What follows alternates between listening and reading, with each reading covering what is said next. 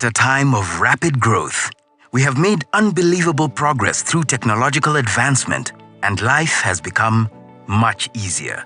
But amid this growth, we've come across new challenges such as exhaustion of resources, uncontrollable waste production, and environmental degradation. Meanwhile, disproportionate economic growth across people of different backgrounds, cultures, and regions. If this situation is left unattended, we might reach a critical breaking point. We need to work towards sustainable growth that protects our world while giving rise to new economic opportunities. This February, the Kenya Loop Forum brings together stakeholders of the circular economy to find practical solutions that will help reduce waste, enhance recycling, and pursue cleaner production.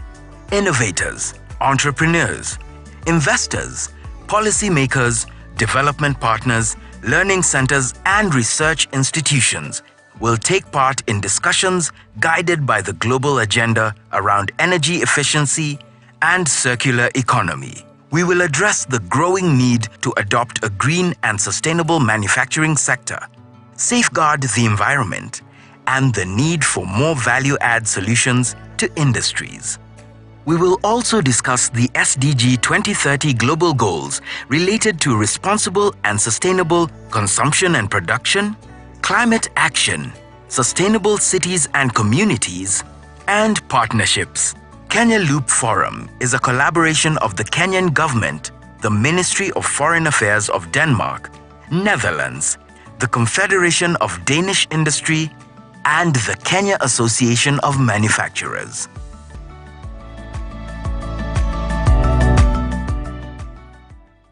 We live at a time of rapid growth. We have made unbelievable progress through technological advancement, and life has become much easier. But amid this growth, we've come across new challenges such as exhaustion of resources, uncontrollable waste production, and environmental degradation. Meanwhile, we've had disproportionate economic growth across people of different backgrounds, cultures, and regions. If this situation is left unattended, we might reach a critical breaking point. We need to work towards sustainable growth that protects our world while giving rise to new economic opportunities. This February, the Kenya Loop Forum brings together stakeholders of the circular economy to find practical solutions that will help reduce waste, enhance recycling, and pursue cleaner production. Innovators, entrepreneurs, investors, policymakers, development partners, learning centers, and research institutions will take part in discussions guided by the global agenda around energy efficiency and circular economy. We will address the growing need to adopt a green and sustainable manufacturing sector, safeguard the environment, and the need for more value-add solutions to industries. We will also discuss the SDG 2030 global goals related to responsible and sustainable consumption and production, climate action, sustainable cities and communities, and partnerships. Kenya Loop Forum is a collaboration of the Kenyan government, the Ministry of Foreign Affairs of Denmark, Netherlands, the Confederation of Danish Industry, and the Kenya Association of Manufacturers.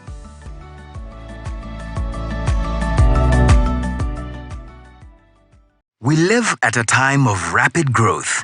We have made unbelievable progress through technological advancement, and life has become much easier. But amid this growth, we've come across new challenges such as exhaustion of resources, uncontrollable waste production, and environmental degradation. Meanwhile, we've had disproportionate economic growth across people of different backgrounds, cultures, and regions. If this situation is left unattended, we might reach a critical breaking point. We need to work towards sustainable growth that protects our world while giving rise to new economic opportunities. This February, the Kenya Loop Forum brings together stakeholders of the circular economy to find practical solutions that will help reduce waste, enhance recycling, and pursue cleaner production. Innovators, entrepreneurs, investors, policymakers, development partners, learning centers, and research institutions will take part in discussions guided by the global agenda around energy efficiency and circular economy. We will address the growing need to adopt a green and sustainable manufacturing sector, safeguard the environment. Development at the Kenya Association of Manufacturers. And I'd like to recognize the guests that we have here, starting with our Cabinet Secretary, Ministry of Environment and Forestry, Honorable Soipan Tuya. Welcome. Thank you so much for joining us and just showing us that this is an important agenda for the Kenyan government. I'd also like to recognize Ambassador Ole Tonke, Ambassador of Denmark. Thank you so much to Kenya. Also, Ambassador Martin. I hope I've pronounced properly. Ambassador Kingdom of the Netherlands. We have CAM board directors, starting with Moshai Konyiha, representing the CAM board. Welcome, Mr. Moshai Konyiha, and also a champion in environmental matters for very many years. I'd also want to recognize Director Pankaj Bedi, with whom we traveled to Denmark and saw the Loop Forum, and he said it must happen in the first quarter in Kenya, and we must action everything we learned and contextualize. Thank you so much, Pankaj. We also have Director Shiro Awero seated there, who has also said she has to showcase her circular solutions. She has also a stand there. Thank you, Shiro Waithaka. And we have, of course, partners that we've worked with closely, and the partners, the Danish Embassy, Thomas, very good, instrumental in driving this planning, and also the advisor for the strategic sector collaboration that has taken up this as a part of the program that we run for Kenya. Thank you so much. I'd also want to recognize Goody. Goody is out there also from the Netherlands Embassy, very instrumental also in making sure that the companies from Netherlands and the EU team is part of this meeting. Thank you so much. I'd like to recognize Nema, represented by DG. Thank you so much. He was also there in Denmark, and he's part of those who want to see it actioned here in Kenya with commitments to support circular transition as NEMA also, the institution that will be driving the regulations, implementing the regulations. I'd also want to recognize the government of Kenya generally as a whole, because we have many representatives. We also have Charlene, who didn't want to be mentioned, but Charlene wants to represent the youth, and she will pass the message. You can wave that people see you. Charlene Ruto, thank you so much for joining us. This morning, would like to start by looking at Kenya's commitment towards circular transition and learning from other countries that have already implemented much of this. And we have quite eminent people who will showcase their solutions out there, the exhibitors that will be there. And please make sure you engage each of them. There are many business opportunities. Look at the business models that have been showcased, and even areas of engaging sectors, different sectors on starting the startups. And I was telling Charlene, an opportunity for the youth.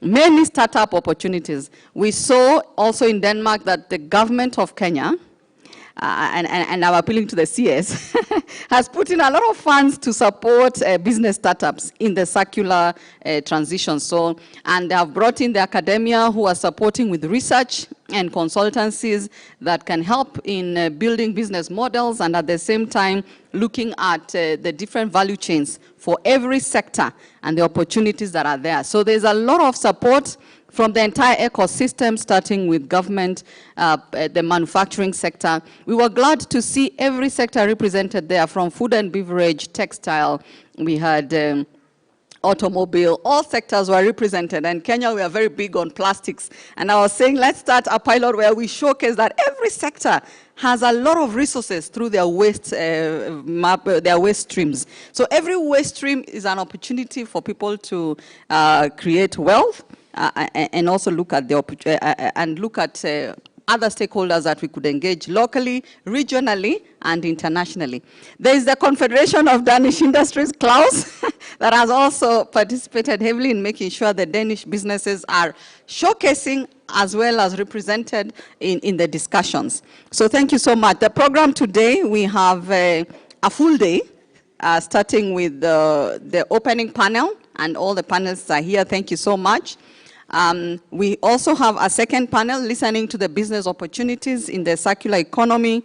And there'll be a pitching and B2B section. Those who haven't done a lap yet, we have a pitching section there. So all those with the pitching, there'll be those who are already listed to do the pitching, and they'll be there. Please create time to go and listen to what they have to offer, and then open sessions for B2B. I hope you leave this place with business partners and even opportunities to understand what the regulations are explaining and what then we should take home from there and begin to implement as quickly as possible. The idea is to leapfrog Kenya's transition to the circular economy. Then in the afternoon, we have the policy team and regulations taking us through that session, and a wrap-up. After that, a big open space for cocktail and networking. Please don't leave. We are here till late evening, so there's opportunity to network. I want to also welcome the EU community. I know we said let's have this session alongside the EU Trade Forum, Business Forum, which is happening between tomorrow and Wednesday. So we welcome the EU community to join us so that we can also learn from you and eventually forge business partnerships. At this point, I'd like to invite Mr. Muchai Konyiha, CAM Board Director, who will give the welcoming remarks on behalf of the CAM Board, and then invite the opening panel to join us here. Welcome, Mr. Muchai. A bigger clap for Muchai. I just said he's been a champion of environmental issues. Thank you so much.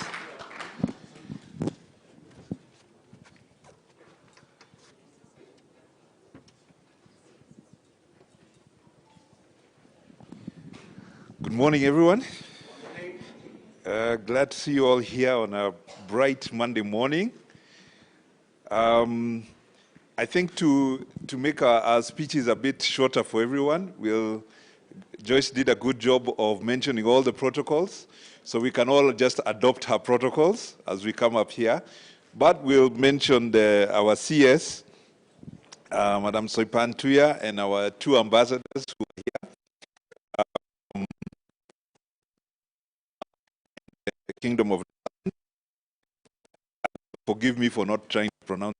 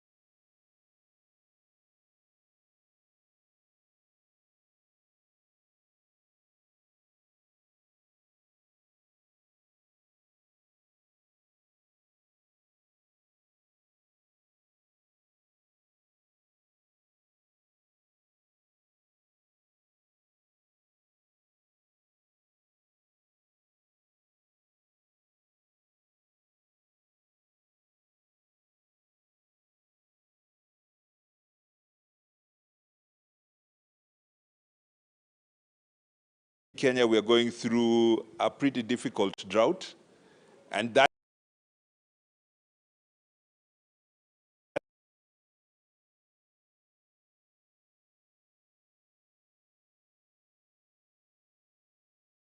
is quite challenged and so on. It blows back to manufacturers.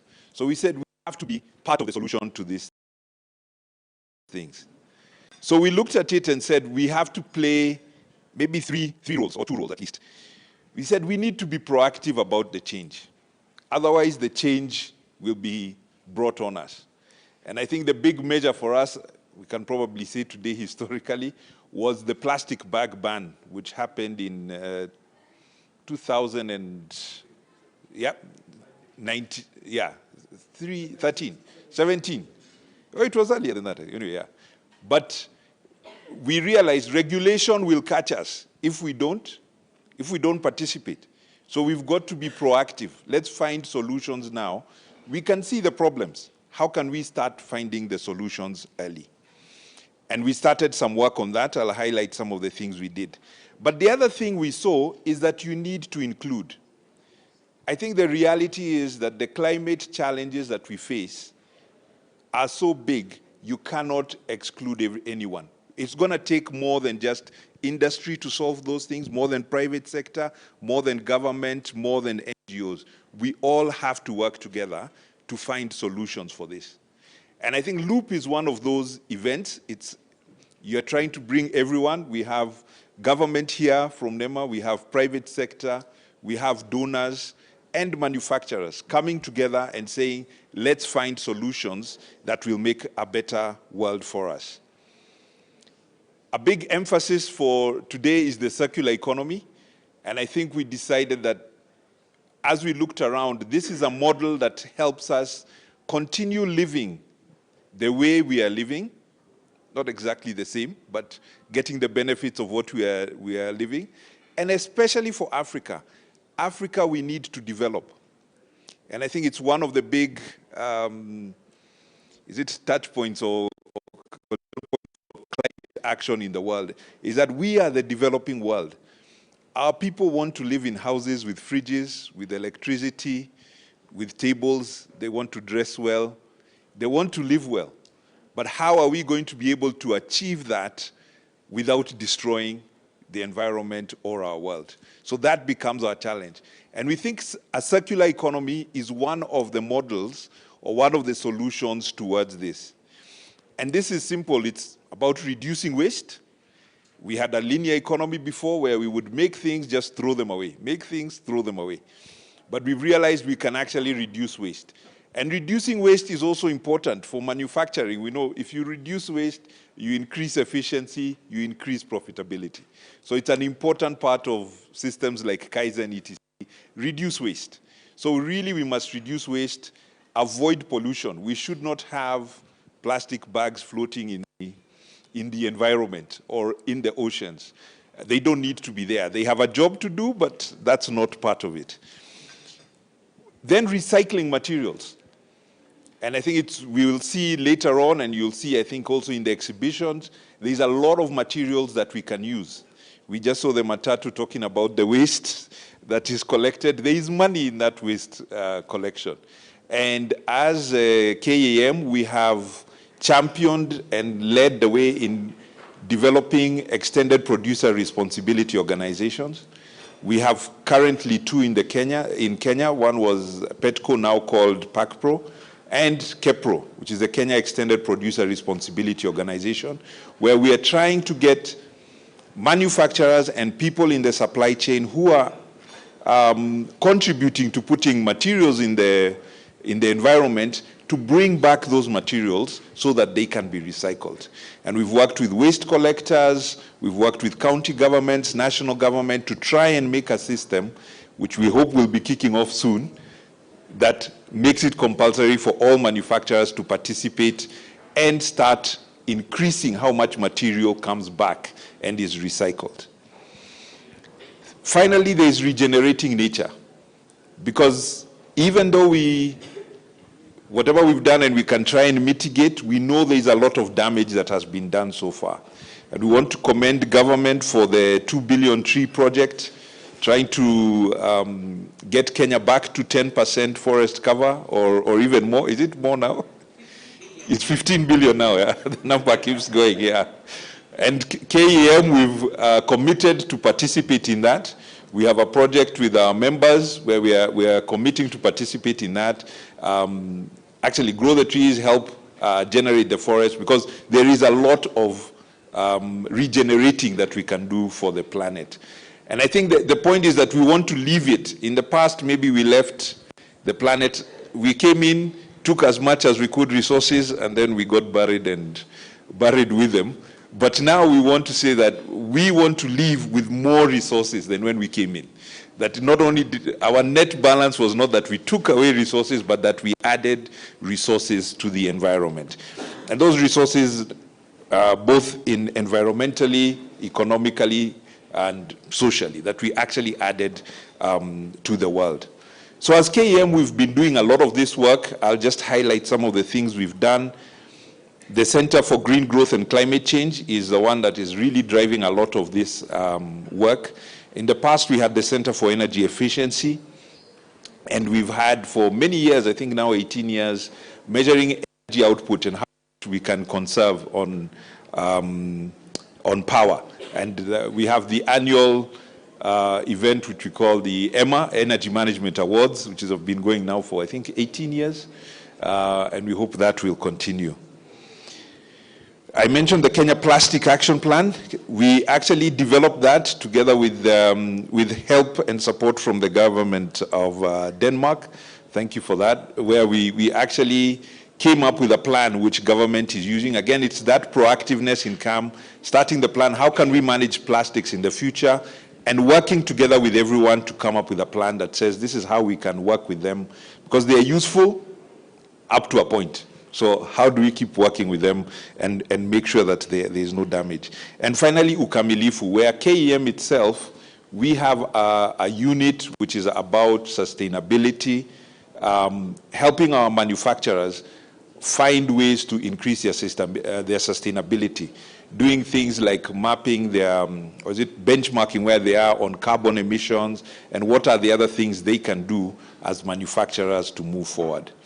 So with those few remarks, I want to welcome you all to this event, thanking our sponsors as well for helping us putting this together, and government for participating as well in it.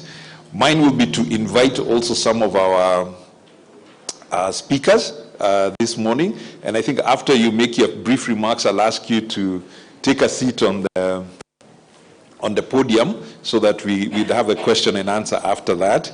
And I'll be starting with Carol Kariuki, who will tell us also about the rest of the private sector. I've given you a bit of what the manufacturing sector has been pushing, but she'll tell us a lot about the rest of the private sector.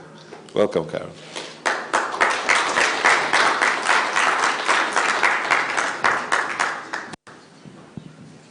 Thank you, Mushai. Thank you, Mushai. Good morning. Let me recognize the CS and my good friend Soipantia, the Ministry of Environment and Forest. The rest have been acknowledged, so allow me to go straight to just to say a few remarks. Mushai has really covered well on the manufacturing, but as a private sector and as an umbrella body, there's all the different other sectors and the different things they're doing. And what we're doing in the private sector and really trying to bring everyone together to really look at this whole circular economy, to look at how do we deal with our waste. As a country, I think we cannot emphasize much. We are living climate change itself right now with the drought, and we know we have to do things very differently, and I think Mushai has really said that. So allow me to say a few things that we are doing as a private sector to really look at circular economy. Then I also mentioned a few challenges that we are facing as a private sector, and also a few opportunities that exist in the private sector, and then we can have a conversation around that. So one of the things that we did is really launch what we call the Kenya Private Sector Strategy on climate change solutions. Because without a strategy, we could all be aiming at everything and achieving nothing. And so this, it's a 2022-2030. And so our work will be really to promote and coordinate inclusive implementation of business in climate change solutions. And that's what we'll really be rallying the private sector around. The other thing that we do as a private sector is a project that we call the Sustainable Inclusive Business Project. And so we have a knowledge center that is based at KEPSA. And for those maybe who do not know KEPSA, let me just say, I just assumed everyone does, but Kenya Private Sector Alliance is the umbrella body of the private sector. And so we bring all the different sectors on in one umbrella and really work on what is cross-cutting for all the private sector, so that we also allow the associations to focus on their mandate and what really affects them as a sector. So the Sustainable Inclusive Business Project, what we do, we actually run an annual conference that brings all the stakeholders, the policy makers, the development partners, the civil society, media, students, and academia, so that we can have a dialogue incorporating the concepts of sustainability. Because unless you sit together, like we're sitting in this room, sometimes we don't know what everyone is doing or where we should be going together as the private sector, but also as a country. And so the idea of bringing everyone in one room has really proved very useful. It has helped us come up with solutions that really meet everyone at where they are. The second thing we have been doing is that we said one of the areas that we talk about blue economy and the jobs and the revenue that it could create for this country. And when we look at the coast region where we could do a lot of blue economy because of the ocean and the sea, or the sea, is the waste. And we said, let's move to some of the slums and turn that waste, instead of all of it being dumped and ends up in the sea, and turn it into some productive business. And so we've been working with the women and youth, and we started with one of the slums, and we call it Coast. And this we're working with the embassy, or the French embassy. And we've already worked with about 200 women and youth who've been trained in creating value from waste, financial literacy, and entrepreneurial skills. And CS, I hope you can visit one of these days and just see what they've done and the excitement in that place. First, you don't find waste in that slum, but secondly, that they're turning it into business and creating opportunities for themselves. And we hope to do more of that. And that will reduce a lot of the waste that ends up in the sea, of where we are trying to do our blue economy. The other one is that as KEPSA, we co-chair the National Platform for Partnerships for Green Growth and Global Goals, P4G, alongside the National Treasury. And it's a goal-oriented initiative, currently operating in 9 countries in the world, including the Kingdom of Netherlands, who are represented here today by the ambassador.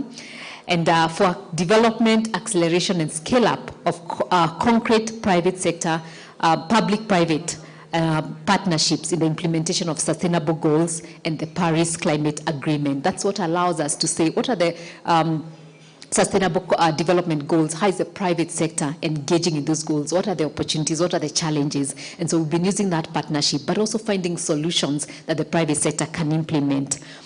Moshe mentioned about the plastics and the single-use plastics and when they were banned. So what we decided to do as part of that is start a project called the New Plastics Economy Project. And we entered a partnership with the Ministry of Environment and the County Government of Kiambu and the Center for Clean Air Policy to implement the New Plastics Economy Project. And through the project, we are driving the adoption of a circular model of management of PET. Again, that was mentioned, the waste bottles, creating green jobs, and linking the PET value chain actors, both in the SMEs, the big corporates, to reduce plastic pollution. And my microphone goes off, but I hope I'm loud enough. Oh, it's back. And so that's really what we're trying to do with the private sector, and saying every private sector, whether you're Mama Mboga on the corner of the street or you're a trader, you can be part of this whole plastic economy, and that will help us reduce the plastics. Then we also have been running Switch Africa project. This is with the UNEP and the Kenya Agribusiness and Agro-Industry Alliance. This is a lot to do with the agriculture sector and really training the SMEs on how to ensure efficiency, energy consumption, or by adopting renewable energy, reduce and reuse waste as part of the value chains. And so we're targeting also certain sectors. So when it comes to plastics, which are the sectors that really produce a lot of plastics? But when it comes to agriculture, how can they be more efficient in how they produce? So that also we can look at that. But why does circular economy matters? Just allow me a minute just to look at the statistics, because then there's a reason why we're doing this. About 45% of global greenhouse gas emissions come from product use and manufacturing. And that's why I'm really here to support our manufacturing sector, because we know a lot of the greenhouse gas emissions come from that sector, as well as food production. So circular economy strategies that reduce on use of resources can cut global greenhouse gas emissions by 39%. That's 22.8 billion tons if we just reduced by that 39%. Research also shows that circular economy offers $4.5 trillion economic opportunities by reducing waste, stimulating innovation, and creating environment. So new business models focused on reuse, repair, remanufacturing, and sharing models offer significant innovation. We are all looking at jobs and revenue for our youth, for our countries. So many times when we talk about this waste and we look at all the regulations, sometimes we think they're going to reduce our business opportunities. It's actually the opposite. We create many more jobs through the circular economy than reducing the jobs. And so really these statistics show us why we need to do circular economy. But on a bigger scale, it's reduced carbon emissions, environmental conservation, job creation, as I've mentioned, and general reuse, resource efficiency. And resources are scarce. As the world population grows, resources are becoming scarce. The land mass is not going to grow as the population grows, and so we have to be more efficient on how we do this. What are some of the challenges that we face as a circular economy in Kenya? One is the involvement in the circular economy sector is still very low. It's not well understood. And I hope this kind of initiatives like Loop will be part of that, of really making us understand what circular economy is and how we can participate. The data also on circular economy in Kenya is scarce. And so hopefully we can work closely with government and really collect a lot of the data so that we know where to really target our initiatives. The majority of Kenya's circular economy revolve around proper waste management, while other sectors are largely ignored. How do we ensure all sectors participate in the circular economy? Taxation and regulations are somewhat unpredictable. Business cannot operate in an unpredictable policy and regulatory environment. So we need to make sure our policies, our regulations are really predictable at all times, so that businesses can make investments with a long-term view, not short-term view. Sometimes the laws come later than the start of innovations, and sometimes the current ones do not allow for smooth and quick startup processes. So we need to look at the laws that we have around circular economy, around our environment.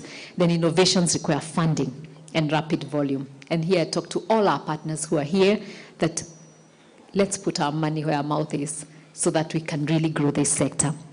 But what about the opportunities? Some of the opportunities, let me mention in brief. In agriculture and food systems, some of the opportunities that exist. One is in production. Opportunities include the use of climate-smart agriculture, or what we call CSA, and improved access and use of equipment, particularly storage equipment, sharing, and using sharing models. The other one is in processing and distribution. The opportunities are focused on green manufacturing and shared logistics services, respectively.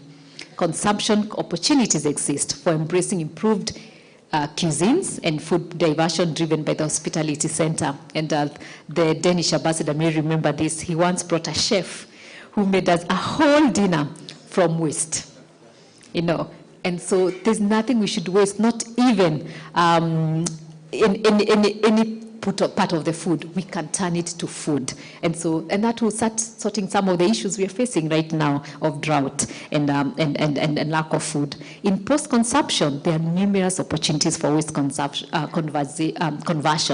particularly waste to energy and waste to soil enhancers, to fertilizers. Look at our fertilizer prices today.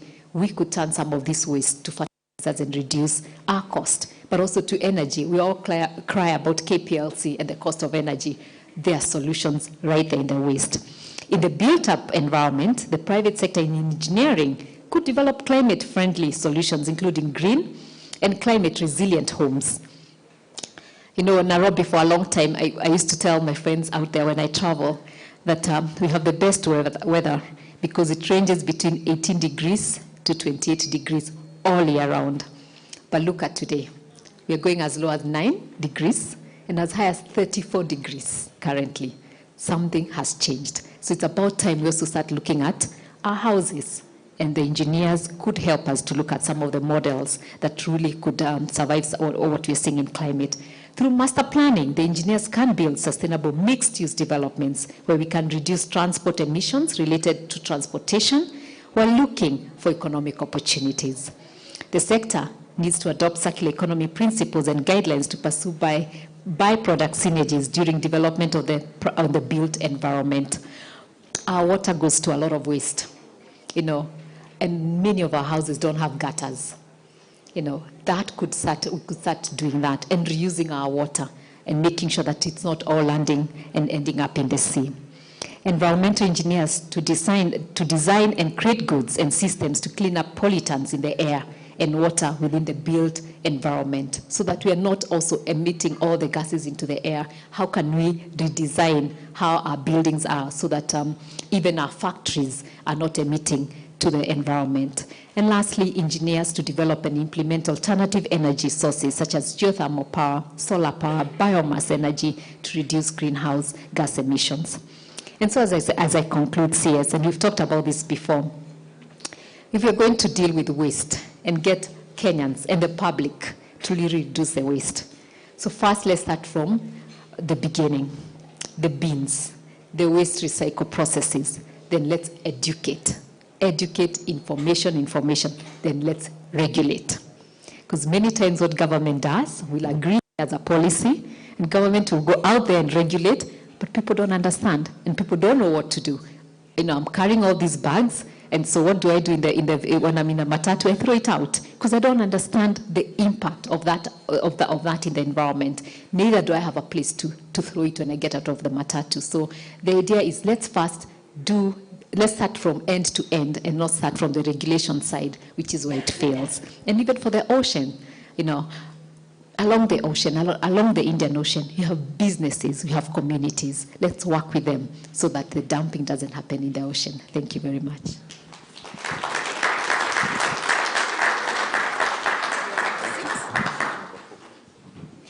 Thank you very much, Carol. I'm just reminded to tell you we do have hashtag. These days, if there's no hashtag, it didn't happen. Right. So that's our hashtag Kenya Loop Forum. So please tweet, put it on LinkedIn and so on. Take a snap of yourselves or whoever is on stage after me. And you can take them, after that. So now it's my pleasure to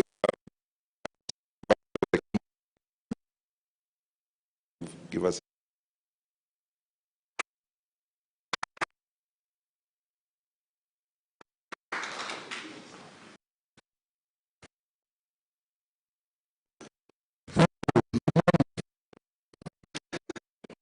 a special word to the CS. Rest all protocols observed. Circular economy. Why? Why is it so important? It's very important if you just realize, what was it, 2 months ago? The 8 billion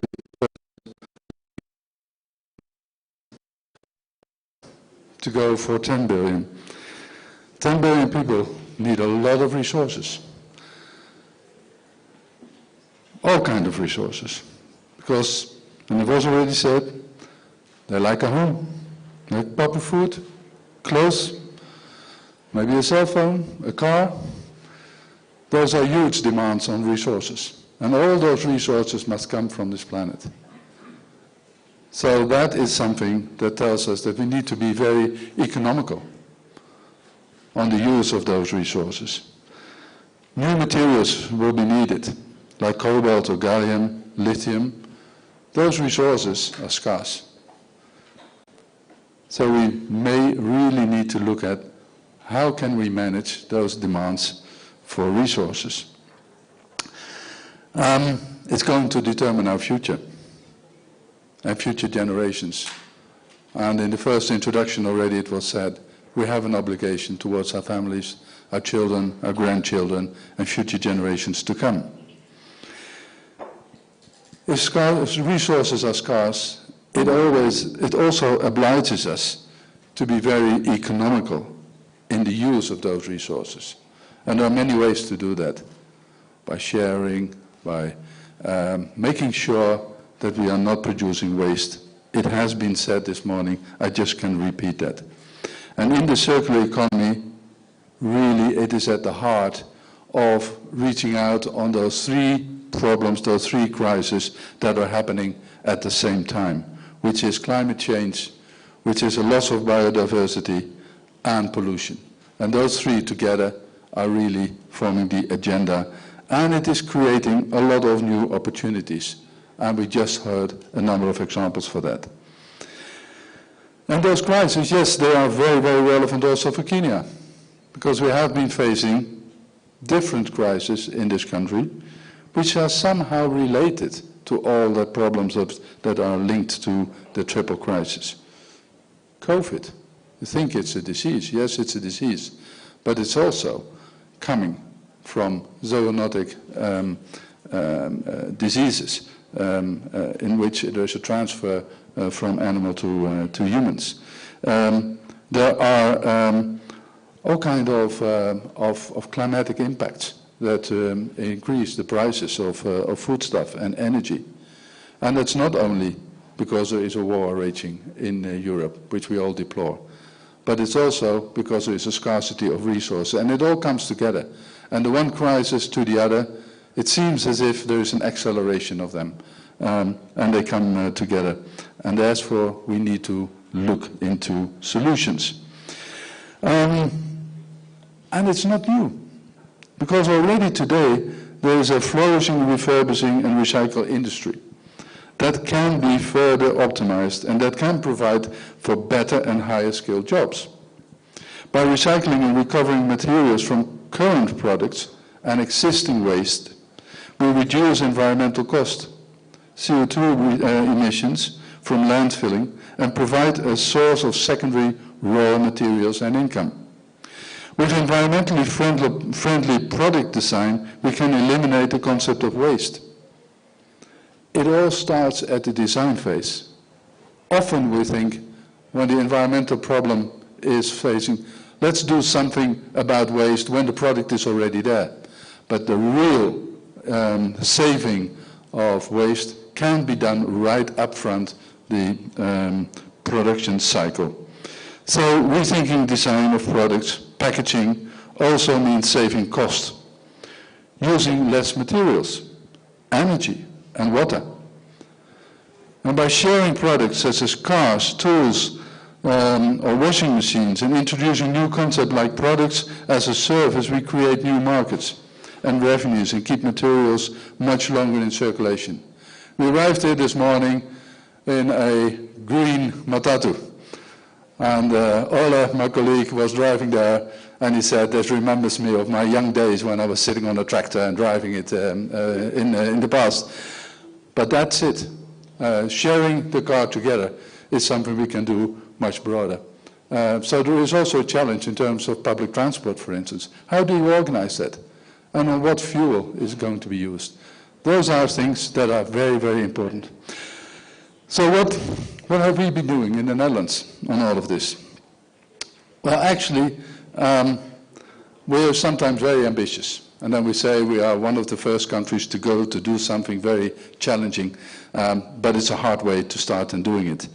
But what we did is we said, okay, we want to be and to have a fully circular economy by 2050. And that has been working, and we have been working towards that fuller circular economy since 2016. Setting that goal was something that was quite important, because setting that goal obliged all kinds of players in the economy to sit together and to find out what are the strategies we would like to pursue. So we were pioneering in many ways. And at the national level, we went from a multi-stakeholder resources pact to national government policy. Let me just remind you that we had roundtables with the different sectors and subsectors in the economy and asking them, okay, so what can you do to move towards a fully circular economy in 2050? What is your strategy? And those ideas of the private sector fed into government policy making. And that's what we are trying to do at the moment. It's not easy, and it's not without problems. If we look at the very hot debate we have at the moment in our agriculture sector in the Netherlands, it's all about making the agriculture sector in the Netherlands more circular. It's not simple. There will be a loss of jobs. There will be people who have to start to do things differently. And the whole economic rationality of the agricultural system is really into discussion. Those are difficult topics to do, but it's something that we want to do because we want to make that change. The uptake of circular process is more and more visible.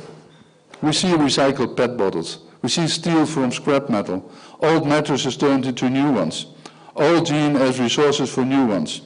Those are just a few examples of new production process in the Netherlands, boosted by government policies and taken up by the private sector. In business and project terms, what we see now is that the circular economy is gradually moving from a startup phase to a scale-up phase. And that is what we have been aiming for. Are we quickly enough to meet the 2050 target? I don't know. But I think the effort and the dynamism, that is something that is to be valued. And we will continue. In fact, we're also picking up things and seeing here in Kenya. As we can see today, with an overwhelming participation of circular businesses, today at this Loop Forum. But also in the ambition of the government, with the recent Sustainable Waste Management Bill and related legislations, and as one of the few countries worldwide that has introduced a single-use plastic ban. So a few lessons that I would like to share with you. Transition to a circular economy can only start with the right approach, in line with the waste hierarchy. So refuse, reduce, and recycle. Important to invest in waste collection and sorting infrastructure and enforcement to prevent disposal in nature. A tax on waste disposal discourages incineration and promotes recycling. In the Netherlands, we intend to raise this tax. Raising taxes is not politically very interesting to do. It's difficult, but sometimes it is needed. Improved eco-design standards can help design products in a more sustainable way. And governments can help accelerate the transition through sustainable procurement. Now, the Netherlands is one of the largest trading partners in the EU for Kenya. This means that we cooperate in many value chains, and we are in this together. This is why it is so important for us to partner with Kenya in our efforts to advance the tradition to a circular economy. It is at the heart of what we try to do in our economic portfolio and investment portfolio. International cooperation, including with the private sector, can help advance identifying suitable solutions. Dutch companies can collaborate with the private sector in Kenya, and vice versa, by sharing insights, experiences, and tools, for example, on circular agri-food, water and waste management, chemical recycling, and innovative packaging. And lastly, we should work together to ensure that more investments will be made in circular business models. And I hope that this day can be the start of many exchanges to come. Thank you.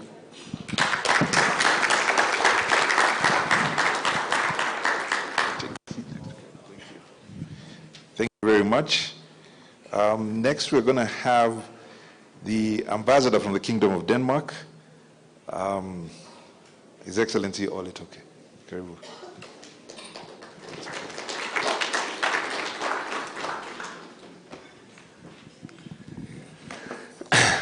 Thank you so much. Just quickly to acknowledge CS. Thank you so much for coming this morning, and I know you came home very late last night after a very successful Addis summit, where Kenya offered to host the climate summit, African Climate Summit in September. So congratulations on that, and again. Fantastic that you're already here. Really appreciate that. And also my colleague Martin, as he said, we rode together here in the circular matatu that is driving around Mathawa, and it was really funny because the normal driver of the matatu, he's called Sparrow. because he's a fan of Pirates of the Caribbean. I told him that I was picking up the Dutch ambassador, and then he looked at me and I said, "I thought you were the Dutch ambassador." I said, no, I'm the Danish ambassador, and that confusion is always there. So I think it's perfect for Denmark and the Netherlands to be together on this endeavor here on circular economy. And then, of course, our really good friends in the private sector of Kenya, Kepsa and KAM, amazing that you are here and really also putting in the efforts of moving forward circular economy. I wanted to talk a bit about examples from Denmark, and I actually wanted to move a bit back in history, back to the 70s and 80s, where in Denmark we had a huge challenge in terms of we were importing too much fossil fuel, which was unsustainable for our economy, and at that time it was decided to also start to produce a new production of renewable energy to change that. And so the Danish government at that time came up with new regulation and new incentives to move forward renewable energy. And out of that came Vestas, which is now the world's largest producer of wind turbines. And you even have them in the largest wind farm in Africa, up in Turkana. That's Danish Vestas turbines there. And that company started basically from nothing to becoming, again, the biggest producer of wind turbines at a global level, creating thousands and thousands of jobs in Denmark. It's an example of being a first mover. And I think if we move into the circular economy business, both Kenya, the Netherlands and Denmark, we share a lot of similarities in this, and we see a lot of the same opportunities of being a first mover in this. And if we look at the stand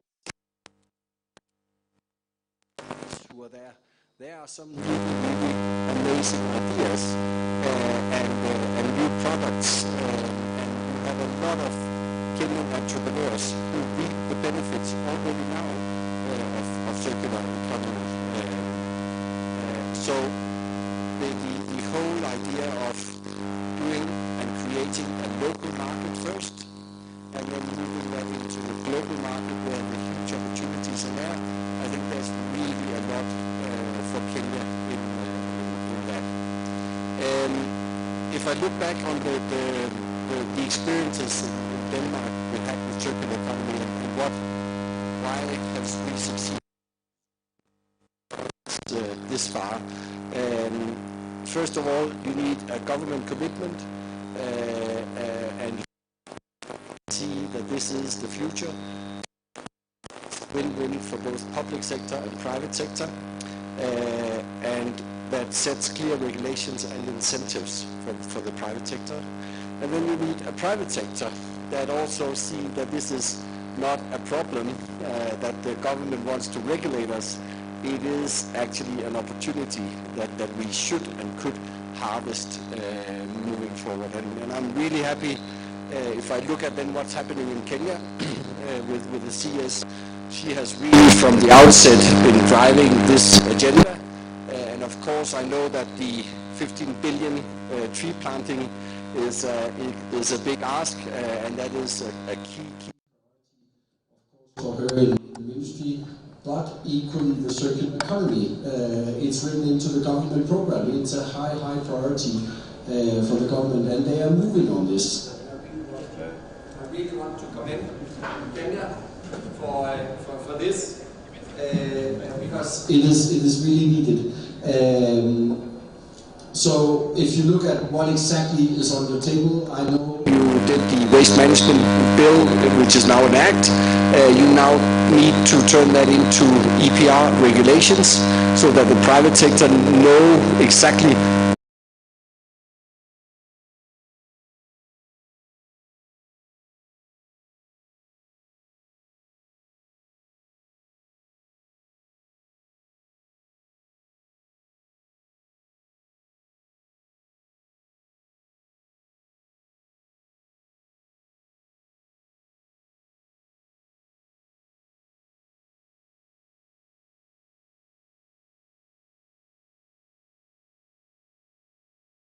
Secondly,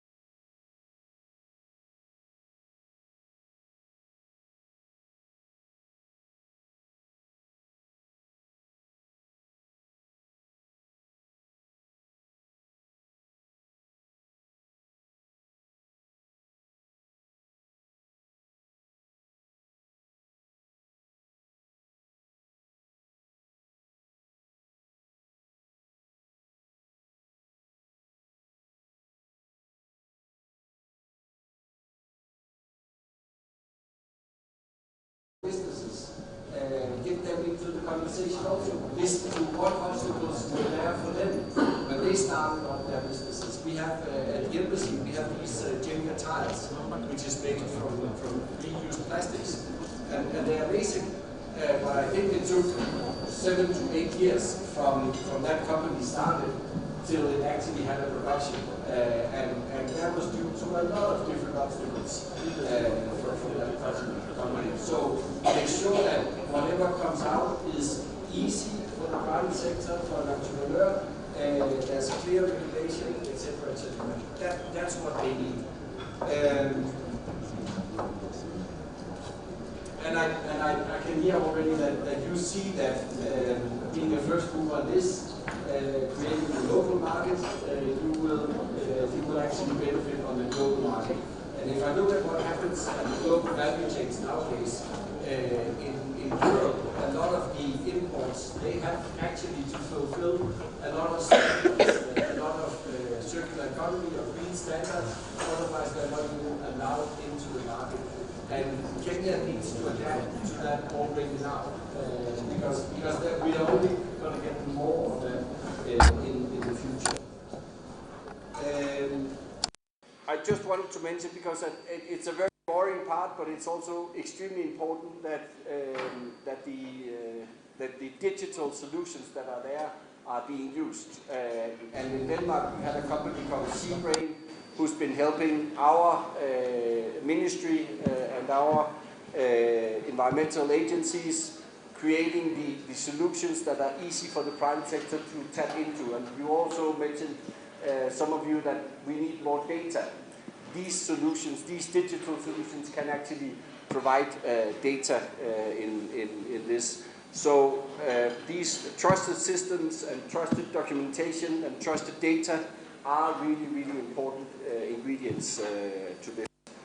And then finally, on the adoption of standards, in Kenya recently you applied the what is called the Euro 4 standard for cars, which I think a lot of Kenyan consumers are annoyed about, because it has meant that the prices of cars have gone up, and I understand that. But in the long run, oh, it should work now. In the long run, it's actually going to be good for Kenya and a city like Nairobi. I'm sure you will have more clean air in the future, and it will move forward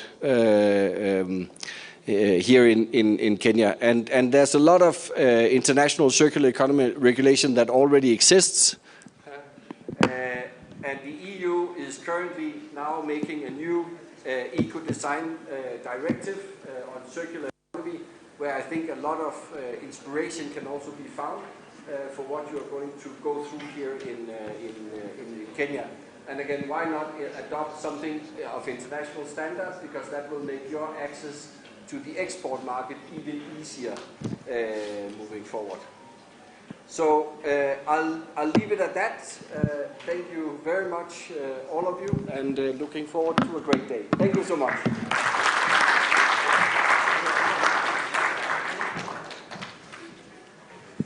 Yeah, thank you very much, and apologies for the mic issues and the sound issues.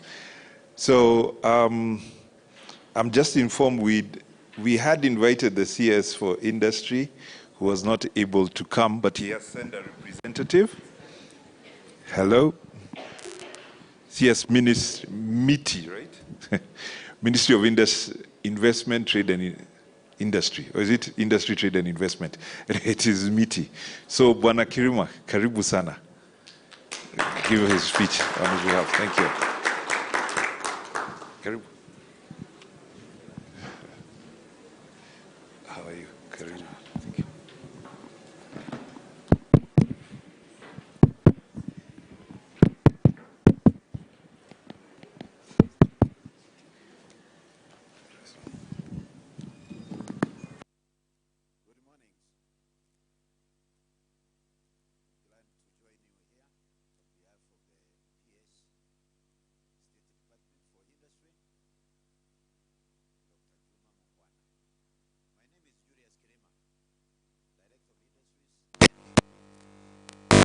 And Minu Industries Directorate.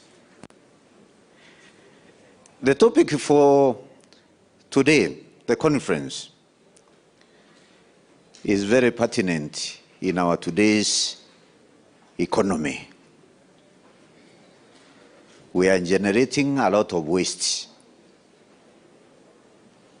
And unless we want to be part of the affluent society, we need to put in place mechanisms that induct in us a culture of managing waste. In many economies, there are frameworks where waste is minimized at its source, is recycled, and is reused. And Kenya is no different. As we industrialize, we want to minimize shocking ourselves into waste. So we need to have frameworks, quality policy, registration, and they even put it in our school system. Why not? That imparts in the community a sense of waste management.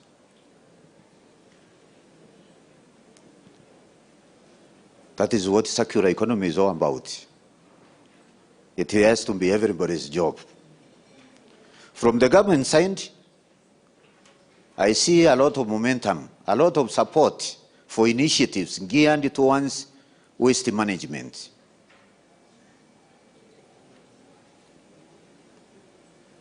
There is an aspect of sound chemical management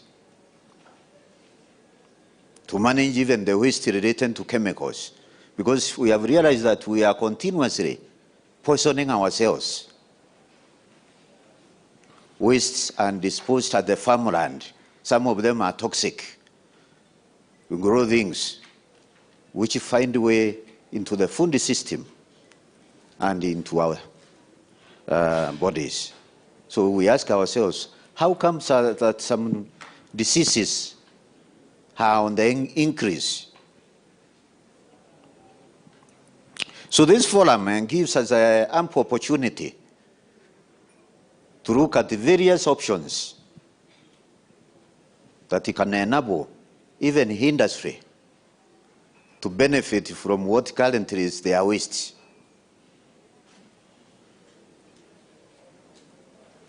We need to have, for example, in municipalities, a system that helps you to sort out waste so that recyclables can be easily picked and used.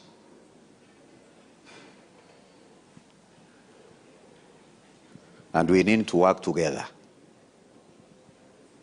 Sensitization is key. You need to have programs that educate society to ensure that we see things the same way. We need to have workable business models that can be easily adopted, and we need to facilitate and enhance dialogue among stakeholders.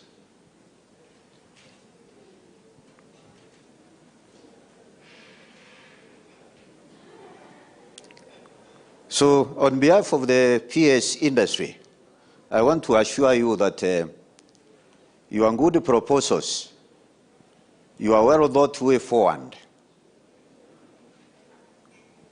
will be accorded due consideration. So I want to wish you well, and may your deliberations be fruitful.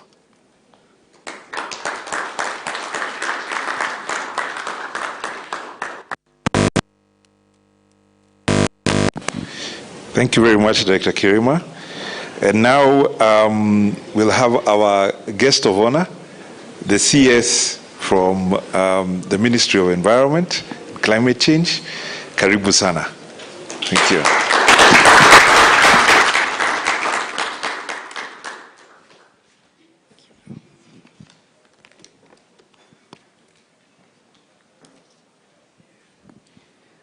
Excellency Ambassadors, the Ambassador of Denmark, Ambassador Ole Tonke, Excellency, the Ambassador of the Kingdom of the Netherlands, His Excellency Martin Brouwer.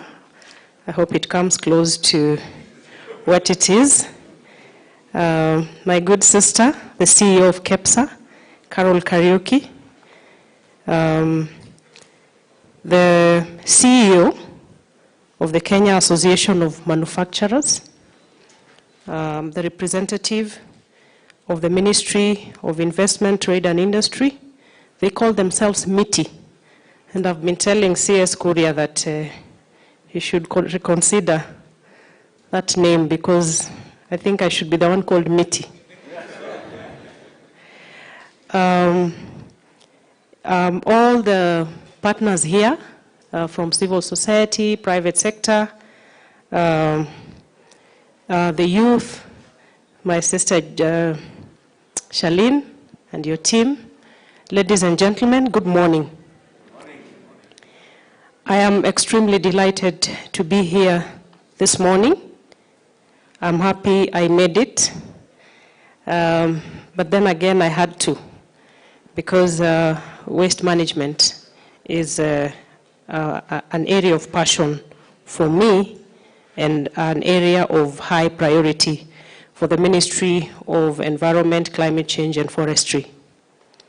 I would like to start by thanking the Kenya Association of Manufacturers, the Netherlands Embassy, the Danish Embassy, and all the other partners for organizing this forum, whose theme is accelerating the circular transition, waste to resources and cleaner production exhibition.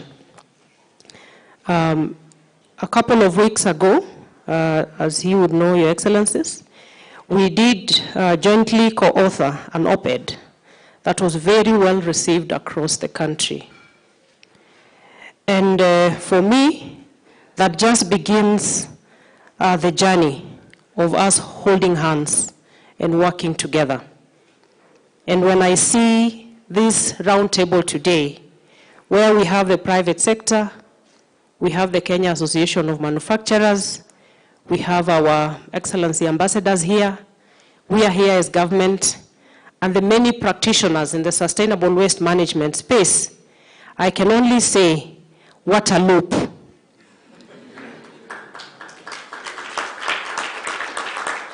And I'm really hoping that this is not going to be a hit and run, this being the first loop forum, that we will turn it into a more frequent engagement where we can even measure our steps towards a complete circularity within our country. Ladies and gentlemen, as the Kenya Kwanza administration, our key focus under the plan is focused on the people, the planet, and profits. Security is at the core of it. An expanded tax base, livelihood support for those people at the lowest level of the pyramid. And this we want to implement through a value chain approach where we deliver as one, not just as government, but all the players, all the stakeholders. So for me, almost sleepwalking into this function was really a must, because it's the first forum of its kind, and I really do value the partnership that we're exhibiting as we take Kenya into circularity. The opportunities that lie with waste are many, they are countless. We are talking about waste to wealth, waste to energy, waste to food, like has been said here, waste to fertilizer, and in the end, food security. So this is something that we must all do. Circular economy, therefore, ought to concern itself with reducing waste by ensuring we create further value each time a product looks like it is at the end of its productive life cycle. The challenge is about changing our mindset, how we think, how we behave, and how we consume. The idea is to see if the goods of today could become resources for tomorrow. And the need to, tag along Kenyans through sensitization, awareness creation, cannot be overemphasized. Like my sister Carol said, as government, we are keen to make sure that we leave no one behind. As we talk about segregating waste at source, it really sounds insurmountable, but we will get there. And we have to get there because that's the right thing to do. So education becomes very central for us as a ministry. Ladies and gentlemen, since this exhibition has brought together many manufacturers, I would like to state that Kenya's industries have been engaging in linear production for far too long.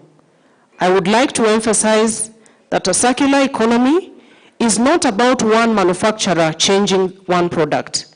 It is about all of the interconnected companies that form our infrastructure and economy coming together.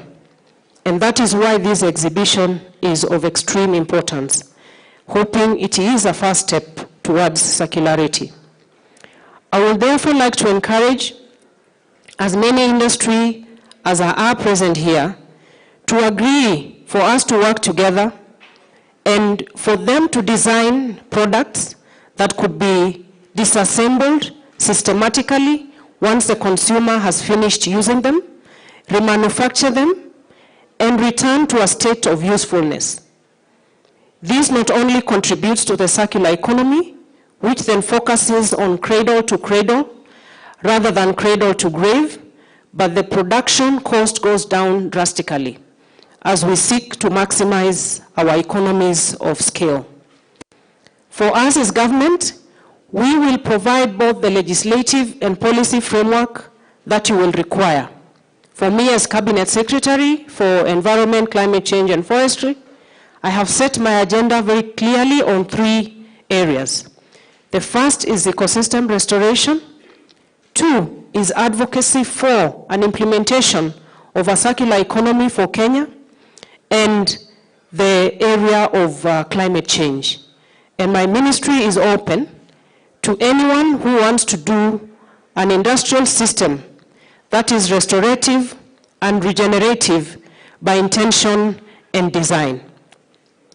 In terms of the regulations, which have been spoken to here, I just wish to highlight a few of the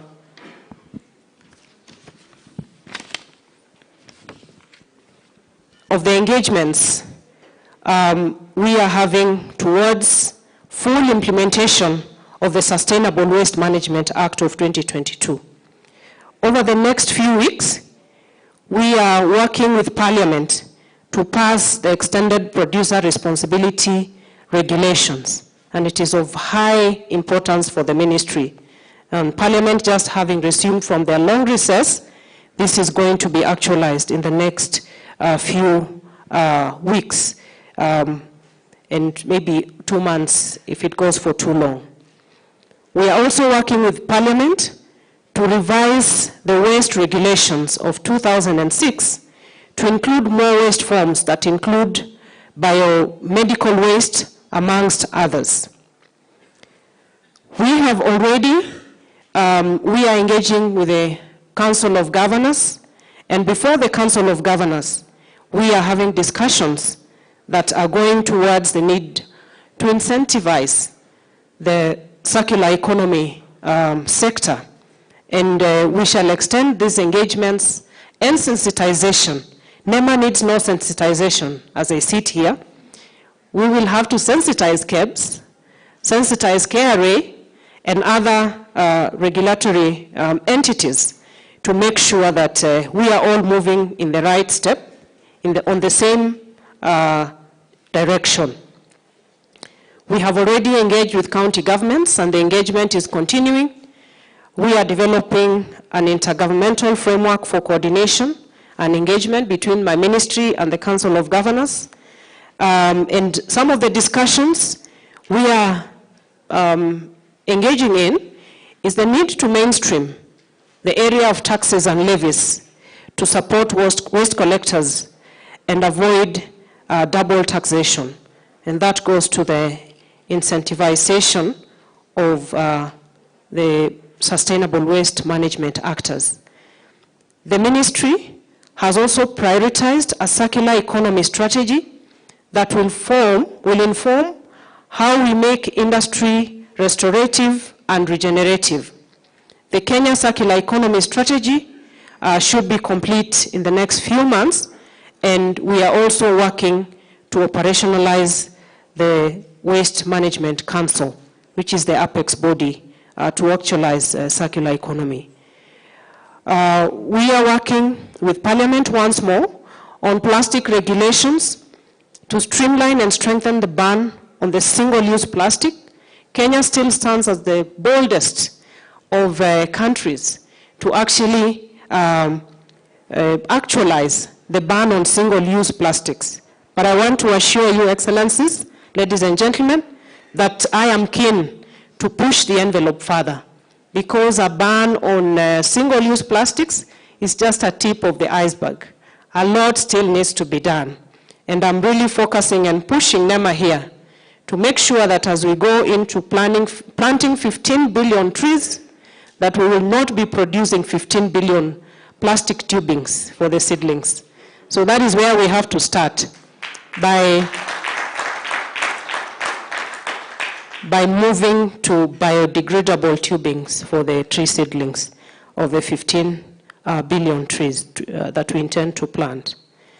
Ladies and gentlemen, the other area that we are keen on, and the partnership becomes very, very important, is the need to have our young people, especially our hustlers, at the core of the sustainable waste management practice across the country.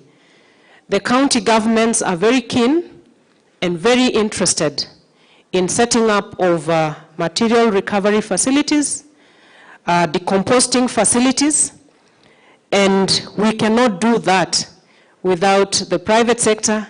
We cannot do that without our manufacturers, and I'm extremely happy because I know Kenya Association of Manufacturers, KEPSA, have been part of the reform process around sustainable waste management. And so we are pulling together in the right direction. So I'm really looking forward to seeing us moving and even decentralizing the material recovery facilities and recyclers going down to the counties, because then we will actualize the creation of jobs and supporting our hustler waste collectors, those young men and women who carry waste on their backs with sacks. If we actualize what we are saying here, then we will be turning their fortunes, and they will be contributing to the greater good of Kenya, of building our economy. I would like us to remember that everything is healthy food for something else. We constantly use resources for nature. The circular economy is inevitable, and it is not about a problem to be fixed, but redesigning the entire system that could fight climate change while fighting pollution and waste. And these are the things that my ministry is all about. And at this juncture is to again call on all of us to join hands to support the government's program of greening our country. We need the support of everybody. We are clustering our ecosystems into adoptable blocks. I invite all of you, individually, in corporates, to come forward, adopt an ecosystem, and be part of turning our country green, because that is the way to go. And in the few weeks that are coming, I will be doing intensive engagement with different stakeholders, starting with the circular economy sector players who are here today. I will be calling for a roundtable. I will extend that to the private sector. I will extend that to our development partners, and set the stage for a massive campaign to prepare Kenyans, to each one of us take their place to plant their bit of the 15 billion trees. And I always like to tell people, 15 billion sounds so mind-boggling. But I just came from Ethiopia, and their Greening Legacy Initiative, they targeted to do 20 billion trees in 4 years, and they have actually surpassed the target. They have done 24 billion in 4 years. And for us, we are talking about 10 years, 15 billion. So it's really doable. I was more energized and inspired to know that this is actually possible. And 30 billion only translates to 300 trees per Kenyan in 10 years. Only 300 in 10 years. And in 1 month, only 30 trees. So you can share your little water with your 30 trees, and you're done for the year, and then you do another and another number. And we're asking Kenyans to focus around their birthdays. Plant your age. You can set aside the birthday cake for now, because we need to save our environment. If every one of you is following on the forest fires that are ravaging our forests, just adding salt to the injury of the drought that we are in the midst of, I really want to urge all of us to take our space to help the government make this a reality. And I would also wish to, at this point, extend an invitation to all of us. We just got an approval yesterday from the Africa Union Summit to host the first ever Africa Climate Summit right here in Nairobi.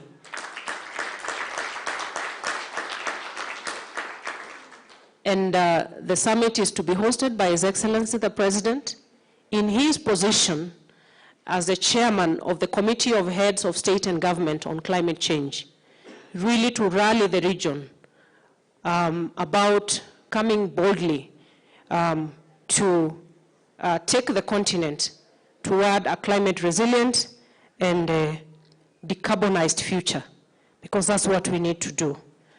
So the summit will be happening between the 4th and 6th of September, and I know everyone here is on board. Thank you very much.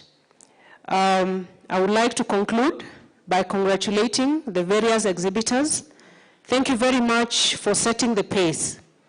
I know there could be many industries out there who did not get a chance to exhibit today.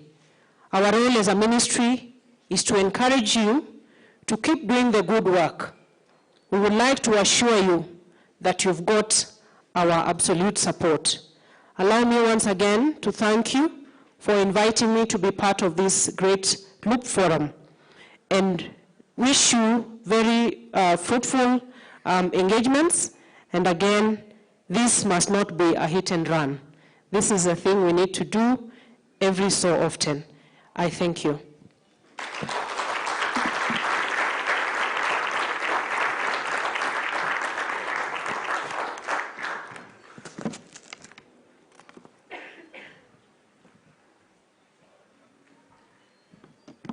So thank you very much. A little bit out of time. We are running a bit behind, but we wanted to take a couple of questions from the audience. If one or two questions, if anyone has some, just raise your hand and somebody will bring a mic to you.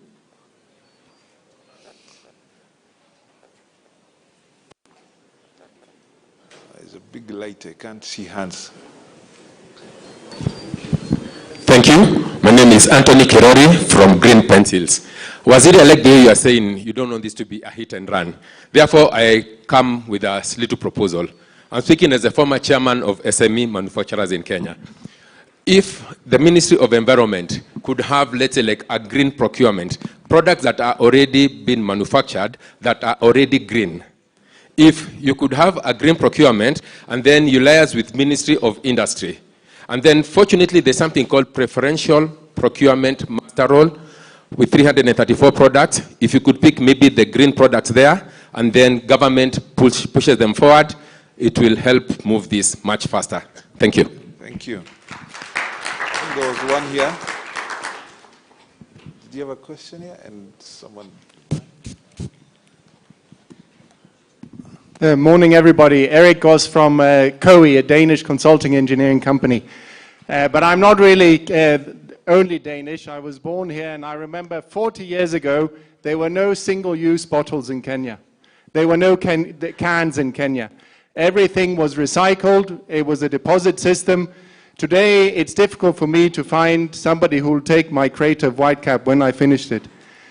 Can we go back to having the recycling of all our bottles so that we have no more, just like we did, and it was fantastic, Kenya, the way we had a single-use plastic ban. Can we have in 5 or 10 years, I don't know, no, 10 years is too far. In 3 or 5 years, we have a ban on single-use bottles. Thank you. Thank you. One behind. Good morning. My name is Brian Weramina. For me, I'm a scholar in renewable energy and environmental physics. In renewable energy, I deal with solar energy. In the environment sector, I am in the linear economy space. Primarily, I have a startup innovation that deals with recycling of disposable use baby diapers to produce eco-friendly carrier bags and seedling propagation sleeves. That is after the ban of plastic bag use in Kenya in August 2017. My question goes to KEPSA. There was a point you mentioned about the knowledge centers. I don't know, is there a way that we can have the circular economy theories reach the common people? The same way when we had COVID, there's a way how the broadcast media, the print media, and even in matatus used to share information on sanitization, washing hands, wearing of masks. I really believe if there's a way, even the ministry and the private sector, we can have a sort of a capacity building, customized concept to enable like the commonest people understand this circular economy concept. And I believe when this happens, we are going to achieve it, because the circular economy, like the Loop Forums, it's mostly, in this scenario, it's covering the corporate sector, but there are those people who are outside there primarily engaging in the circular economy. Thank you. Thank you. I'd like one from there's a lady back behind on your left. Good morning. My name is Helen Shikanda from the Daily Nation. My question goes to the CS. I believe your ministry has amazing policies and great regulations, but how do you plan to change mindset shift, especially in terms of waste segregation at household level? Thank you. Thank you. One more lady, maybe? If we have one more lady, no? Okay. Oh, there's one there, right. Our last one. Thank you. My name is Elizabeth Miner. I'm from Frigoken Limited. Mine is just on the tree growing. I know you're planning to plant, I think, 15 billion trees. Mine is just a proposal that even as we focus on planting, let's focus on the survival rates, because as we plant them, they may not grow. So I think as we establish the laws and policies, let's focus on how to have maybe 90% survival rates. Thank you. Thank you. Thank you very much. I think I'll ask Carol to go first. There was one question for you, Carol. You can pick, there's a mic there. Thank you very much. That was a very, very good question, and I think it took us back to COVID, and it's true. The way we united around COVID as a private sector, government, the public, and media, you've suggested that we do the same, and I think we've taken it up. Sustainable Inclusive Business, as our knowledge center, will do that, and we'll partner with all the partners that are here and do exactly what we tried to do with COVID, so that at least that information can get out. And it's true, there's so, as I said, there's so many people doing circular economy things, but there are many disjointed solutions, and we need to bring them together, but at the same time we need to sensitize the public and educate the public before we push on regulations. So thank you for that, and we'll be taking it up. Okay, thank you. Madam CS, they had a lot of questions for you. Yeah, I think all the questions were for me, because even the one Carol has answered was later on pushed to me. Most of them are really great ideas. From our brother back there who is talking about green procurement and preferential treatment and I believe that speaks to the exhibitors who are here. We need to create the market for them by giving them a chance. That is very well taken, and it is in line with what I said, that we really are going to push the envelope further to make sure that the things we are talking about here then go into the practice. And it starts by affording young people, innovators, an opportunity. The issue of going back to recycling of all bottles through ban on single-use bottles, I believe that is where we are heading, because with the manufacturers here, he's right here, and they're at the forefront. You know, we are not pushing everybody. Everybody has realized the responsibility that they have to take. I'm sure this is a welcome idea that we need to take up. The need for campaign cannot be overemphasized, and we will join hands.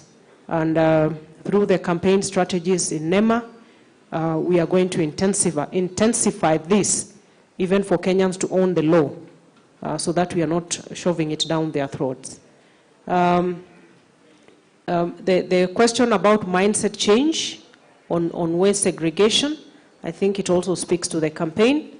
Finally, the shift from planting to growing, that is actually what we are speaking to in our 15 billion tree growing strategy. And that's why you don't see a lot of activity right now. We are largely depending on rain-fed growing of the trees. And so we are at a very advanced planning and finalization of our strategy. I can assure you, we are moving from just planting to actually growing. And that's the thinking behind the establishment of the Green Army of young people across the country who will be involved in nurturing these trees to maturity. Thank you. Thank you very much. Yes, thank you. And with your permissions, yes, I'll just answer a bit on that, the bottles. I think the whole thing about the loop is the recyclability. So it doesn't matter whether it is a plastic bottle, a can, or or a plastic bag even for other produce. It should always have a take-back system, a way of coming back and be reused and so on, because there are more issues around, for instance, the comparative cost of environmental cost of creating bottles as glass bottles as compared to plastic bottles. So it's a broader issue, and I think conversations here, like in forums like this and others we have, we look at what is the whole broad impact on the environment and how to make it circular. But definitely agree we need to make the environment better for everyone. So thank you very much, everyone. I'll now hand over back to Joyce to take us through the next session. Thank you so much. We'd like to take our group photo just here, and I ask the photographers to come, and I'll invite Mr. Pankaj to the podium, maybe standing, where the photographers and the guiders. DG, please join so that we can just have a quick photo. A big hand clap to them, please. Thank you so much, Mushai, also for moderating the session. Thank you so much, Honorable CS Soipantuya. Thank you so much, ambassadors from Denmark and Netherlands. Thank you, KEPSA, CEO Carol. Earlier on, I had passed that, but KEPSA is a very strong partner in this as well, and we are very grateful that Carol could create time to come from her schedule. We have the Ministry of Industry, Kirema representing the PS, Pankaj Bedi, who is also part of the vision carrier for this. Please, we could have the photo, and then we could go on from there. Tea is served outside, but we request an only 10 minutes movement in between, because some of us will be doing a tour of the exhibition just to see some of the solutions being showcased. And in 10 minutes, we start the second panel here at the podium. So thank you so much. We appreciate your time and the goodwill and the endorsement to support Kenya to transition to the circular economy. Thank you so much. We'll do a quick tour.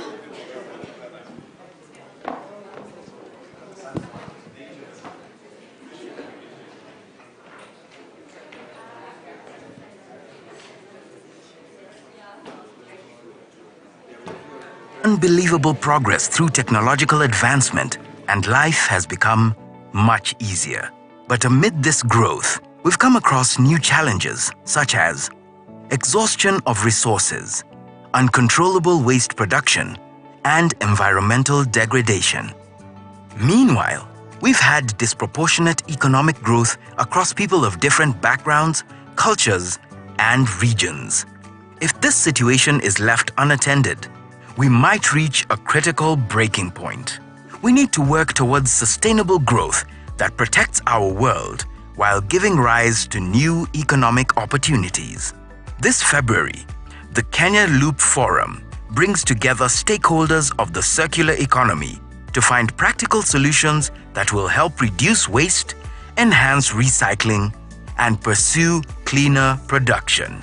Innovators, entrepreneurs, investors, policymakers, development partners, learning centers, and research institutions will take part in discussions guided by the global agenda around energy efficiency and circular economy. We will address the growing need to adopt a green and sustainable manufacturing sector, safeguard the environment, and the need for more value-add solutions to industries.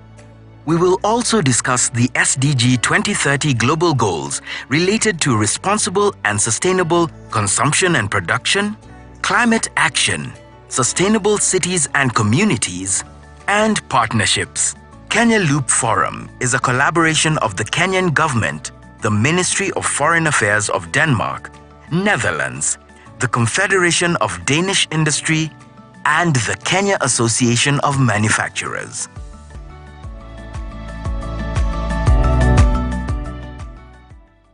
We live at a time of rapid growth.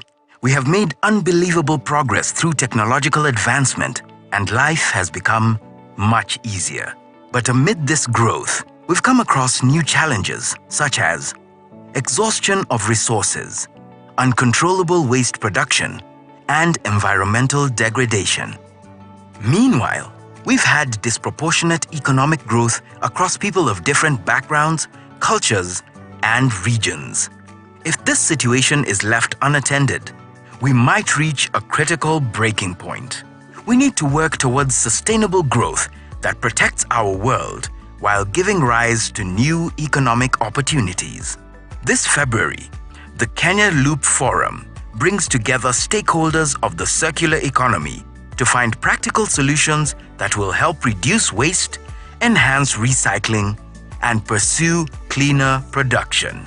Innovators, entrepreneurs, investors, policymakers, development partners, learning centers, and research institutions will take part in discussions guided by the global agenda around energy efficiency and circular economy. We will address the growing need to adopt a green and sustainable manufacturing sector, safeguard the environment, and the need for more value-add solutions to industries.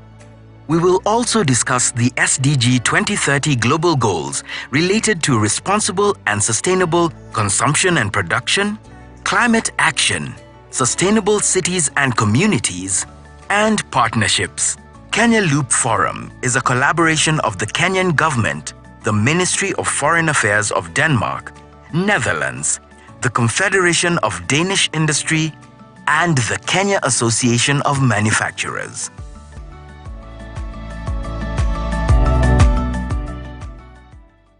We live at a time of rapid growth. We have made unbelievable progress through technological advancement, and life has become much easier. But amid this growth, we've come across new challenges such as exhaustion of resources, uncontrollable waste production, and environmental degradation.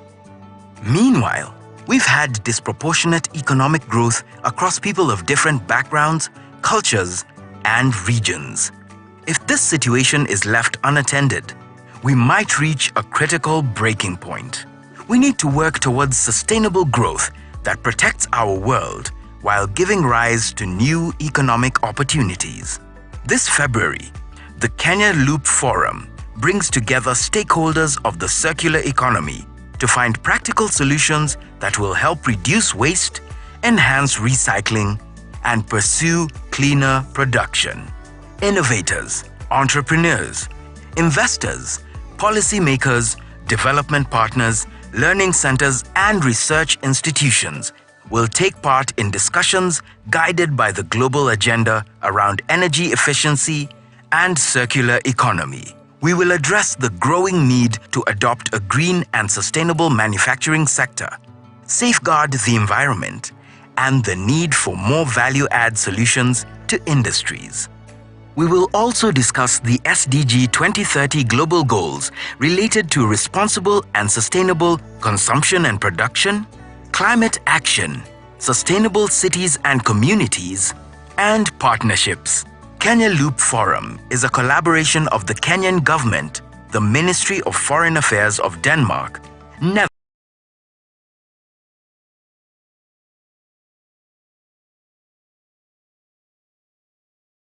Netherlands, the Confederation of Danish Industry, and the Kenya Association of Manufacturers.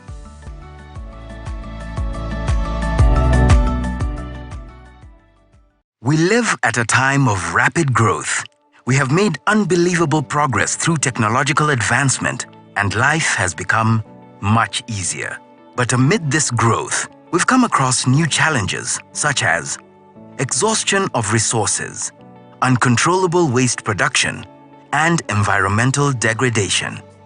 Meanwhile, we've had disproportionate economic growth across people of different backgrounds, cultures, and regions.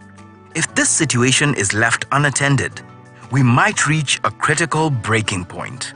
We need to work towards sustainable growth that protects our world while giving rise to new economic opportunities. This February, the Kenya Loop Forum brings together stakeholders of the circular economy to find practical solutions that will help reduce waste, enhance recycling, and pursue cleaner production. Innovators, Entrepreneurs, investors, policymakers, development partners, learning centers, and research institutions will take part in discussions guided by the global agenda around energy efficiency and circular economy. We will address the growing need to adopt a green and sustainable manufacturing sector, safeguard the environment, and the need for more value-add solutions to industries. We will also discuss the SDG 2030 global goals related to responsible and sustainable consumption and production, climate action, sustainable cities and communities, and partnerships. Kenya Loop Forum is a collaboration of the Kenyan government, the Ministry of Foreign Affairs of Denmark, Netherlands, the Confederation of Danish Industry, and the Kenya Association of Manufacturers.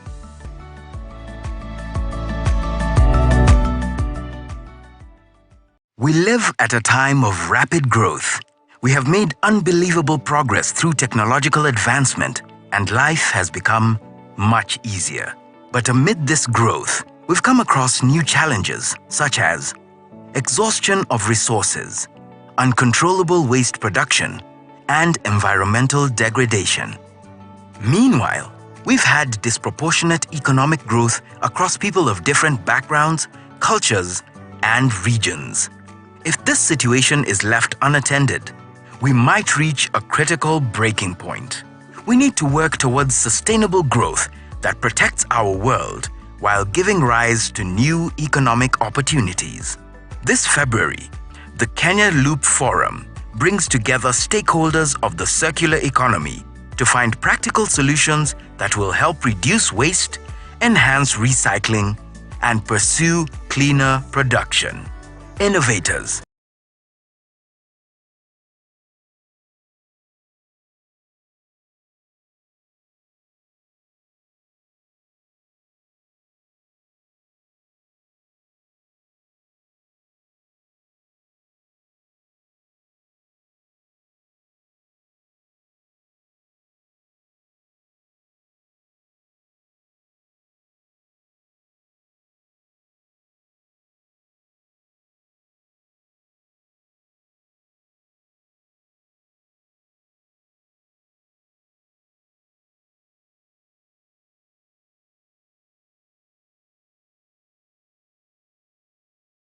entrepreneurs, investors, policymakers, development partners, learning centers, and research institutions will take part in discussions guided by the global agenda around energy efficiency and circular. There's no chemical used, then they are compressed with the heat, and they go back to gold. It's water resistant. You can use it for outdoor use, and it's also good for building. We have built a house in Thika, which is ready for you to live in another room. And it costs a third, and will last us around 60 years. Cost a third? Yeah. Is this cheaper than the conventional? Yes, yes. That's 4,500.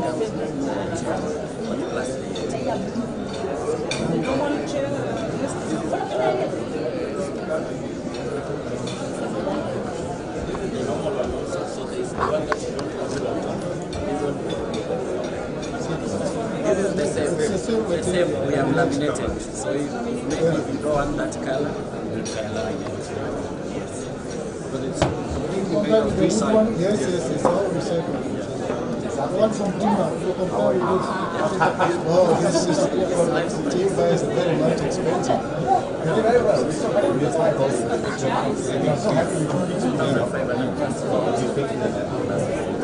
the one for timber is actually 6,000. And it's not easy to break. Yeah. See, yes, some of the issues you start getting, if it's recycled, why should it have? Can we start creating some incentives around that? It's good that as a critique that if it's not recycled, you have to have 50%. Mr. Rugendo is not telling you, he's also the chairman of PACPRO, who are part of the EPR organization. One of the two we mentioned. Came together, others, and just before the ministry started, the government came with the recycling. EPR regulations, when you said that is one of our interests, to see how the EPR regulations come to us. Thank you very much. We would like to read it and invite you to come and see.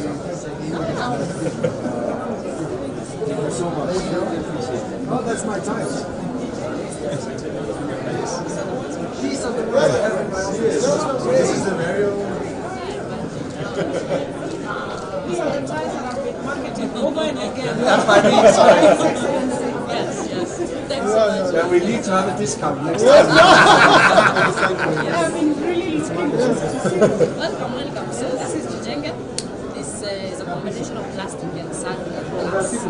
So that the sand, plastic, we have two sources. One is silver, and the ones for the yam side, and then the and this is what we call the least valuable plastic. So this is recycling other sectors. There's not much process of plastic.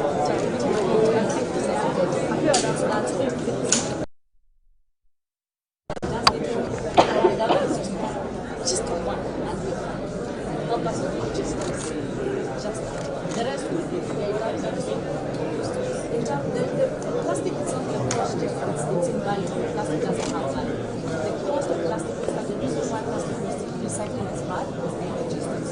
Getting plastic transportation, sorting, the processing. That's the part. And then the processing, the post-production processing, that's also the machines, the technology we developed once that's why we don't necessarily just as so whether it's collaborating with the county government or the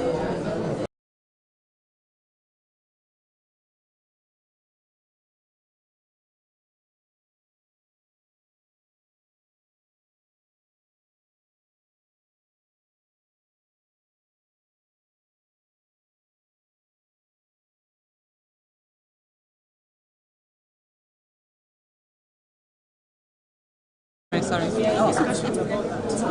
Next. Shambani. Hi, how are you? Welcome to the Shambani Pro stand. So I can just briefly take you through what we do. We are a farm gate-based manufacturing, based manufacturing that is pioneering in small especially within the African country, which right now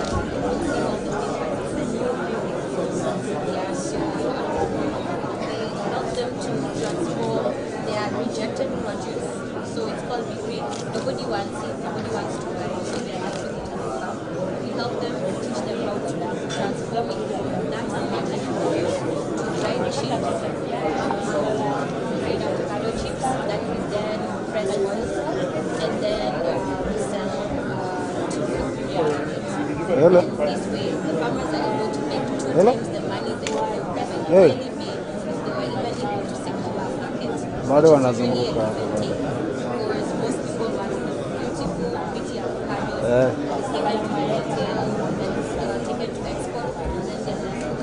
na zirekodi na rekodi.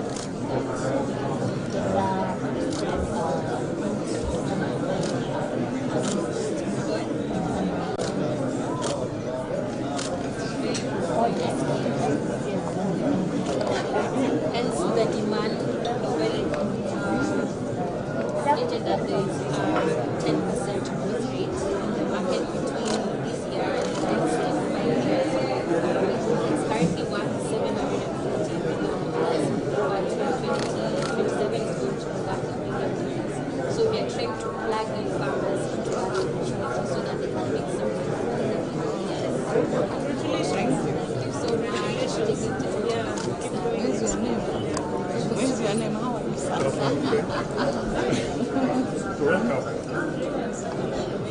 Yes, my name is Willis Wheat. I'm from Glasgow University. And what we are showcasing here is that we are trying to scale the scientific research and innovations in secondary school. as you rightly said, that we need solutions. And why we need to be non-management again, so in this research, which include partners from the University of Copenhagen and institutions in Kenya, we are trying to kind of reduce waste, especially in food processing industry. Because we find that most of our food processing industry generate a lot of waste, and most of it they don't downsize. They just burn it, or it's just composted. So what we're trying to do is that out of this waste, can we come up with high value products that can then be commercialized and add value in the waste and reduce the overall impact on the environment. So it's just an initial project, and we are working with a number of processing companies around.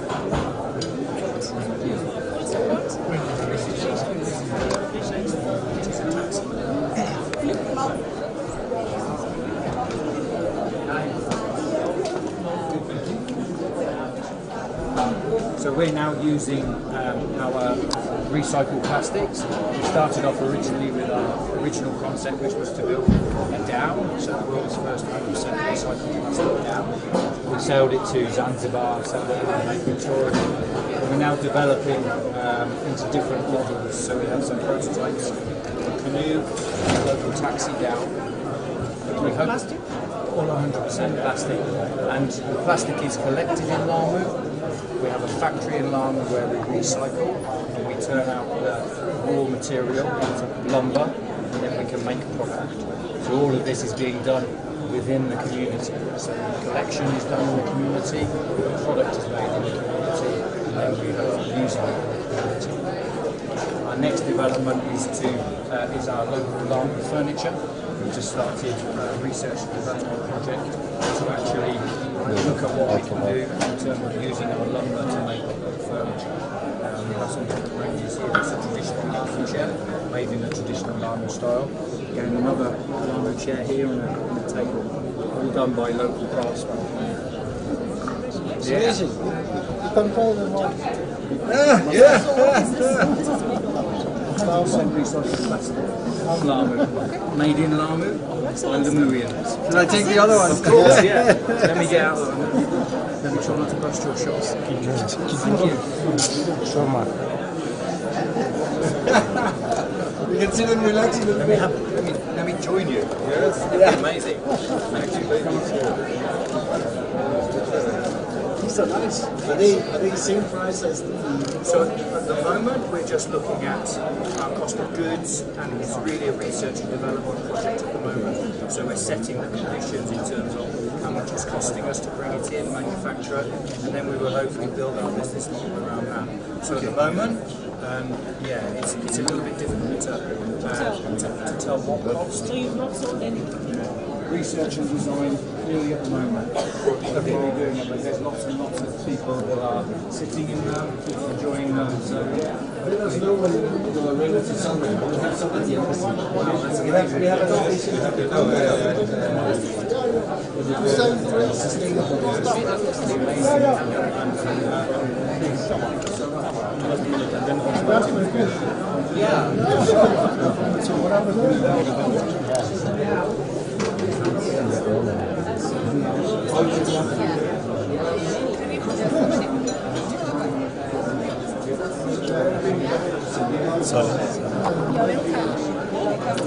Hi. Hello.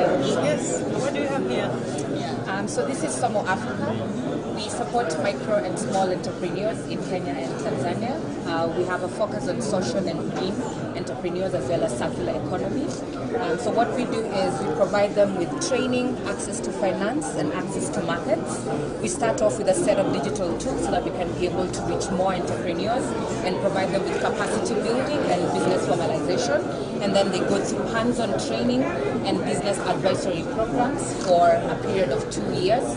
and during those 2 years they have commercial and commercial financing opportunities as well as market access and grant support. And what that means for us is for entrepreneurs who are doing recycling, upscaling, all that, we're able to handhold them from the first stage to the last stage. So what you're seeing actually here, just samples of some of the businesses that we are supporting. And a good example is we have Rosalie, is in our Mombasa hub. She uses tires to make sandals, and also she's able to support young women from that region by creating jobs for them. So pretty much that's Samo Africa. Congratulations. Yes. Thank you. Congratulations and all the best. Thank you. Have our support. Thank you. Could I have the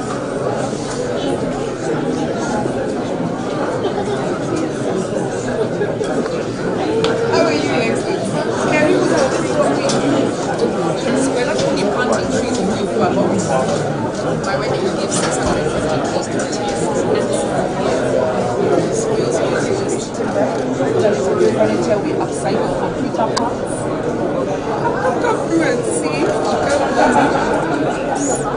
Yeah.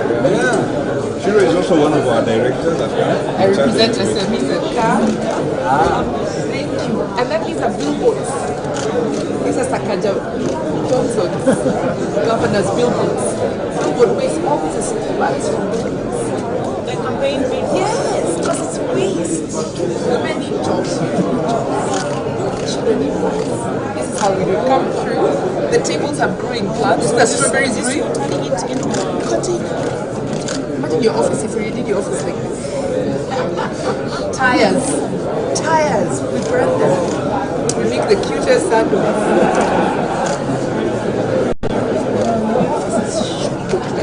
Our mirrors is the waste from our factories.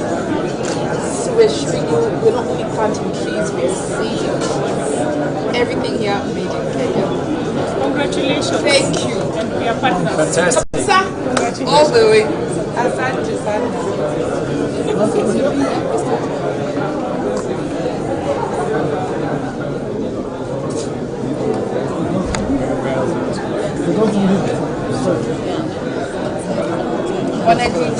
Institutions will take part in discussions guided by the global agenda around energy efficiency and circular economy. We will address the growing need to adopt a green and sustainable manufacturing sector, safeguard the environment, and the need for more value-add solutions to industries. We will also discuss the SDG 2030 global goals related to responsible and sustainable consumption and production, climate action, sustainable cities and communities, and partnerships. Kenya Loop Forum is a collaboration of the Kenyan government,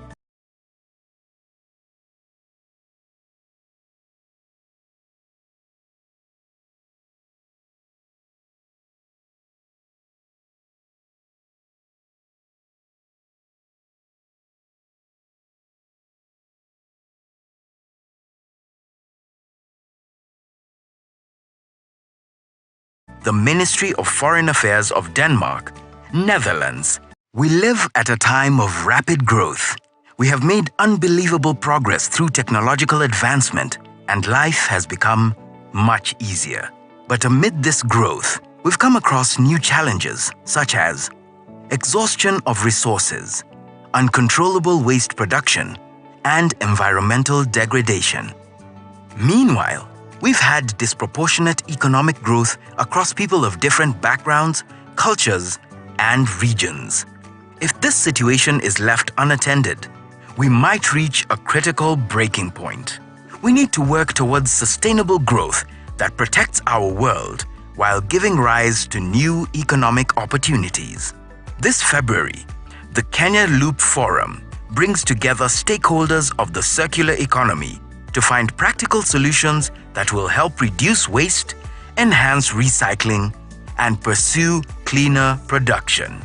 Innovators, entrepreneurs, investors, policymakers, development partners, learning centers, and research institutions will take part in discussions guided by the global agenda around energy efficiency and circular economy. we will address the growing need to adopt a green and sustainable manufacturing sector, safeguard the environment, and the need for more value-add solutions to industries. We will also discuss the SDG 2030 global goals related to responsible and sustainable consumption and production, climate action, sustainable cities and communities, and partnerships. Kenya Loop Forum is a collaboration of the Kenyan government, the Ministry of Foreign Affairs of Denmark, Netherlands, the Confederation of Danish Industry, and the Kenya Association of Manufacturers.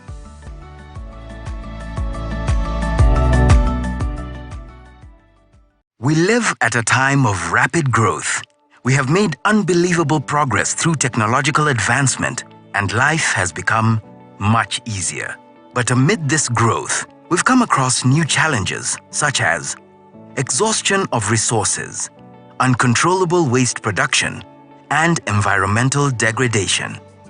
Meanwhile, we've had disproportionate economic growth across people of different backgrounds, cultures, and regions. If this situation is left unattended, we might reach a critical breaking point. We need to work towards sustainable growth that protects our world while giving rise to new economic opportunities. This February, the Kenya Loop Forum brings together stakeholders of the circular economy to find practical solutions that will help reduce waste, enhance recycling, and pursue cleaner production. Innovators, entrepreneurs, investors, policymakers, development partners, learning centers, and research institutions will take part in discussions guided by the global agenda around energy efficiency and circular economy. We will address the growing need to adopt a green and sustainable manufacturing sector, safeguard the environment, and the need for more value-add solutions to industries. We will also discuss the SDG 2030 global goals related to responsible and sustainable consumption and production, climate action, sustainable cities and communities, and partnerships. Kenya Loop Forum is a collaboration of the Kenyan government, the Ministry of Foreign Affairs of Denmark, Netherlands, the Confederation of Danish Industry, and the Kenya Association of Manufacturers.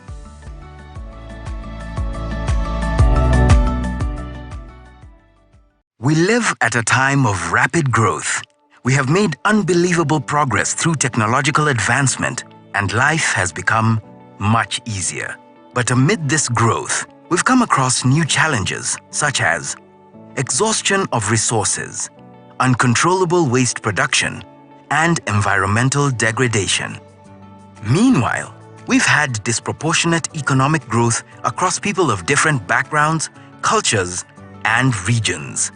If this situation is left unattended, we might reach a critical breaking point. We need to work towards sustainable growth that protects our world while giving rise to new economic opportunities. This February, the Kenya Loop Forum brings together stakeholders of the circular economy to find practical solutions that will help reduce waste, enhance recycling, and pursue cleaner production. Innovators, entrepreneurs, investors, policymakers, development partners, learning centers, and research institutions will take part in discussions guided by the global agenda around energy efficiency and circular economy. We will address the growing need to adopt a green and sustainable manufacturing sector, safeguard the environment, and the need for more value-add solutions to industries. We will also discuss the SDG 2030 global goals related to responsible and sustainable consumption and production, climate action, sustainable cities and communities, and partnerships.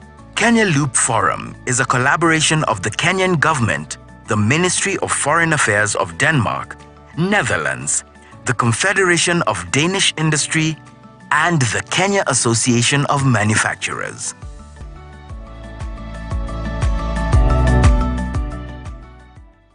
We live at a time of rapid growth. We have made unbelievable progress through technological advancement, and life has become much easier. But amid this growth, we've come across new challenges such as exhaustion of resources, uncontrollable waste production, and environmental degradation. Meanwhile, we've had disproportionate economic growth across people of different backgrounds, cultures, and regions. If this situation is left unattended, we might reach a critical breaking point. We need to work towards sustainable growth that protects our world while giving rise to new economic opportunities. This February, the Kenya Loop Forum brings together stakeholders of the circular economy to find practical solutions that will help reduce waste, enhance recycling, and pursue cleaner production. Innovators, entrepreneurs, investors, policymakers, development partners, learning centers, and research institutions will take part in discussions guided by the global agenda around energy efficiency and circular economy. We will address the growing need to adopt a green and sustainable manufacturing sector, safe need for more value-add solutions to industries. We will also discuss the SDG 2030 global goals related to responsible and sustainable consumption and production, climate action, sustainable cities and communities, and partnerships. Kenya Loop Forum is a collaboration of the Kenyan government, the Ministry of Foreign Affairs of Denmark, Netherlands, the Confederation of Danish Industry, and the Kenya Association of Manufacturers.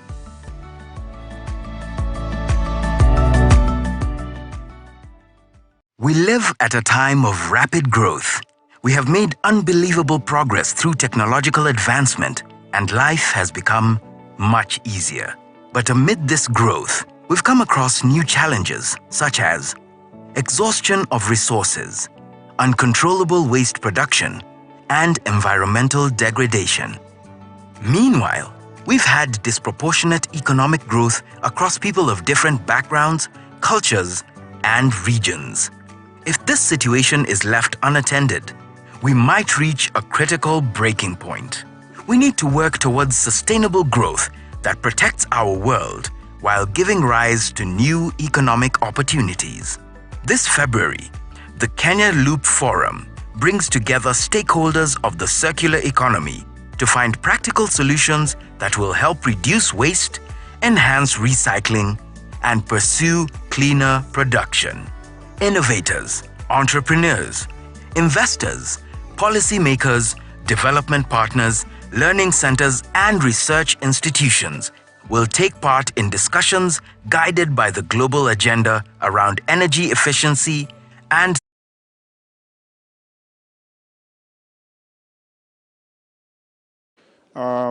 some of the business opportunities in circular economy, and to hear their stories and how they have made it, how the journey was, and that can act as a lesson sharing for others who are keen to get into the space on the circular economy. So I want to request my panelists, please, to join me here on the table, at the high table. Please join me in welcoming Dr. Kimani Rugendo from KVN, Kenya. Let's appreciate. The next panelist is a company we all know, actually one of the biggest companies in East Africa. Join me in welcoming Evelyn Sero from Safaricom to join me here.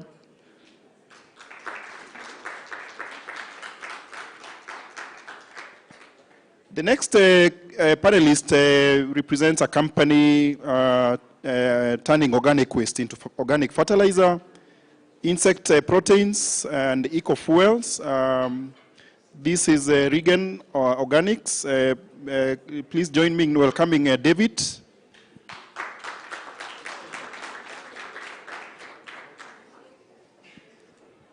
Yeah. The next panelist is quite a huge panel. Is a company which is very inspiring, which is trying to close the loop in lifestyle, circular economy solutions. Please join me in welcoming the CEO, Cyril Waweru.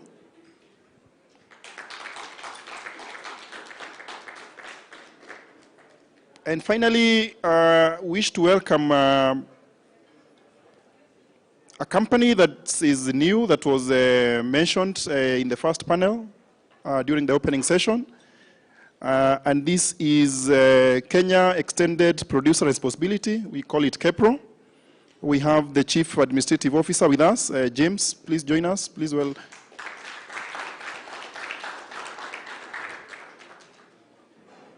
Yeah, so we will just kick off right away in the interest of time.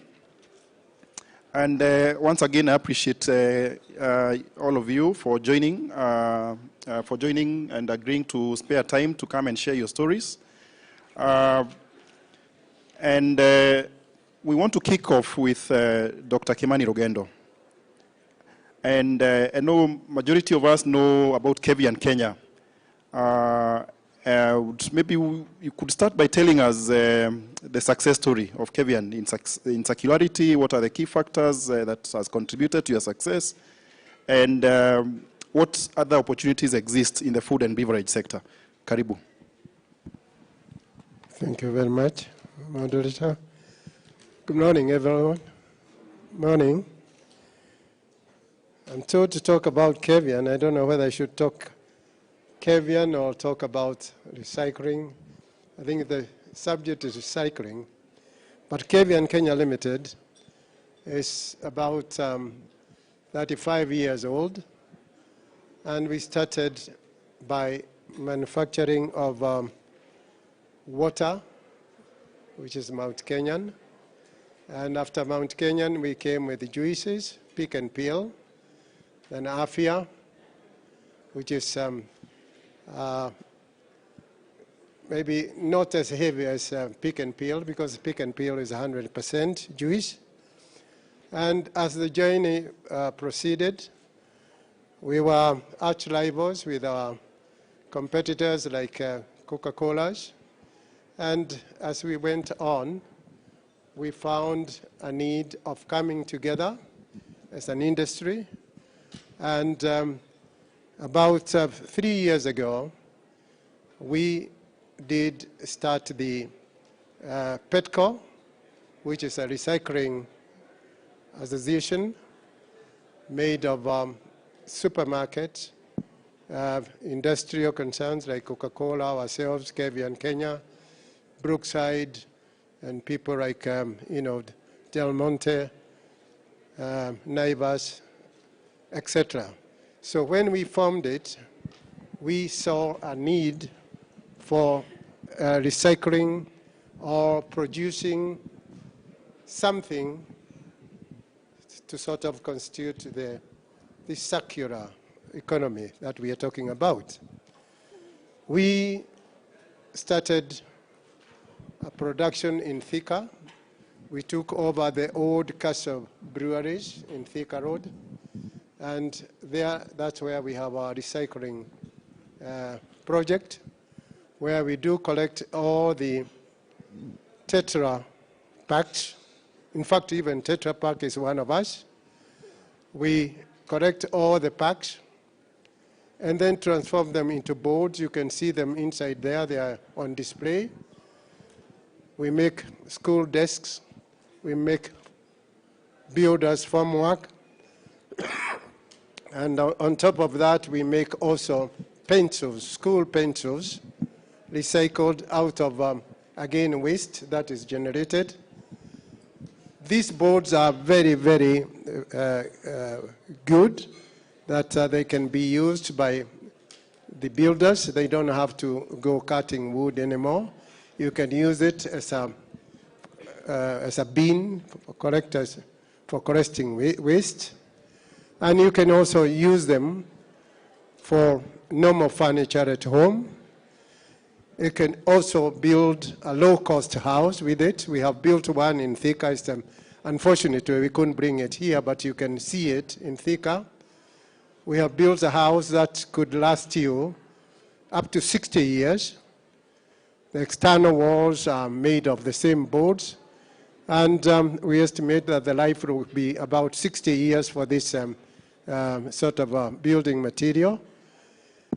On top of that, it is water resistant, fire retardant, and you only have to actually use it to believe it. I can also say you can make even makeshift toilets and such, and the building with this material will cost you a third of the time that you would use for conventional building. The only time that you take is for you to make a plinth where you'd actually erect your structures, and then that's it. The same materials can be used as shingles for roofing, so it is very versatile. Now, on top of that, we have now embarked onto aluminum cans recycling and also glass recycling. As we started on this one, we were called Petco, and now we are PACPRO, because we are all inclusive, and we have also invited other industrial players to join us. I'm the chair of PACPRO, and all we do is keep on recycling all the items that we do, be it even as the CS was talking about plastics for planting your trees. We welcome you anytime you buy a pack of milk or a pack of juices. Use that pack for planting your tree, and when you plant, bring it back to us, we recycle. So these materials are recyclable, and it's not easy to have these packs flying all over, but they are all very easy to use and reuse. And even the board that we manufacture, you can, once it is, the shelf life almost expires, you can bring it again, we shred it, and then we make new board out of it. So in general, out of need, when we were actually very seriously looking at the waste factor on juices, on fruit, that's when Kevian was incepted, and it was out of this need we found that the farmers were losing a lot of fruit, and again, these fruits were not being consumed in the order they were, because normally when the fruit is ready for consumption, it's ready. And unless you have another use, only 10% of fruit juices go, or fruits we eat are ready to eat. After they are all ready, if you don't put it into this kind of use, then they go to waste. In Thika, we process 200 tons every day of fruits. That is mango, that is tomatoes, carrots, passion, pineapples. When all these fruits are in season, we process as much as 200 tons. I was talking to the gentleman there, and we were talking about, again, having maybe to come together to supply him with some of the materials for him to put into, and I hope you will. Fine. So you can see we are even forming some kind of a partnership as we come in. I didn't know him before. Now I know him, and I'm looking forward to actually working with him and getting some kind of fertilizer out of, waste. So this is an industry, I would say, we have now a lot of players coming in, and the consumers are getting 100% fruit-based juices. They are not getting any more what I would call berry washes. They are getting something that has got some fruit content.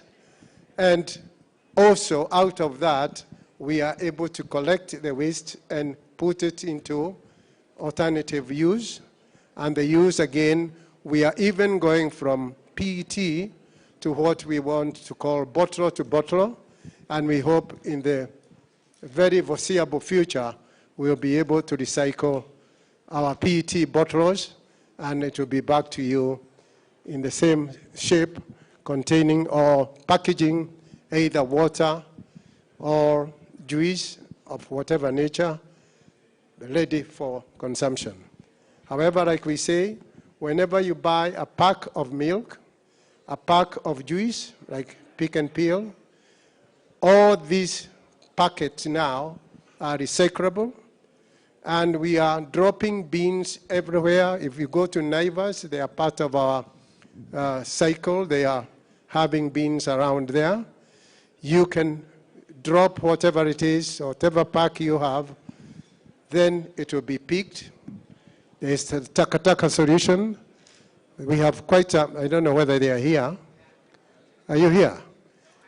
Fine. So Takataka solution, they are part of the collectors. We work with the Tetra Pak, who are also manufacturers, and Tetra Pak will have a bigger waste than anybody else because they are making packs for quite a lot of people. And out of that, then it finds its way to our factory. It's recycled and back to you as a desk, as maybe ceiling material for your house, for external use, or for the floor, or any other use you can put it to. So I welcome you, and to actually embrace waste. Waste is money. You can't go wrong with waste. You can't go wrong with what we call takataka. Takataka is money. Because even finally when we go, we are put back into the soil. But the way we go maybe is in a wooden box. Now you can have even this other material, which is even more lasting. You can be there for a longer time before you compost. Thank you very much.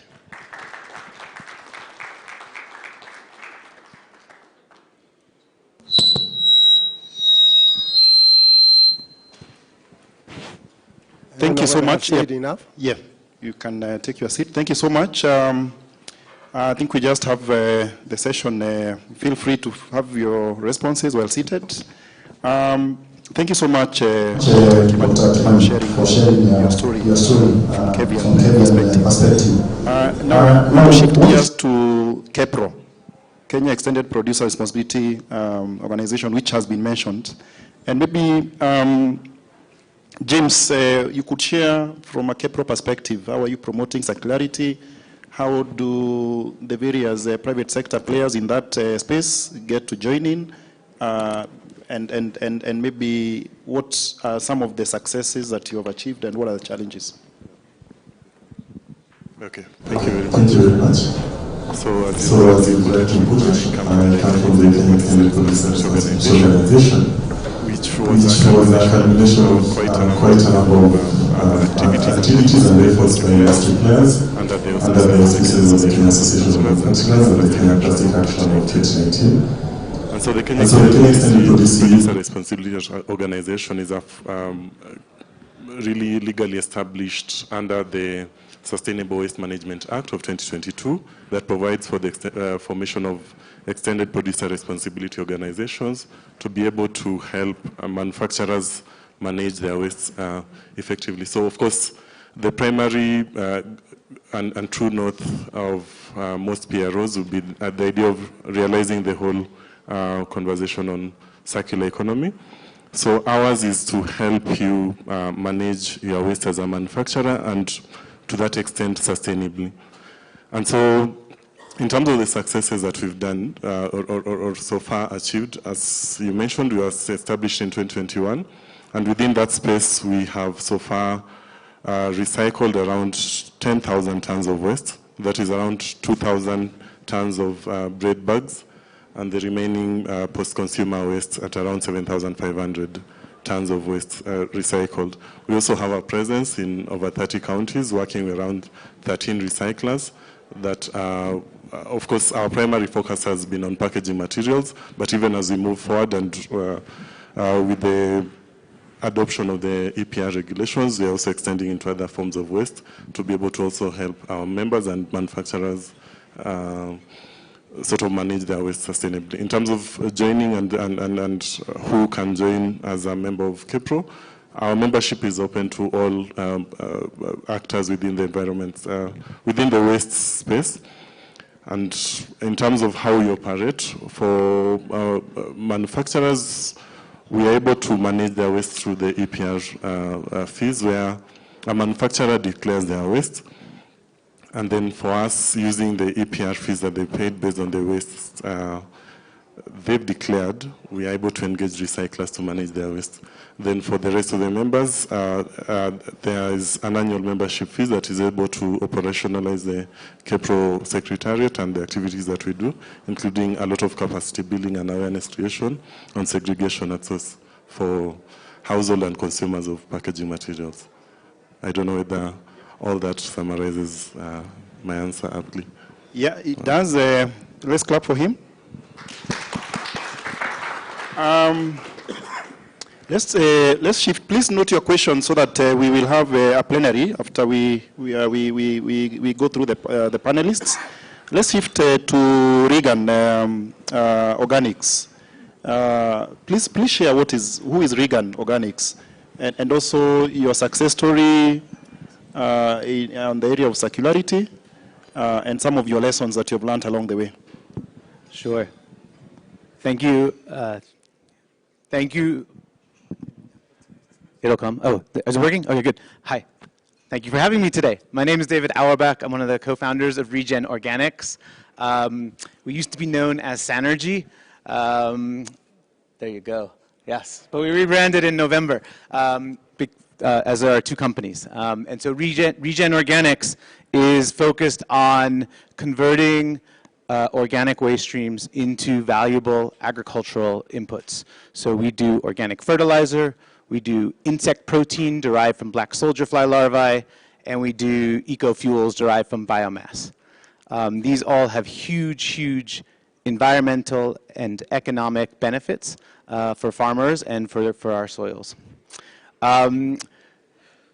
Just to explain where this all started. So right now we collect organic waste within a 50-kilometer radius of Nairobi. We collect about 200 tons a day. Now Nairobi as a city has about it's estimated to be about 2,000, maybe 3,000 tons of organic waste being released in the environment every day. So we're collecting about 10 to 15%. We collect from markets, we collect from agribusiness, from agricultural pack houses, we collect from hotels. Any of the food that you do not eat here goes to our bugs. So, and so we actually collect from the Radisson Blu too. And so that collection is then taken to a large processing plant that's in the outskirts of Nairobi in the EPZ, where we are converting it into these three products. The first of the products is insect protein. So we're rearing black soldier fly larvae. I brought some, they're dead, to show you. Well, yeah, well, they're for chickens. They're for chickens more than anything, chickens, fish, and pork. And so what happens is that the larvae eat the organic matter. And over about, yeah, oh, sure. Thank you. There you go. You can help me. And so they eat the organic matter. And after about 12 days, they get big and fat. And then we harvest, pasteurize, and dry them. And the end product is 40% protein. Now, this protein is really valuable for chickens and fish. And if you like your kienyeji chicken, this is what they eat, right? If you like free-range chickens, this is what they eat, bugs. And so this is a really good product. And what this competes against is fish meal, so like omena from Lake Victoria, which is being overly fished and is also very good for human consumption too. Or it competes against soy, right? And soy is a monoculture crop that's led to a lot of destruction of the environment. And it's also a plant-based protein, which is not as compelling for the chickens. There's amino acids and fats and things like that that they need. And so this is what we're able to produce here in Kenya. The insects leave behind a residue, and that residue is what we compost over a 6-month process. And we take all sorts of waste streams, as we were discussing. Mango waste is next. And then from this, we're able to have, thank you so much. We're then able to create a very nutrient-rich organic fertilizer. So this is really used to address the health of the soil more than anything. It's not, it reduces the need for chemical fertilizers, but it's specifically used in complement with them, because chemical fertilizers focus on the plant and organic fertilizers focus on the soil. Here, because of the arid conditions, as well as because of the fact that we have no down seasons, no fallow seasons, we're growing all the time, our soils are sick. And we need to be able to help restore the quality of the soil. And organic fertilizer does this. And the way that we sell this now is actually we've built a network of 1,000 agro-retailers across 42 counties, and they're selling to small-scale farmers. So we sell to about 10,000 farmers who are using this and seeing increase of crop yields of 30%.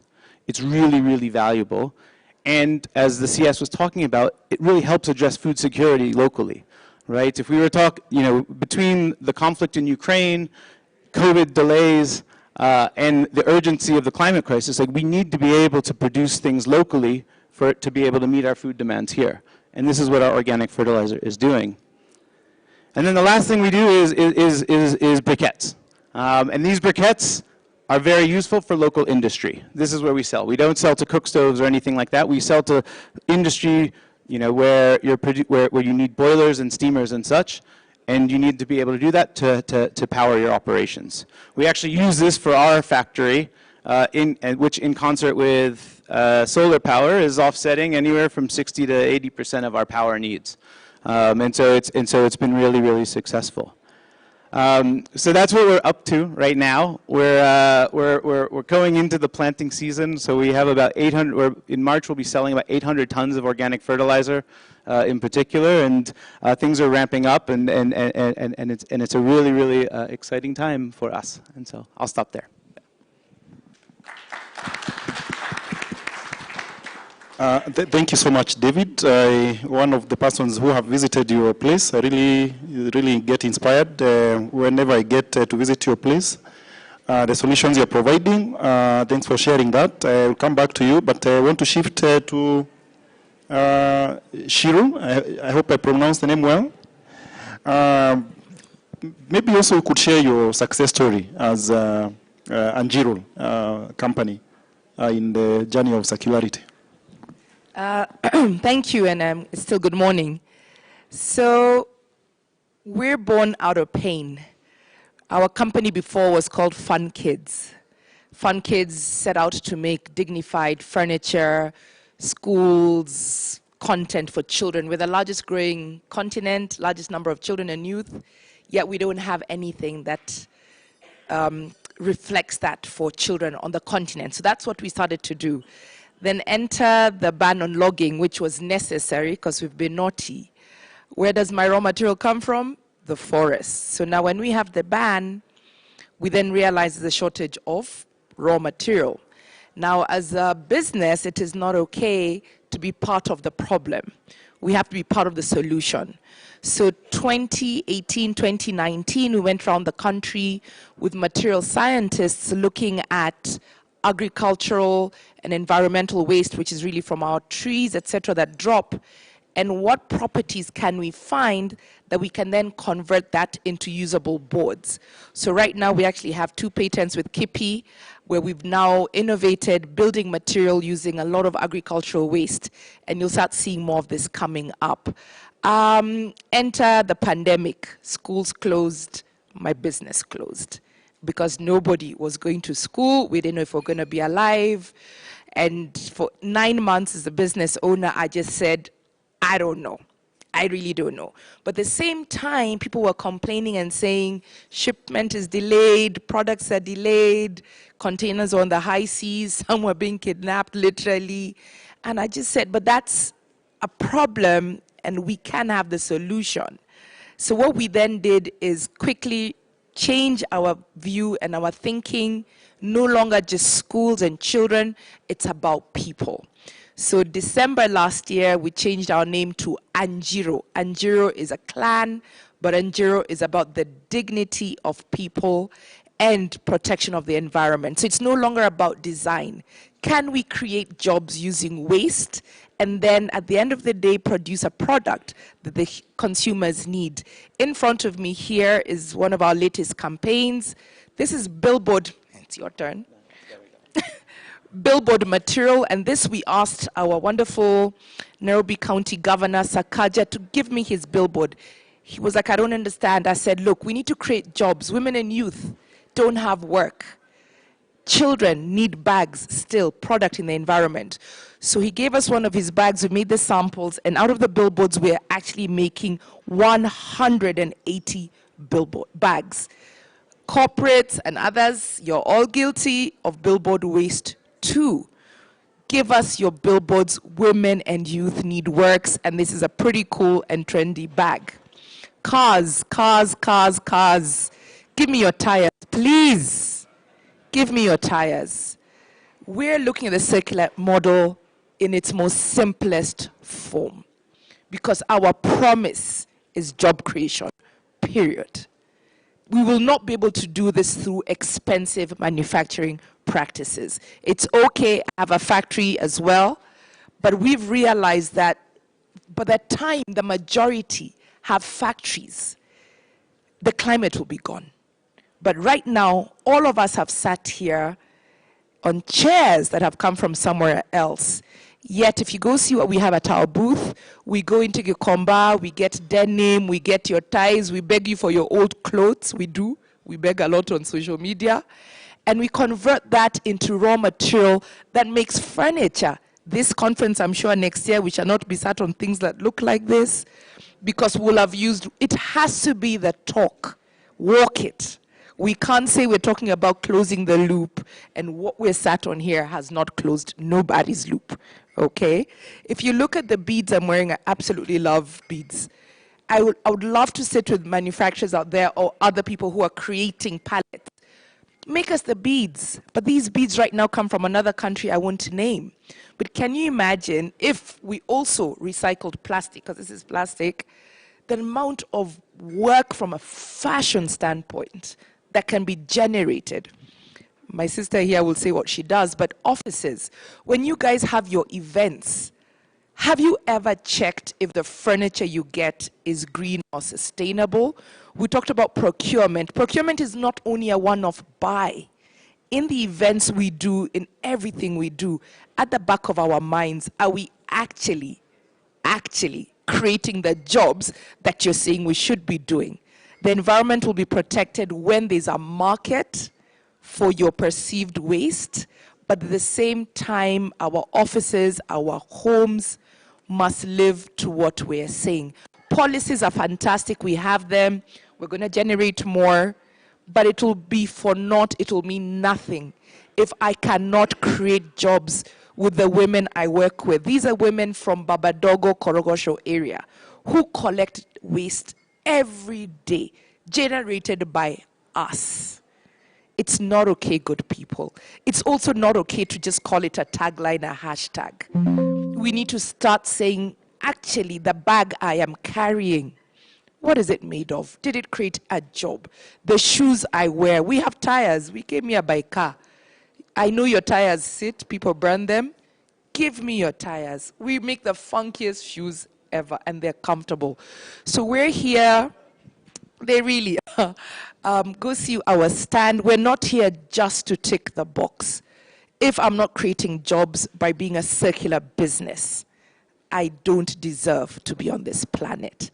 So please, please, good people, my last plea, we're big on schools, affordable schools, sustainable schools, green schools.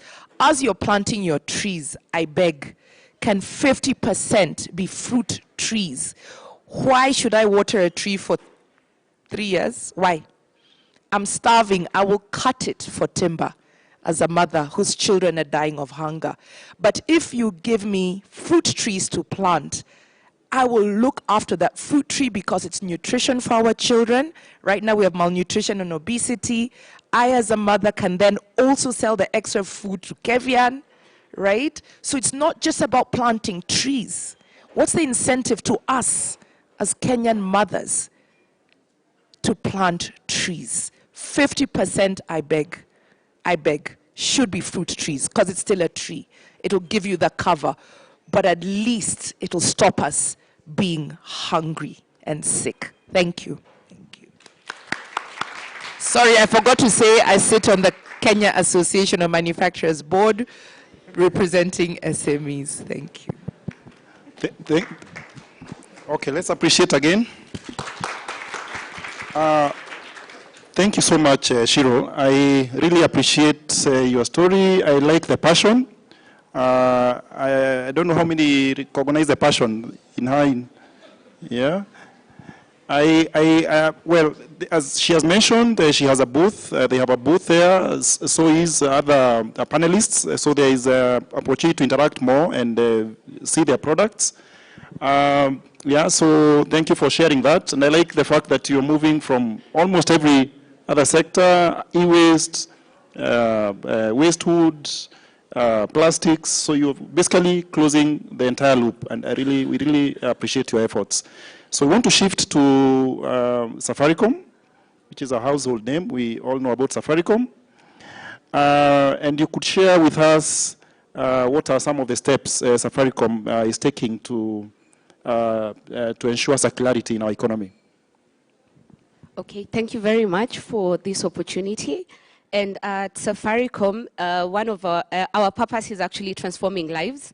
And I can say when it comes to the conversation around circularity and being a responsible business, we do that because it's the right thing. It's the right thing to do. So a lot of people have talked about aspects about circularity in their specific areas. And for purposes of also aligning to our wider strategy, which is moving from a telco company to a technology company, I'll speak to aspects of what you're doing around circularity with regard to e-waste. So e-waste is something that's very big to us, and we created a program with one of our key partners who are actually exhibiting, and they have put together very interesting material out there. That's WeCenter. And we put together a program with WeCenter, with NEMA, and with the Communication Authority. So why were we doing that is we recognize the impact of our business, and also recognizing that we are contributors to the problem. And instead of just sitting back and waiting for legislation or waiting for other people to devise solutions, is this particular e-waste program was to mainly encourages people to bring back their electronic gadgets, whether it's chargers, whether it's laptops. By a show of hands, how many of us, I can bet you don't even have to raise your hands.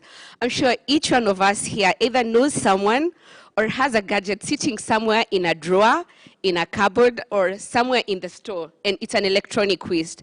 You have no idea what to do with it. You'll probably never get it fixed, or you'll never use it back. But we have an e-waste program, and collection outlets is usually our Safaricom shops countrywide.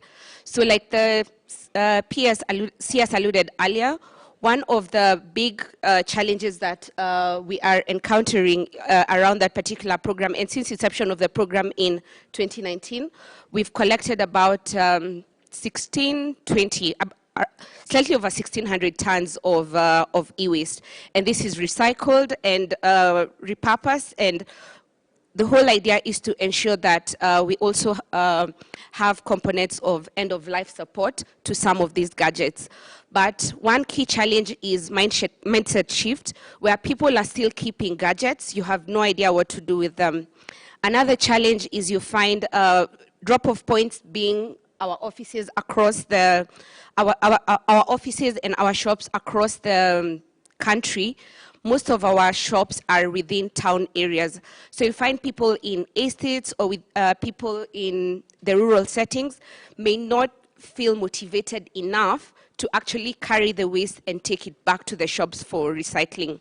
Then there's also a conversation, and we keep getting such questions, and we're having a rethink around that, is incentives. So when people bring back their waste, so you're bringing back an old laptop, non-functional laptop, people expect to get cash back for it because they use money to pay for it. While in all honesty, in some instances, some can be recycled. Others were actually just providing an end-of-life support by ensuring safe disposal of these items. So we'll be very happy to join KEPSA and other partners, especially on the public campaigns, to just get people more aware and incentivized around this.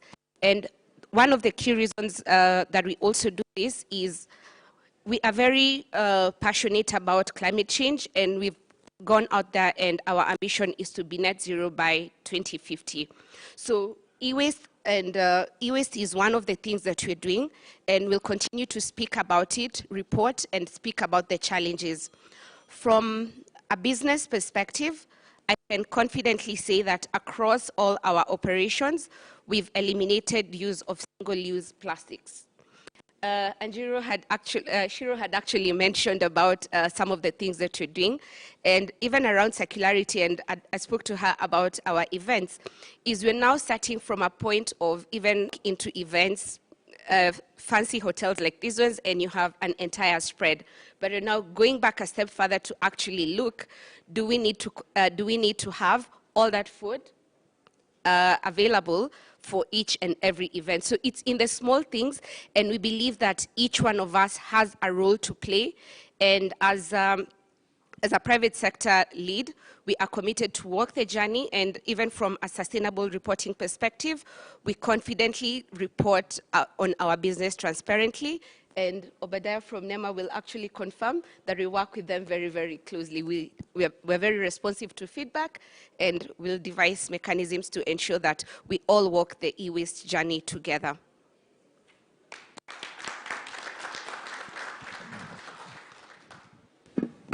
Thank you so much, Evelyn, for sharing that. Indeed, I confirm that Safaricom actually is one of the biggest supporters of circularity initiatives in our country. And I'm sure some of us seated here have walked together a journey with Safaricom. We appreciate your efforts also on the e-waste and of course, the climate change agenda. So we want to take it back to David.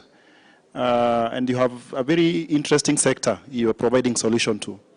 The sanitation sector, wash, water, hygiene, and sanitation. Could you share with us some of the factors that are contributing to your success? Sure. And maybe just as you come on board is to also mention that we'll have another panel in the afternoon looking at policies, legislations, and incentives. So just request you to stick around. We'll engage more on what government and various stakeholders would want and what is in place, what needs to be done. So on the agenda, on the area of policies and incentives, please stick around in the afternoon. Yeah, welcome, David. Great. Thanks. So on the question of sort of the factors of our success, I think a couple things that we're always bearing in mind is, especially with circular economy, I appreciate that I think we have a lot of believers here, which is great. I mean, of course, myself. But and yet there still is a world that we are competing against of things like the safety of products or the perception of secondhand usage or things like that. And so one thing that we at Regen have really focused on is differentiating between safety and market, which is to say, for safety, we work with the regulators and industry standards to make sure that we're creating products 100% safe, no problem. But we always, and that is our commitment. But then when we're working with farmers, we don't need to necessarily be talking about waste that much, right? We need to be talking about increasing crop yields. We need to be talking about value for money. We need to be talking about how do you change the soil. And I think that that's something that I don't want to call it the infancy of the circular economy, like it's been around with us forever, right? But as it's becoming more mainstream, making sure that that differentiation is continued. And I think that's been really helpful for us, that you're having the right conversations with the right people about what they want to be knowing about. And I think that that's something that's really important. And as you're alluding to, we actually started from the sanitation sector. And so, you know, food waste is one thing, but try to tell people about sanitation waste is what's going to go on their crops, right? And of course, you know, again, it's a safe product and such, but at that time, there's stigmas that you have to overcome, and there's public perception too. And so, you know, and so we learned a lot of lessons about the importance of being able to frame things correctly to the right people. And then the second thing is thinking about systems and systems change. It's really, you know, within the insect protein sector, for example, we see a lot of organizations that are saying this works great on my farm, and they think that it's going to be a very you know, a steady business to be able to take the waste from their farm and be able to continue to produce the black soldier fly and the insect protein or organic fertilizer themselves. But in reality, you need a lot of waste. And so thinking about how can you be building that day in, day out. And it's very important for us on the insect side because of, you know, it's very simple. Like the insects die if we don't have enough food for them, right? And so taking that systems thinking, not just how are we going to serve, you know, 1,000 people or 1,000 farms, but how are we going to serve 1 million farms? And that's what, and that thinking is essential to everything that we're doing at this stage. So those are two sort of key lessons that I think have really helped us. Thank you so much. Now we will move to question and answer session. In the interest of time, we need to be heading to another session. So I would request if you have any questions, could you raise your hand? You could just shoot the question and specify who you're directing it to. We can take a couple of questions in the first round. Please go ahead. I will start then. My name is Florent. I'm working for GIZ, the German Development Corporation, on biogas. I have two questions. One for the gentleman from KEPRO, because I'm also passionate about circular economy.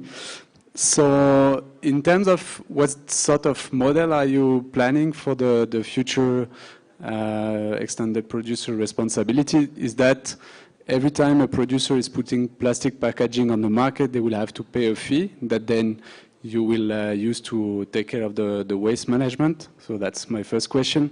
And then the second question for David. Do you consider also using biodigesters for some of the waste stream? Is that something you would like to go? Maybe not for the insect product, but for some liquid fertilizers.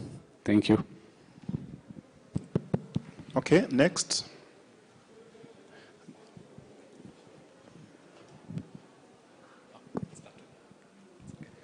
Hello, my name is Janet Dete. I'm from Motorbricks Limited and also a founder of Queening Africa. We recycle bread waste to make handbags, doormats, and jewelries. And my question goes to Ms. Anjiru. I'm really curious to know what advice can you give to women who are starting their own business in the green space, considering the challenges that women face, like limited access to network, lack of funding, and women are underrepresented in most of these opportunities. So what advice can you give to them? And how do you balance your work and home duties? Thank you.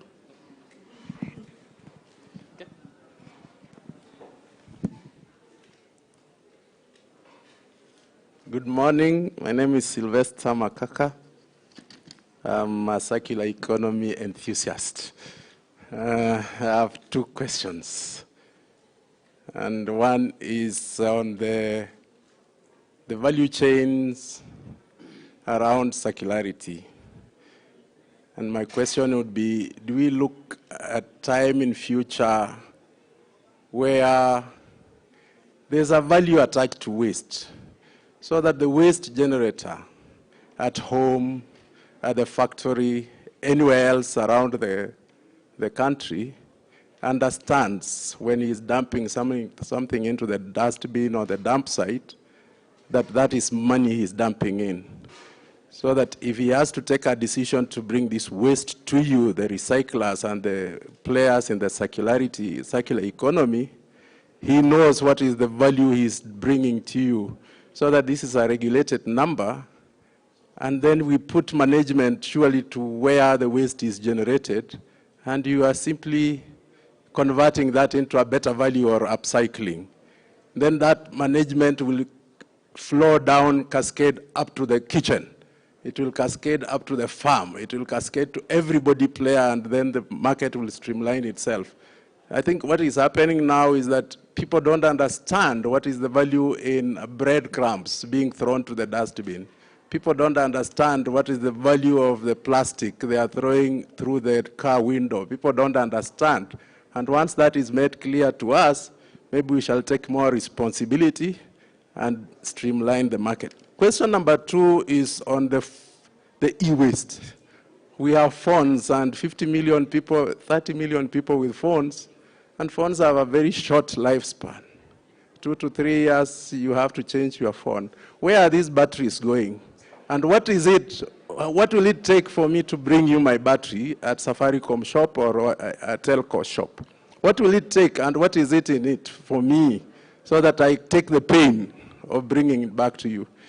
In some instances, phones should not be owned by me, the user. Phones should be owned by you, the telco, so that you take control, and all these phones can come back to you, and you can figure out what to do with the waste, right from the chemical waste in the batteries up to the electronics in the phone. Thank you. Let's take 2 more. We handle that first.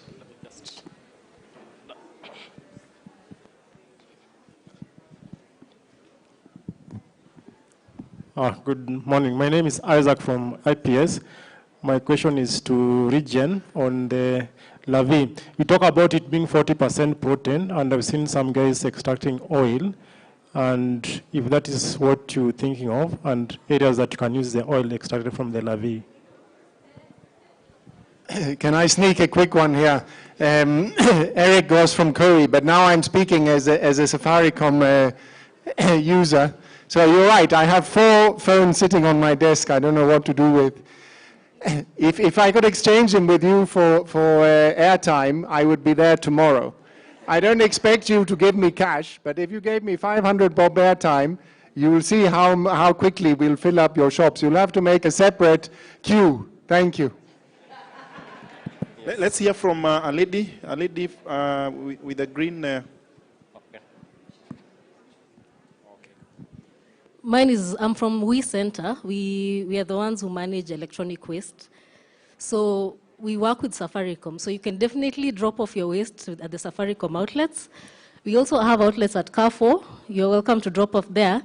And we can talk more about how we can incentivize you to drop off your waste.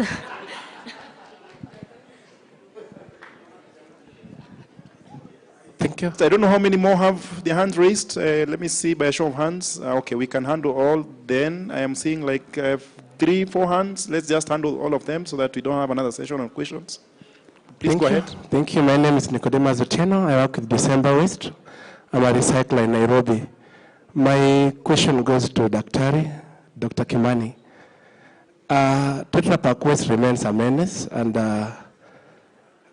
our industry of recycling space, we don't know, or don't even wish to request you to give us hope that, are you planning to increase the capacities so that we can probably have hope that in future we may have place to take this waste to? Thank you.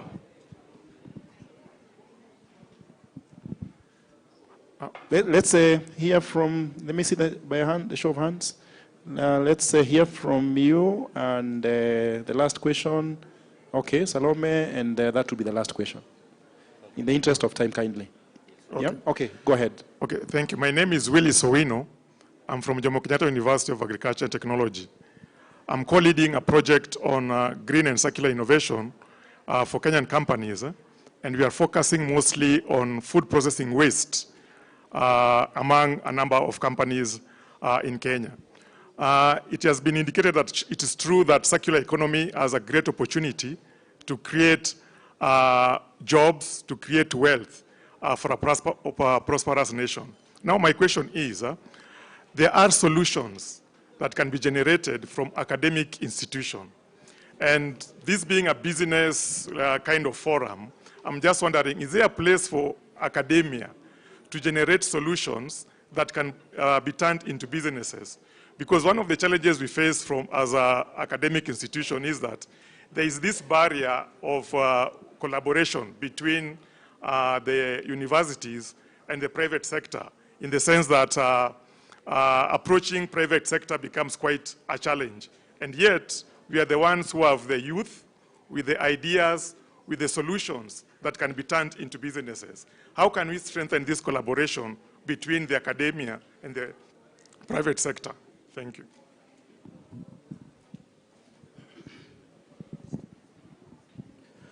Okay, my question goes to Daktari. My name is Sami. I work with the Kenya Dairy Board. And looking at what you talked about, the packaging materials, and you're also talking about, trying to recycle them. From research, it actually shows that most of those materials that have been recycled show to a greater extent of migration into the food that they're actually supposed to be, taking care of. So in this sense, I'm also trying to look at it in terms of what is going to be the impact to the human health. And does it mean, even if you're going to, probably going to take this into the circular economy, should we be using these materials to actually build something else? Like, let's say you used it to package probably a milk, but now you can actually now use that product to maybe come up with bricks, as opposed to using it to repackage food again, given what I've said. Thank you.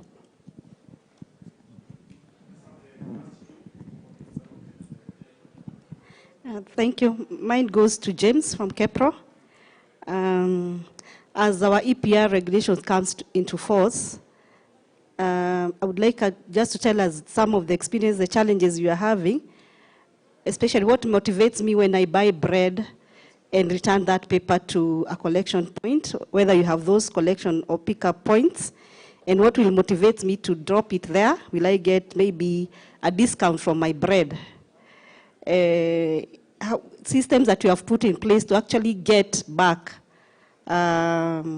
what is already been loaded by the manufacturer using the packaging material. My name is Salome Machua from NEMA. Thank you.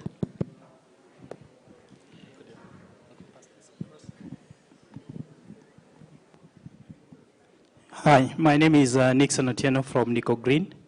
I first congratulate all the panelists for very engaging discussions and amazing work you are doing. I have one question and one offer. So my first question, for your context, I'm an architect involved in circularity, and at our organization we offer digital solutions for circularity, and also we are piloting circular construction. We are with us and we can learn more. My question goes to Dr. Kimani and Shiro. I'm curious to understand, as a practicing architect, one of the barriers that we have is a number of our innovative local materials do not necessarily have the technical sheets, you don't have the specification sheets that consultants, because they don't have the time, they want to quickly refer to and be assured that you're meeting the technical requirements so that you're not leaving that liability on them. This is one of the areas that, as we are working on catalyzing circular construction, we want to handle. I wish to understand from your context, what is your experience? Are your boards, the materials you're dealing with, already gone to that level of having the technical sheets, even to the extent that you have EPDs? Because one of the challenges I'm also noting that as we are promoting green building materials, a lot of them coming from outside countries have EPDs, environmental product declarations, but ours don't have. So as an engineer, we don't specify your material unless you're deeply in the sustainability agenda. So that is one question. The second, which is an offer, is I think the limitation also we don't have enough demonstrations. So One of the projects that we are doing is basically we want to do a completely circular house that is addressing a social need. And this is, we are establishing a lactation and daycare facility at the University of Nairobi main campus, and we'll be going through all the colleges across the country. We would extend an offer to all of you who are involved in the circular products that can go into a building, that we can have a discussions to see how we can integrate this in our design.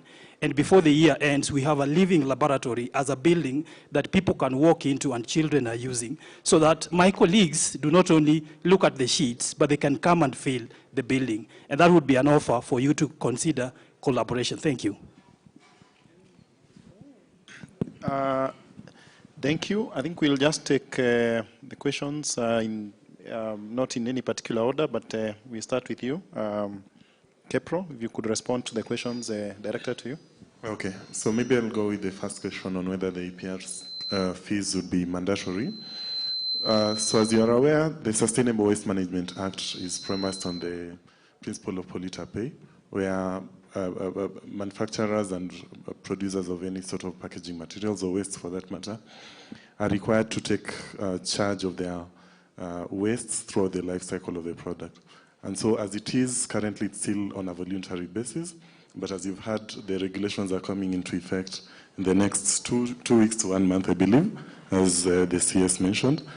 So upon adoption of the regulations, all manufacturers will be required to be paying EPR schemes to the respective PROs.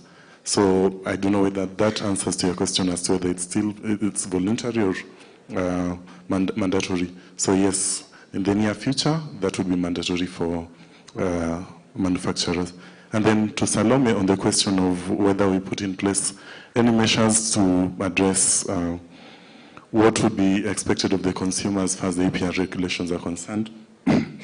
Of course, as been alluded to by the respective panelists, the idea is really a case of mindset shift, and that would largely be at the household level and by and large the primary consumer of the products. And so what we are looking at is really trying to encourage our populace and the larger members of the public to embrace sustainable actions as far as how we handle our waste is concerned, and that is through a lot of capacity building and awareness creation. We are working with quite a number of development partners to roll out programs that will see us reaching out to CBOs and residential organizations to really be specific on teaching our really teaching all actors in the waste value chain up to the household level on how to handle your waste and segregate it at source. And really, you won't necessarily have an incentive to bring your bread bag, but the idea is at a certain point, the law will really place a lot of expectations on you, even you as a primary consumer of a given product, to handle your waste properly and as required by law. So really, quote unquote, you won't necessarily have a choice as to whether you'll bring the bread bag to our recyclers or collectors, because you'll be doing segregation at source. Thank you. The question was first for capacity. I think that's what you... Yes, we have the capacity to recycle all the packages that you waste, provided you also embrace collection. And this is one thing we are encouraging the consumers to actually either return it. We have some designated supermarket, like I said, places like Naivas. I think QuickMart has come on board too. And we encourage you to drop those things around there. Also in residential areas, people like Takataka waste, like I said, will also have a collection centers where they do collect and bring this waste to us. In as far as the capacity last year, up to date, we have done up to 50,000 tons of these materials, both from Tetra Pak itself and also from you consumers, what you send, what you actually consume, waste, and send back. And we have made boards that have actually been used by both builders made school desks, also some planters, for planting trees and such. And this is still going on. In as far as PACPRO, we have PACPRO and KEPRO. PACPRO is the oldest because as we came in, we were initially PETCO. And PETCO started collection of PET bottles. PET and all the large producers came together. And as we came together, we started collecting only PET by then, which was actually finding its ways to the seas and the rivers and everywhere, and sometimes also clogging your sewage. As we went on this collection, and we do have some field days when we go out to actually talk to the general public to tell them to embrace collection and ensure that they don't just litter everywhere. So as we became more inclusive, we then changed our name about 3 months ago. We became PACPRO. And PACPRO now also embraces recycling of both cans, glass bottles and such, PET, and tetra waste. And all these tetra waste are then brought to our Thika entity, where we have 27 acres of land. That's why I'm telling you we are not running out of space or capacity. And out of that collection, we then shred them all and press them into boards. As far as the gentleman who asked how safe they are, I would even tell you, when COVID came, we made up to 200 beds for Kiambu County. We made 200 beds for COVID during that time at a very short time, and we supplied free of charge. Going forward, I would say, as far as the industries are concerned, all the ones that are together, we go by self-declaration. How much material are you using?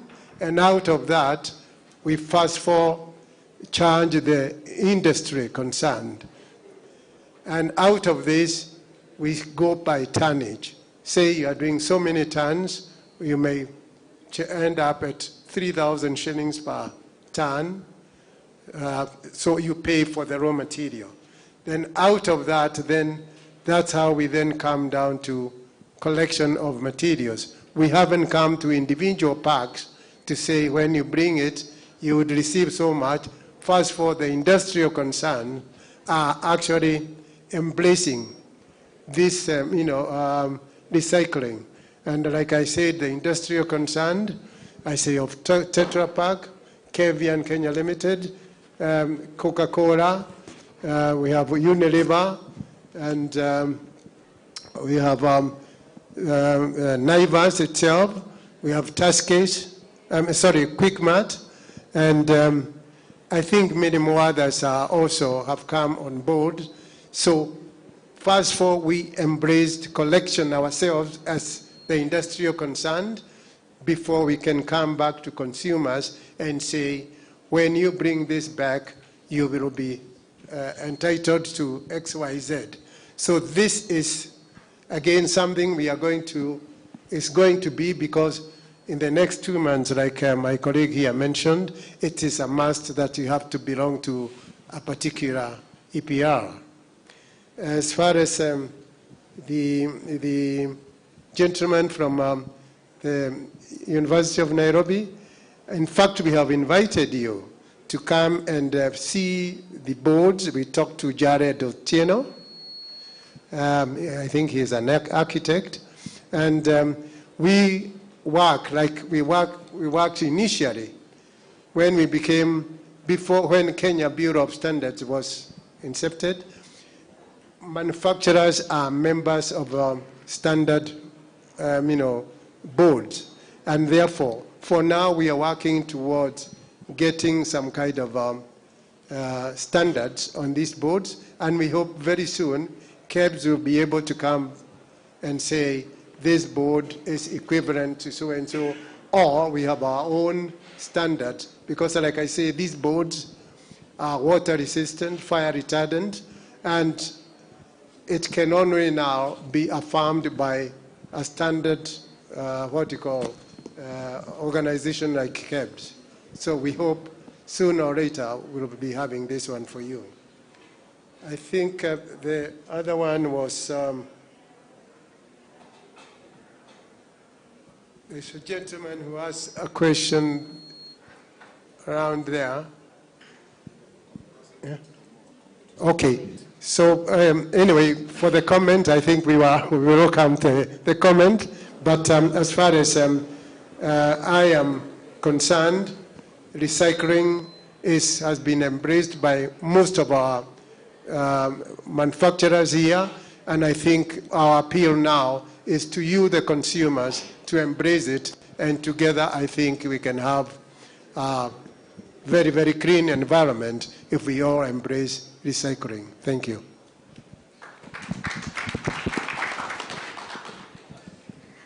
Okay, I take the sentiments around incentives, and I'm glad to hear that it's not just targeted at e-waste. Incentives will be a rallying call every other day. But my challenge to all of us in the room, let's be ambassadors. Change starts with each one of us. And the whole idea is just ensuring that we maintain responsible consumption, production, and even for incentives for you to surrender your e-waste. If I can latch onto what Shiro was talking about, and looking at job creation, when you surrender these gadgets, when you surrender the chargers that you're not using, because remember, by the end of the day, them sitting at home, they're of no use to you. So they'll never have any value at any point, but you surrendering these gadgets provides opportunities for people who are, creates job opportunities for people who are doing the recycling. And also another thing is responsible management, responsible disposal, and end-of-life support for these particular gadgets. And I forgot to mention earlier when I was speaking, other than We Center, the other people that we've partnered with is, last year we partnered with Badili Africa. I'm not sure whether we have anyone here in the room, but what Badili Africa do is they pick some of these gadgets and look at, can they use some of these parts, say, looking at parts from laptops, parts from phones, can they use them for fixing other gadgets? So by the end of the day, if not for anything, just remember that you're solving a societal problem and you're creating a job opportunity for someone else. But the question of incentives, it's something I'll take back to the office, and we'll continue looking at how can we incentivize people. But if not for anything, by the end of the day, just remember it's the responsible thing to do, and that one little act can motivate, and we will change the whole society and make the planet better for ourselves and for the future generation. Great. You asked impact on people, on health. Absolutely none, that we know of, because it's the same material and nothing has been added to those boards. Cool. Great. First of all, thank you to you all. Your distribution of questions is excellent, that everyone has lots to answer on, so thanks on that. So, to comment on 4 of them. So first of all, on the fertilizer, on biogas, sorry, we have looked at it. It's been something that's actually been quite hard to be able to scale. It's quite useful in production, like on site, but then actually being able to become an IPP and such, and be able to get it in a form that then can go to the grid is actually quite challenging. So that's one thing we've done. But on liquid fertilizers, it is interesting. And one thing that we're looking at is actually, there are others who might be able to do that, and they might not be able to then sell it. And so one thing we're actually looking at is setting up a new platform that would actually just be for regenerative agricultural inputs. And that's something that we're looking to spin out as a new potential type of company. So very happy to talk about that with GIZ or others on that. On oils, yes, we actually do that. So you can actually the process is called defatting. So you remove the fats and the oils from the insects in the process, and actually it's interesting because then you get a 60% protein, which is valuable, and then you have another product, the oils, which you can use both as a type of animal feed or as for cosmetics. So maybe to my earlier comment though on selling the idea of a face cream derived from insect oil, I don't know. We have a ways to go. Yeah, exactly. So okay. I think they just bought some, so that was great. Cool. To the professor at JKUAT, Isaac, my son's name, so I'm partial to that. So I think that there's a huge opportunity, and I think it's all about mindset. But I think working with young graduate students on R&D projects and perhaps working with their professors is really valuable for a company like ours in terms of enhancing the legitimacy of the products that we're producing, and then also creating private sector opportunities from that. We're actually using our organic fertilizer. JKUAT is partnering with an organization to build a baseball field at JKUAT, which has one of the best Kenyan baseball teams there is. And we're using our fertilizer to actually be able to build that out, but that's also bringing in some of the crop specialist professors there to be able to discuss ways to be able to actually figure out better application rates for different crops and also produce different products from that. So happy to talk to you more about that. JICA, the Japanese government's been a big supporter of working with JKUAT on these types of initiatives too, and I know they are here today also. And then also just for Nixon, I would just be happy to introduce, if you're not familiar with the Kenya Green Building Society, one of the founders is very, very interested on the specs around architecture for the sector. And so if you're not connected to them, I'm very happy to make that connection.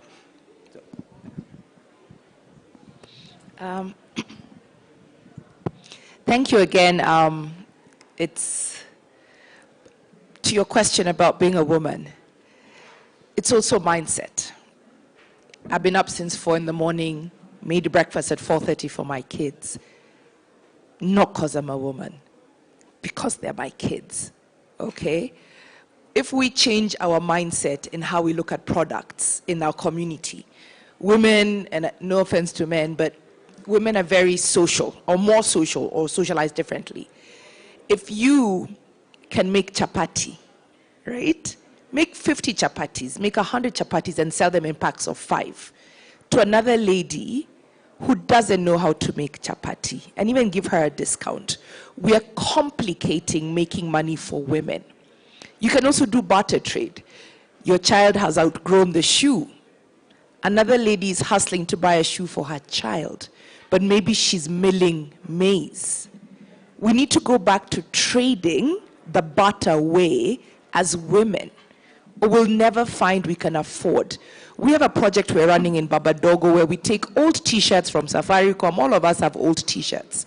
We take these t-shirts to women. It's cotton, right? And we get them to make their own underwear because women don't have underwear in Kenya. We buy second-hand underwear. That's a lack of dignity, period.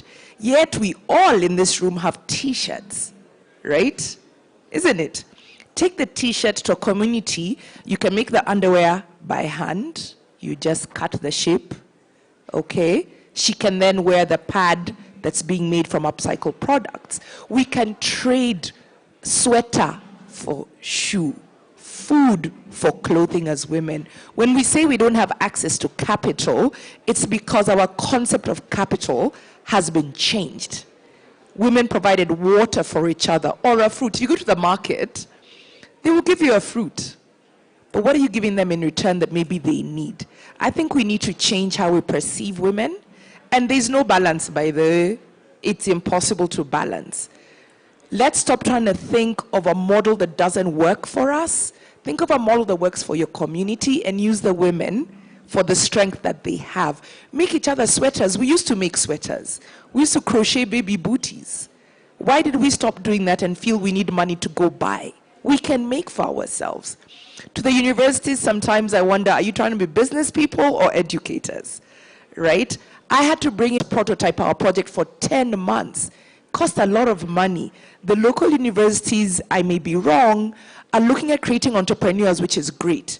But there's such a big area of research, R&D, playing to your strengths. Then we can work together. But it's difficult to look at university as a business partner in my business idea. But we need you for R&D. We need material scientists. This whole circular space needs material scientists who are verified. So when we go to KEBS with our data, we're okay. But we don't seem to have those fields anymore. We're also inviting you, Bwana Architect, to our office to see the sample houses we have built. Okay, we must collaborate and work together, because that's what we do. And the more of us who can do this, the easier we can scale. Let's not be in the silos that we know we've been doing, academia, business, but come and ask business, how can academia help you? I don't know how to research. I don't know how to collect data. I'm beginning to understand material science, but it's not my core strength. You guys have so many students around the country who could be helping us close the loop in doing what we're trying to achieve. So again, good people, I'm looking at this banner, I'm like, what are they going to do with it after? We're going to make products. It's actually in the simple things. If you have broken furniture in your offices, give them to us. We then upcycle them and take them to schools. I'll maybe give Safaricom an example. Our children's furniture, so the baby is 0 to 3 years, sleeps in a baby cot. As your child grows out of that baby cot, sell it back to my business. We've been doing this. Sell me back that furniture that you have outgrown. I will give it the next level at a discount. I am guaranteeing you my product number one. The incentive is you get it back at a discount, but I'm therefore then not cutting any more trees. Safaricom, you can call me to consult on incentives. But yeah, it's possible when we stop thinking, again, the big impossible picture, think about how we live and let it be for us. Thank you. Thank you so much for your responses. Colleagues, delegates, you now agree with me that indeed it's evident that you can create a thriving business promoting circularity in Kenya. Do you agree with me? Again, I want to request you stick on for the afternoon session where we'll be discussing more on incentives and policies. We have a very rich panel cutting across government, Danish industry, and also Netherlands industry, and also private sector. So it will be interesting to also engage there. The panelists here have a booth, I think all of you other than Safaricom. Yeah, and I believe Safaricom will be around. So you can engage them further, see how to cooperate with them, join hands in the spirit of closing the loop. And I think we can drive this agenda, all of us together. So please join me in giving them a very warm appreciation.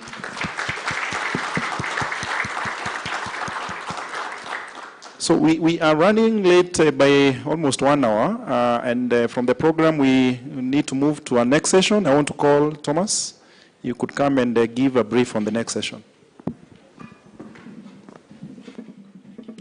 Thank you. Another round of applause to the panel. And thanks to Obadia Mungai from NEMA for moderating. Thank you so much. My name is Thomas Jensen. I am a proud father of 3 kids, and 2 of them are born here in Kenya. And I really liked the introduction this morning by all the people. We do this for generational purposes. So I want, when my kids grow up and we go back to Kenya, I want to see an even more beautiful Kenya with even more circular solutions. My boys, especially, they're both born here in Kenya. They've taught me to be strict, fair, and on time. So that's what we'll go to right now. We'll have the pitching session, and the format is as follows. Actually, we can already say now. SOMO Africa, if you're ready, please come and take this chair up here so we're ready. We have a list of 33 companies who'd like to pitch. And it works this way. They get 3 minutes to pitch, and then 4 minutes for questions. And then over. Then it is further discussions in other rooms. So Maureen from SOMO, if you come up here, and then Augustin Kenduiro, if you're here. I don't think you're here. So then I just want to be ready to have Nixon Otieno, ready here, and then Anna, because then it's good to have this collegiality. We listen to each other, right? So the next ones, the two next speakers, sit ready, so we are sure we don't lose time, huh? But 3 minutes, the floor is yours. You can use it as you wish. After 2 minutes, I'll just raise my hand. And this is what I also said to my kids, please respect me. Right, okay? So pleased that you will stick around. There will also be lunch served at some time. Don't stampede out there. There is so much lunch for so much time. So if you can just rolling go for lunch, you can even take more turns at the lunch table. That's no problem. So just slowly, we will have rolling lunch, and you can bring it in here also. So, Maureen, the floor is yours. Just stand and sit where you want to. Okay, perfect. I think I'm just going to stand here.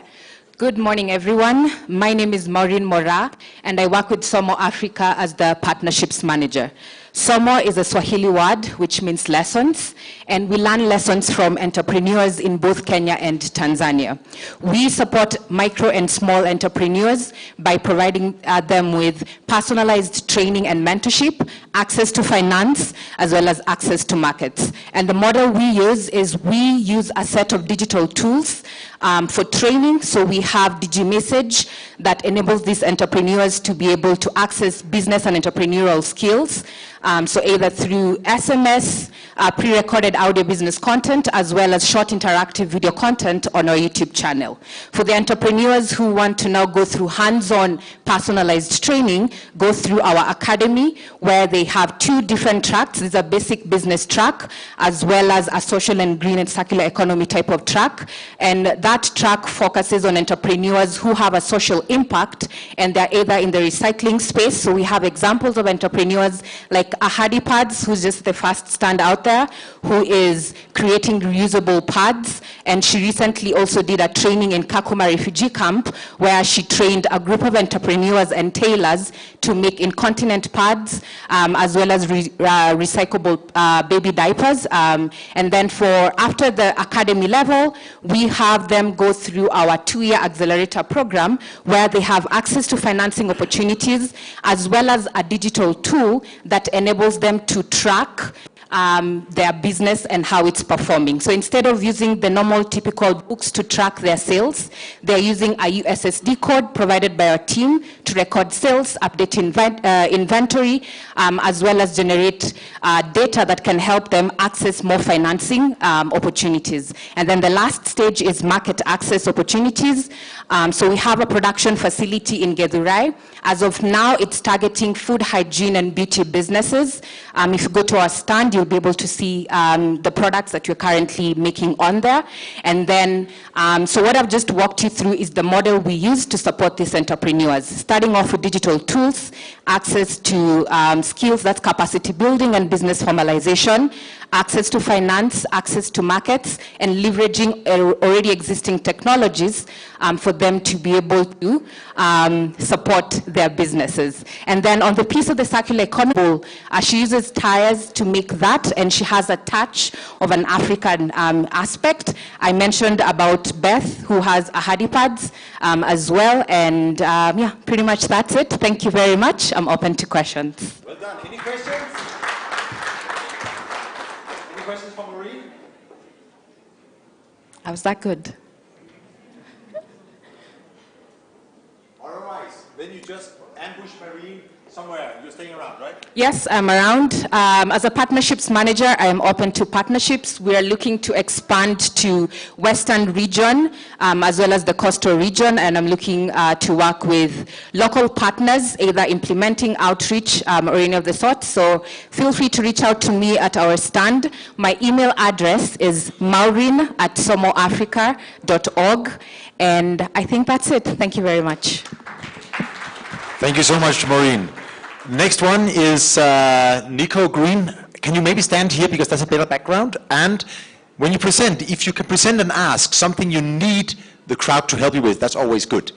And then I think we will take you and 2 more, and then we do questions together. Then we create communal step. So please, Cavallion and Playcom, be ready. Yeah, thank you very much. My name has been told. Question. all of us live in a house, but any one of us has been involved in a building project. How much of the materials that you used went to waste? It's not finished yet. But the data is about 10 to 15% of the materials we purchase for construction end up being waste. Currently in Kenya and across Africa, we don't have a coordinated, structured process for reclaiming these materials and getting them into constructive use. And that is the very reason that Nico Green exists to address through one of the initiatives that we have developed called Endelevu. You can get this on your mobile an app, search for Endelevu, or go to the website and search endelevu.africa. So what does Endelevu do? We provide a digital platform for connecting all those people who are generating any materials that are construction or demolition waste, and those who need these materials. And in this forum, as you can see as you go around the exhibition, we have so many people making the products. There are many people who are generating the waste that could supply them, but they don't have the opportunity to supply them. So Endelevu platform connects these people that they can get the sources, they produce the products, and then the people can consume them. And that connection is in two forms. One, they can trade by buying and selling, but secondly, as an organization by ourselves, we are also creating demand for those materials that are going into waste. How do we do that? We identify that Kenya and Africa at large, we have a gap of social infrastructure, be they schools, learning facilities, healthcare facilities, and we have just decided to prioritize one.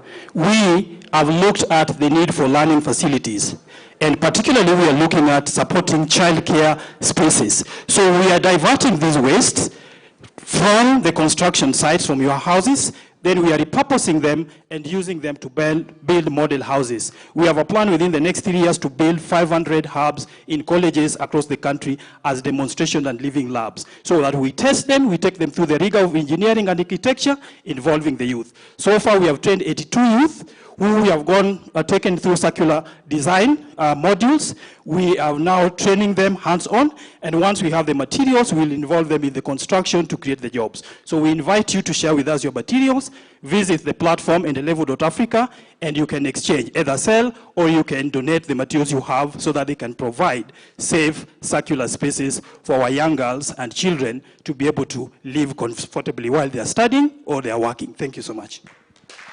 Well done, Nixon. Less than 3 minutes. Can we get Anna Chari from Cavalion on stage, please?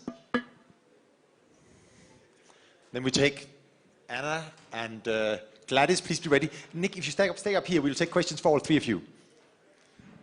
Floor is yours, 3 minutes.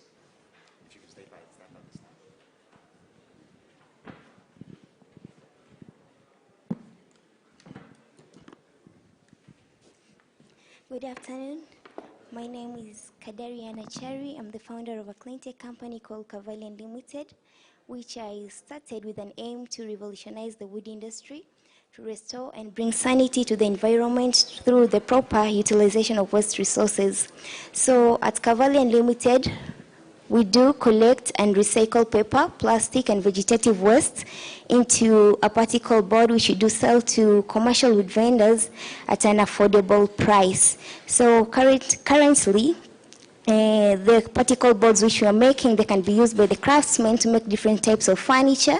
They can also be used for interior decor purposes in the houses, such as ceiling boards, flooring boards, and also wall paneling. And at the moment, we haven't yet started the mass production of our boards. We are still finalizing on the product development phase, and we're glad that we have already managed to make our first prototypes. So we are expecting that by April this year we'll be done with the product development phase, after which we'll do our pilot. So as we continue to finalize on the product development phase, we are looking for resources which will enable us to proceed to the next stage, which is to do a pilot. Thank you.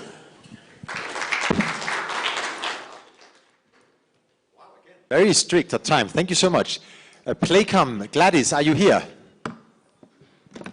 You are here. Super. Then actually, after Gladys has spoken, we will get through questions. And then I request Rudi to be ready to be the next corner host, to follow me. Okay.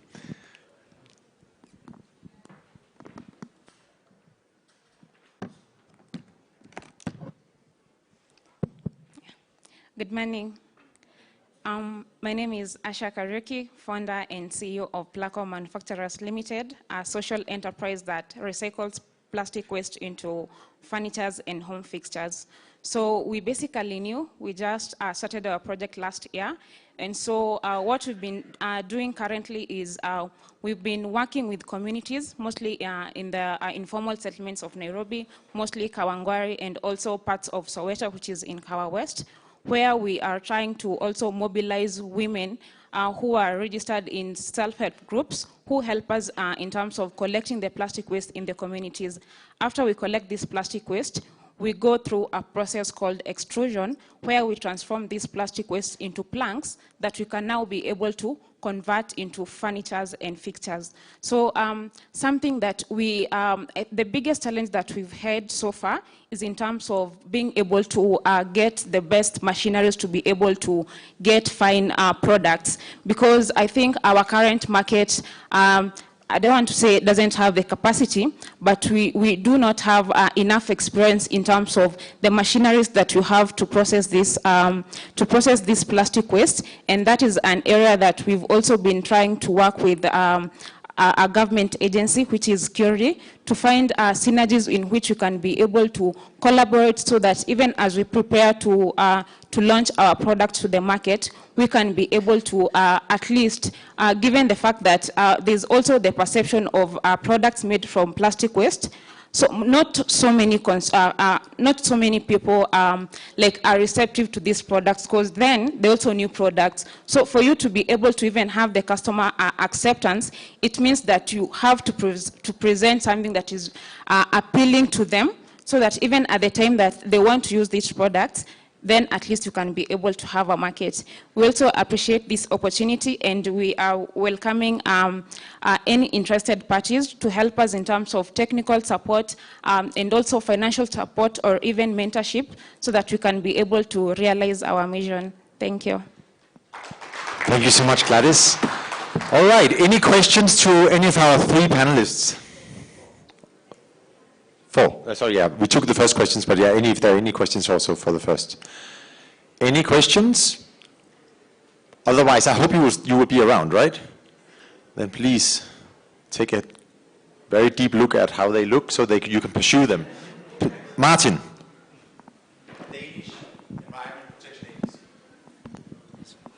Are we still morning? Yes, good morning, everyone. I have a question regarding the construction materials. So to get on with that, what kind of modality, what would be needed, what would the next step be to create that connection between the producers of waste, the construction waste, and you to use that waste? What could be a good next step be?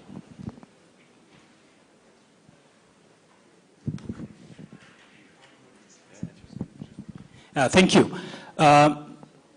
We already built the app, so the marketplace is already live, and anyone can be able to connect and sell. In fact, already we are making the connections.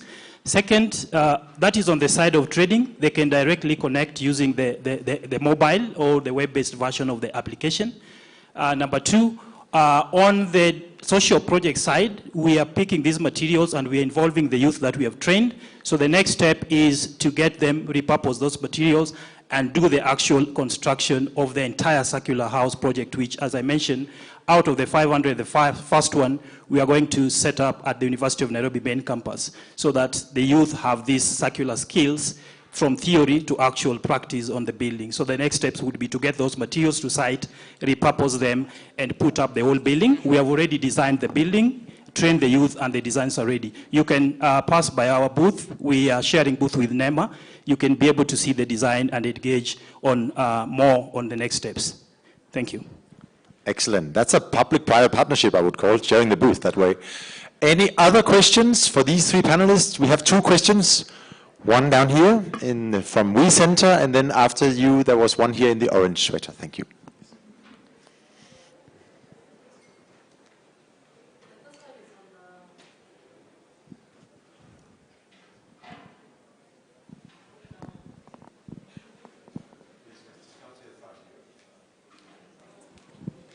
Okay, so my question is on to Placom. first, I'd like to understand better what is the issue, like what challenge are you facing with regard to, is it shredding the plastic? I'm assuming that's the main challenge that you have. And then have you thought of collaborating with other startups which are in the plastic space? And I ask this because we are coming across, as we center and the Circular Innovation Hub, many startups which are within the same space. So I keep feeling that if these startups in the plastic space, recycling space, came together, you might be able to go further.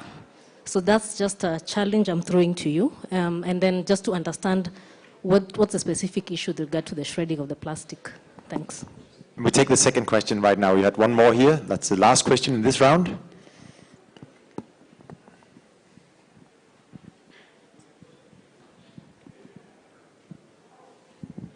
Thank you. I'm Margaret from Kenya Breweries, and my question is to the two ladies who are in recycling. And it's a question and an offer. I don't know how you're going about getting your materials for recycling, and what are the challenges there, and would you be willing to partner with us to take back some of our post-consumer waste that is in the environment? Okay, thank you. Yeah, so first to respond to the question from the lady there. So I think the main challenge has been in terms of collection, because as we speak right now, I don't want to say there are big guys on the ground, but that is the sad reality, because there are places where you can go and you can't collect plastic waste. So the synergies, I think, is a very important thing that you also need to do as a network, and we also appreciate that the fact that you have such kind of forums, at least we're able to find like-minded organizations and find areas in which you can be able to collaborate, because then sometimes you might want to collaborate with a particular organization, but also the processes to get the right person to talk to, sometimes it's a challenge. But now with a platform like this, we can be able to at least work together, address some of the challenges that we are facing, and also maybe even create even more opportunities within the space. Yes, then on the synergies with KBL, I think that is a very key area and of key interest. And I think I will talk later after this. Thank you. Okay, so thank you very much for your question. Just to answer, I'll say for our case, on how we go about to collecting the waste, we do partner with institutions. So like currently we are collecting our waste from Kenyatta University and also from the local suppliers. Super, thank you so much to all of you. We'll now go to the next round. I'll hand over the host mic to Rudi from the Netherlands Embassy. As you know, Denmark and Netherlands are two of the partners doing Loop Kenya. That's for you. So thank you. My name is Rudi Alkemade. I have no kids, but I'm Dutch, so I'm also going to be very strict. So can I invite Wekesa from the Flip-Flop project, but also to have Lynn Bonitor from Shambani Pro and Eric Cross from COE coming up front.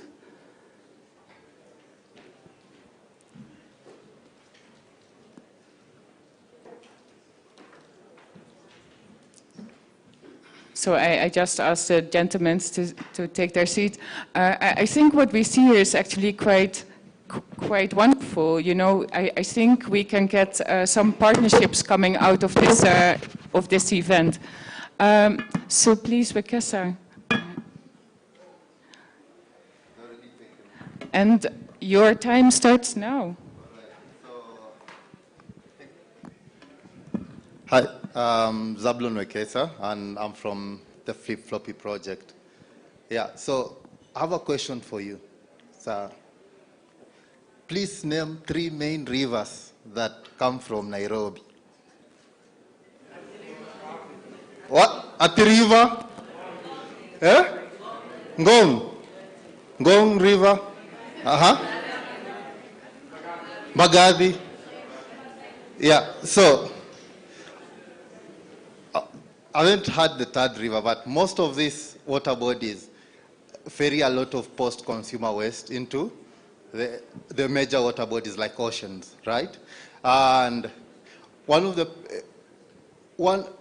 12.2 million tons of our post-consumer waste ends up, and this plastic ends up into the ocean. For instance, when we're in Lamu, donkeys are used a lot as a main source of transport, and when they go to the donkey sanctuary to be checked, you know, they have bloated stomachs, and you know, the main cause is actually them eating some of those single-use plastics. So for us, as Flip Floppy, we are creating a local circular economy for post-consumer plastics on the Lamu Island. And the plastic is collected locally by the fishermen and all the local community, and it's processed into plastic lumber. And if you've walked in the exhibition, you've seen our chairs, and it's recycled locally on the island. So we are creating a closed-loop system for the island, and it's fabricated by local artisans. Then we turn it, we give it a second value, and through that we are protecting, you know, the traditional heritage, and we're also building skills for young people there. So some of the things that we're building in Lamu are actually not really new, but they'll shock you and they'll surprise you. So we're taking the traditional dhows and we're building them using a new material, this plastic lumber that was causing a problem in the mangroves. We are converting it into lumber, and we're using it. We are now putting the heritage boat builders back to work to make these boats, and we're electrifying them. So we'll need your help if you have good electric propulsion engines, because one of the leading causes of, you know, damaging the ecosystem is the fuel leaking into fuel spillage. These the engines, the 15 horsepower engines, leak a lot of fuel. Then to take it a step further, we have a heritage boat building school, and most of these people are trained carpenters. So we are also making furniture, very beautiful furniture, heritage furniture, and we have the furniture out there in the booth. You can pass by, come check it out. But what we're really doing with those artifacts is we're influencing policy. So we really want to speak on single-use plastic, and we want to reduce that. We want to change that. Some of these single-use plastics, when it's in heritage sites like Lamu or in the oceans, no one can collect it. It's very chaotic. So we want to influence that, and we want to change the status of that. Thank you. Sorry I had to rush you, but I also want to be fair to everybody. We come back to you, but first give a big applause to the Flip Flop project, which I think is not only closing the loop, but also involving youth in their project. Next one is, sorry, I don't have the list here, so you have to introduce yourself. So can we get the previous dia on screen? Go ahead. Okay. Hello. Hi, everybody. My name is Lynn Bonita. I am the CEO of Shambani Pro, and I will be moving slightly away from plastics. Allow me. So Shambani Pro is an agri-startup that is pioneering the inclusion of smallholder farmers in value addition, and we're doing that in the avocado value chain. I don't know if you've been seeing the headlines, but avocado is called the new green gold. It's a very valuable cash crop. So we are basically a farm gate-based microfactory that is empowering smallholder farmers through tools and skill set to turn their waste into value and increase their income. The problem we're trying to solve is that of smallholder farmers losing a critical source of income because of post-harvest losses. Up to 50% of what they produce is usually deemed not not market worthy because of defects and many such things, especially so within cash crops that are grown for export. We all know that smallholder farmers grow most of what we eat and buy from the mama mbogas, and they earn very little, and they are so far removed from markets and value addition processes. So they really need this. However, on the flip side, there seems to be such a high demand for value-added products. Case in point, avocado oil, it's an oil that everybody is looking for because of the health benefits that it has. Last year, we produced around 150,000 tons of oil as Kenya, but we have the potential of producing 1 million. And the reason we're not doing that is because majority of the avocado is sitting in some poor farmers' land just rotting. We want to plug in farmers into this opportunity. We are giving them skill sets through upskilling and capacity building on how to transform this avocado that nobody wants into dried chips. So we're giving them skills, and then we're giving them access to value addition drying equipment. Once they transform this produce to dried chips, we guarantee them offtake at our microfactory, and it's usually at 2x the price that they would get should they get a broker who comes to the farm and wants to buy the produce. Once we do this, we then press oil from this avocado, and then we sell it to premium markets. As I said, the market is really booming, and our margins are really good, up to 50%. We've been doing a couple of pilots. Last year, we were able to validate our business model, our impact goals. We worked with 110 farmers to value add, and all these farmers were able to get 100% increase in income for their second grade produce that they would have sold or not sold. We produced around 10,000 tons of oil, and we were able to reach our post-revenue status. So as Shambani Pro, we're looking for more funding to help us scale our production. We want to even move further away from urban areas where there's absolutely no off-takers of this produce. We want to increase our production so that us ourselves as Shambani Pro can be able to attract a good global buyer so that we make more margins and transfer these margins to the farmer because building resilient farmers is our key goal. Thank you so much. Thank you, Lynn. Very nice story, and another sector where it's all about value adding, I think. Thank you. Then I give the floor to Eric. Thank you.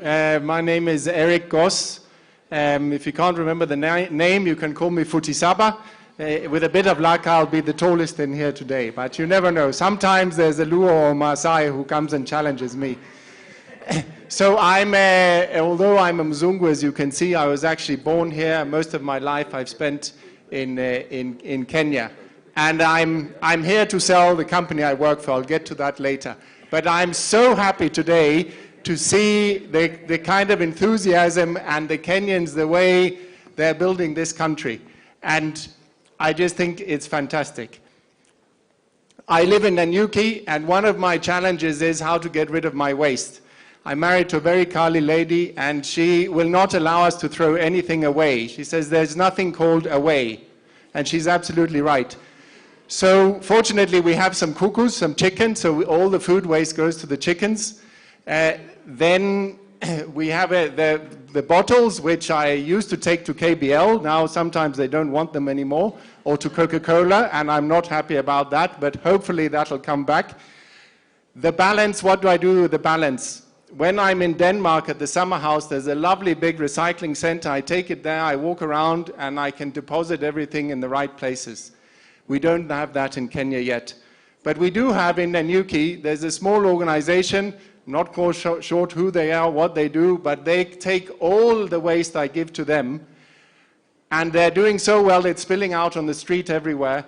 So another just shows how Kenyans are taking this circular economy and running with it.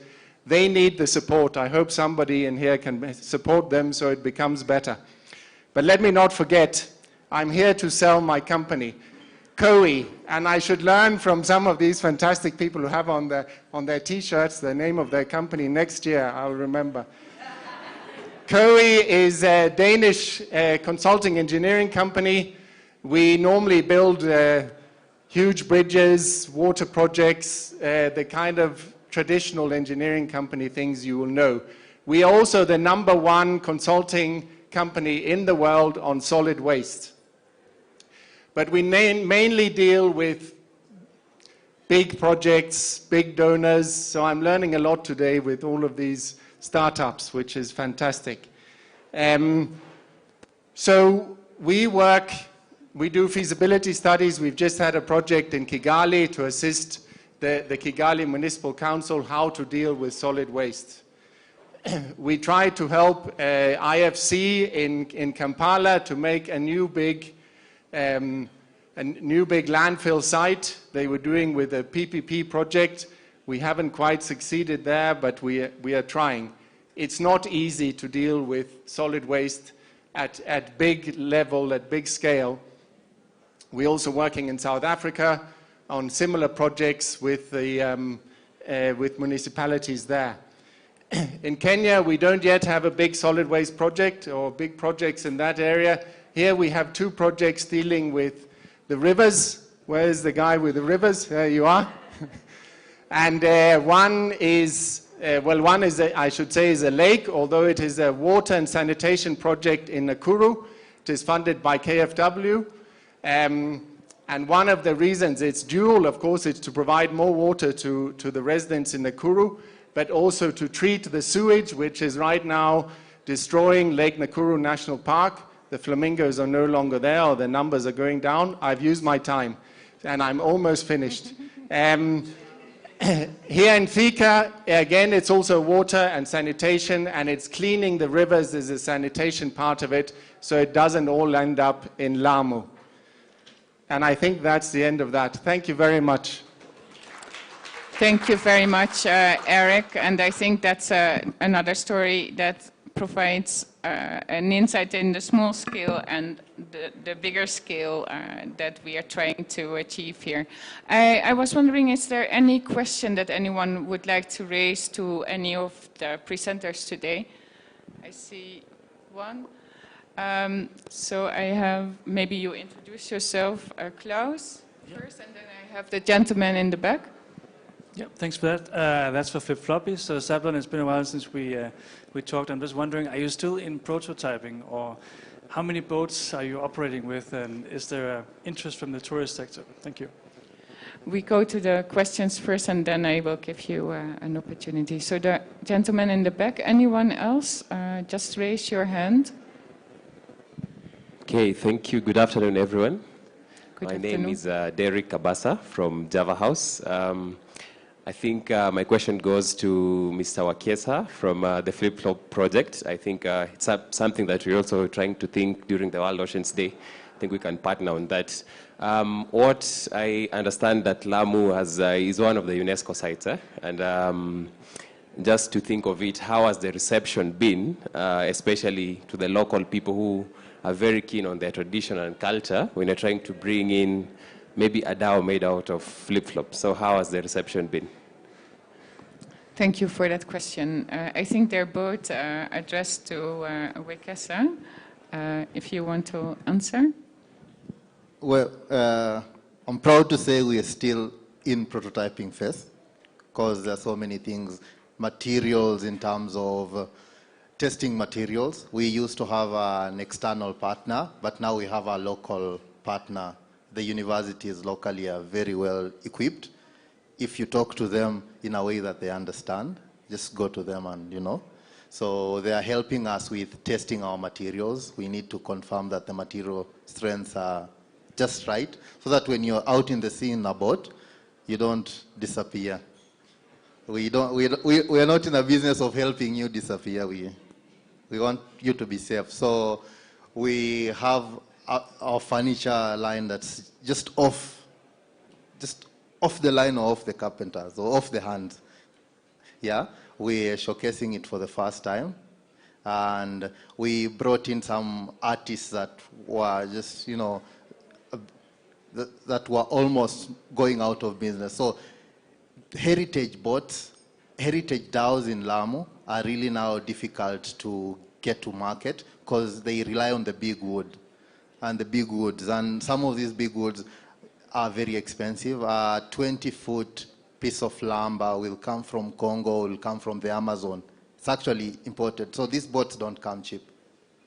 It's imported. You have to wait for a few months to start the build. A build will take you 3 years to get it in. So if we are stepping into that culture where, you know, fishermen are going out and they're bringing in a lot of plastic already in their nets, and just incentivizing them, like, hey, look what we can do with this. And most of the fishermen are also boat builders, so they're very excited about the venture.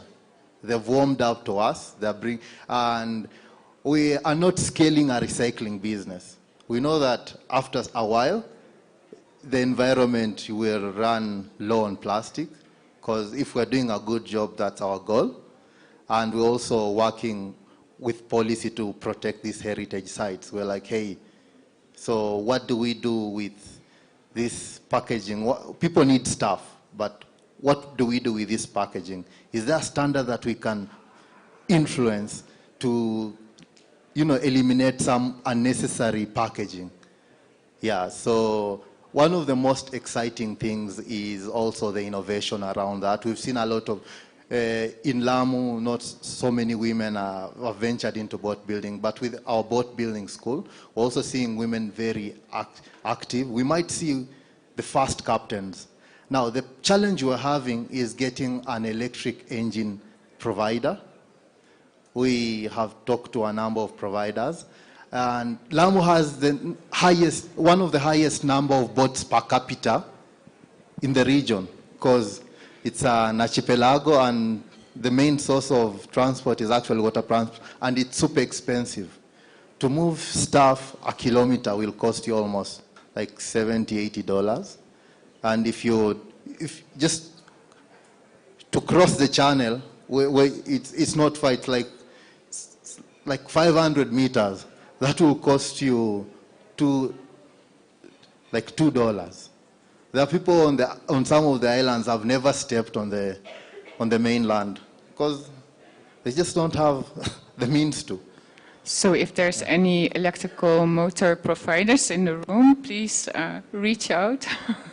I think there's a possibility to help. Yeah. You wanted to address the other question as well? Yeah, in terms, the other question was on, I think I've addressed them all, but there was another question. We also have the furniture line. We're just testing the materials, but very soon we are open for orders. So pre-orders now, so that when we are ready to supply you, you won't be behind the queue. It's okay to be behind the queue, but you want to be the first one on the queue. Thank you. Thank you. Any last question? Last question to this gentleman. Before we go to, we have another 3 speakers in this slot. So thank you. My name is Samuel Matonda. Proudly one of the co-founder members of PETCO and the EPR, the Extended Producer Responsibility. I think what my question goes to the lady. I'm trying to see the name. Shambani Pro. Yes. You didn't talk about the waste management bit, whereby you are adding value. But I thought maybe your pitch could have also touched on what you're doing with the waste that comes out of the processing. And I think that could be very important. And to Eric, I think you are in the middle of these SME startups, and I liked whatever challenge I think most of the startups are having is diversifying and spreading out in all the 47 counties. But now since you are able to do that, I guess from your presentation, we are having a lot of challenges in the counties as well, not necessarily in the cities, the big cities. So what, in your presentation, I expected you to say, yes, you will open up and go down to the counties and see how best you could also really assist in the waste management and recycling at the county level. Thank you for your questions. So, Lynn, the question was for you on how to add value to the waste. And yeah. Thank you for the question. Yeah, so we have explored different avenues. We've tried to see if it can be used as feed for animals, to make briquettes, but we finally got a partnership with a company that uses it to make organic fertilizer by introducing black soldier flies. And they're also willing to come set up where we are so that it's just, we are kind of synergizing with each other as we produce the waste, they transform it to something else, and then give it to the farmers around the community. Yeah. Thank you, Lynn. Talking about value adding, I think it's also value adding in working together. Eric, there was also a question for you. Yeah, maybe a slight misunderstanding. I'm a consultant. I'm looking for business here. So I live in Nanyuki. I ran away from Nairobi. It's too hectic here. So it was just an example, and I agree with you, and I also agreed this morning that it needs to be spread all over the country. And I think from the consumer's point of view, I'm also a consumer, a one-stop place where we can drop our waste. And I think then we'll get a much bigger buy-in. When we're told you have to take it to these 5... Thank you, Eric. So before we go to the next number of speakers, I want you to give another round of applause for them. And meanwhile, I understand that lunch is being served, but please, if you want to not all of a sudden disappear, because we will continue with the pitching, and if you want to pick up lunch, please leave on that side. You can pick up a lunch ticket, and then you can be served in the corridor. So these are the rules of the game, so to speak. But thank you very much. And then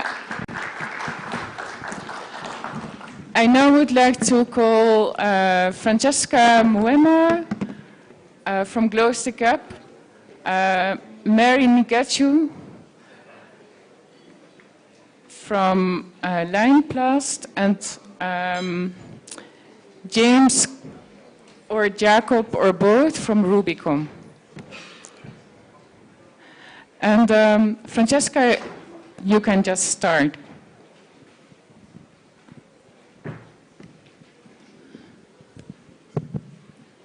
Hello, ladies and gentlemen. This is Francisca Mwema from Close the Gap. And I will begin with a question for all of us. What was your age when you first owned a laptop? Or you assessed digital skills? Above 20, let me see by a show of hand. Yes, there is a couple of us. How would the world be if all of us, regardless of age, education, economic status, had access to digital skills? I believe we all know someone, somewhere, who needs access to a laptop, who needs access to digital skills, and they do not have them. Ladies and gentlemen, I am here to present a Close the Gap mobile solution that ensures that everyone, regardless of their education level, regardless of wherever they are able to access digital skills. At Close the Gap, we exist to bridge the digital divide. And we realize that most people in the remote communities are left behind because in remote areas, we do not have access to power, we do not have access to internet connectivity. So as the world moves on in the digital economy, as everyone is having conversations, we can see the power of technology around this room. Many people are left behind. So because of this, we came up with a mobile solution called a DigiTrack. This is a mobile classroom designed from a refurbished C container, a 40-feet container. It comes packed with refurbished laptops. Our colleagues talked about the second-hand laptops that they use. So we have the laptops refurbished at our plant, and they are used in the classroom to be able to reach the remote communities. The DigiTrack comes with a screen in that when you are running a training for 20 people, you are able to display all that you are doing. And instead of electricity, we came up with a solar solution because in most remote areas, either power connectivity is not there or it's not stable. So we use solar to ensure that the classroom is able to run very well. So in this, we are using it to close both the access gap, the actual use gap, and the knowledge gap, because even those who have laptops are not able to use them very well. And others do not even have access to places where training can take place. So we are looking for partners who provide mobile IT solutions in remote areas. We are also looking for training providers. People are doing digital training solutions in remote areas so that we are able to work together. Currently, we are spread across Africa and the world with 11 DigiTracks, 10 training partners, and 6 development partners, and we are looking for more. Thank you. Thank you, and exactly within 3 minutes. That's also wonderful. Mary. Thank you. My name is Mary Ngecho. I'm the Group Managing Director for Line Plus Group, where we offer packaging solutions. But today I'm going to talk about our social enterprise that is called Takataka ni Mali. Takataka ni Mali is a Swahili word that means waste is wealth. What we are doing at Takataka ni Mali is to build an ecosystem of waste management stakeholders, because we believe that it is in collaboration that we can be able to take care of our environment as we make money from it. We organize CBOs, community-based organizations. We partner with different counties. One of our best practice projects that we have done is in Kajiado County. We've organized about 35 CBOs, each CBO having around 30 people registered, trained them on separating waste, linked them with recyclers, and they are selling waste. We also have a digital platform that we've put together that helps in efficiency in operating that ecosystem, from waste generators to waste collectors and the waste recyclers. I have seen WeCenter is one of our partners that we work with, Takataka Solution, Mr. Green. So we bring all the recyclers on board so that they can be able to buy the recyclables from the communities that we are creating as CBOs. We are currently also working with organizations where we are helping organizations to put together what is recyclables from their organization. If an organization is heavy on paper, we tell them that you need to understand where your paper is going, not to the landfill, but to be recycled. And through our digital platform, we give them data that help them to put together at the end of the year their sustainable reports. We have partnered with the Global Compact that help us to have tools that we give to the people who we are working with, the organizations, for sustainability reporting. We have been supported before by UNDP. They helped us to start the digital platform.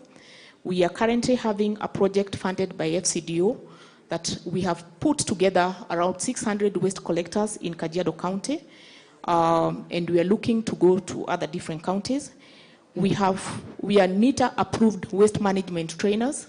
We have a training center in Lavington that we have put together, and we are hoping to develop that training center as a knowledge center that we can be able to showcase best environmental practices in Kenya that generate money. What are we looking for? We are looking for partners like-minded so that we can get the global best practice, showcase that to our communities.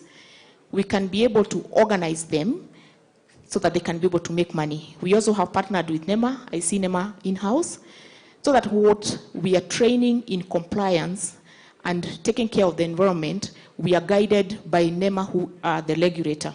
So we are calling organizations here to call us to organize your organizational waste, and we help to give you data that you build into your sustainable reporting at the end of the year. We work with your CSR departments so that we build CSRs that empower the community as they also make money from it. And we are also calling that you use our digital platform so that you have data that is traceable, true, current, and we can be able to have a pool of data that can help you to make organizational decisions, and also the other stakeholders who are government to make informed decisions. Thank you. Thank you. Almost 3 minutes. Well done. No, thank you. I think it is all about connecting and organizing ourselves. And I think that was a wonderful example. So now I don't know if you're James or Jacob, but I guess you're James. You go ahead. Thank you so much. Good afternoon, everyone. My name is James Kanga from Rubicom. Rubicom is an acronym for Ruaraka Business Community. This is actually an umbrella body for, of companies and industries operating in Ruaraka. Mine is actually just to position Ruaraka as an ideal place to invest, work, and live in. Actually, we are the ones piloting circular economy in the country. And over and above all, right, I would say we are the beneficiaries of Thika Superhighway, Outer Ring Dual Carriageway. And Ruaraka is actually the home of leading brands. Hope most of us we know of Kiwi, we know of Tusker, just to mention but a few, right? Through Rubicom, we've also managed to bring both the government, the higher learning institutions, and the business generally, so that we close the loop. We partner together for the sake of development, right? So, courtesy of Danish Embassy, again, under circular economy, we've done a lot through the phase 1. Right now, I think we are getting into the phase 2 of the project. These are situations whereas we've managed to, we are trying to make business be resource efficient in their operation, right?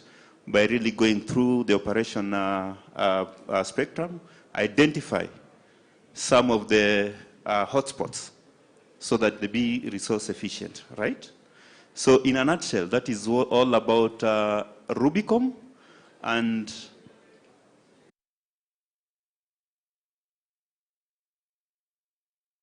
as an ideal place to invest in. We are open for partnership and working together to drive Ruaraka ahead. Remember, some of the factors that investors normally look into before investing into a place, one is security.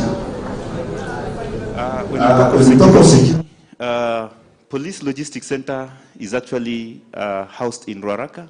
NIS is in Ruaraka. We have police traffic also in Ruaraka, right? GSU is also headquartered in Ruaraka, okay? Besides, we are also strategically positioning ourselves as a recycling hub. Remember, all the waste papers that comes from Nairobi and Kenya generally normally ends up into Chandaria, right? We have Premier Industries, which actually recycles plastics. We have Consol Glass, initially Central Glass, which actually also recycles glass. Is that okay? So we are a major partner in as far as circular economy is concerned, and we welcome you once again into Ruaraka. Thank you so much. Thank you very much, James. I think not only connecting, organizing, being efficient, partnering is another word I think that I can take out from these presentations. I'm now looking around if there's any questions that anyone would like to raise. I see the lady here and then the gentleman in the back. Anyone else? You go ahead. Okay. Thank you. And thank you, James. Mine goes to James. You've told us Ruaraka is a hub for investors.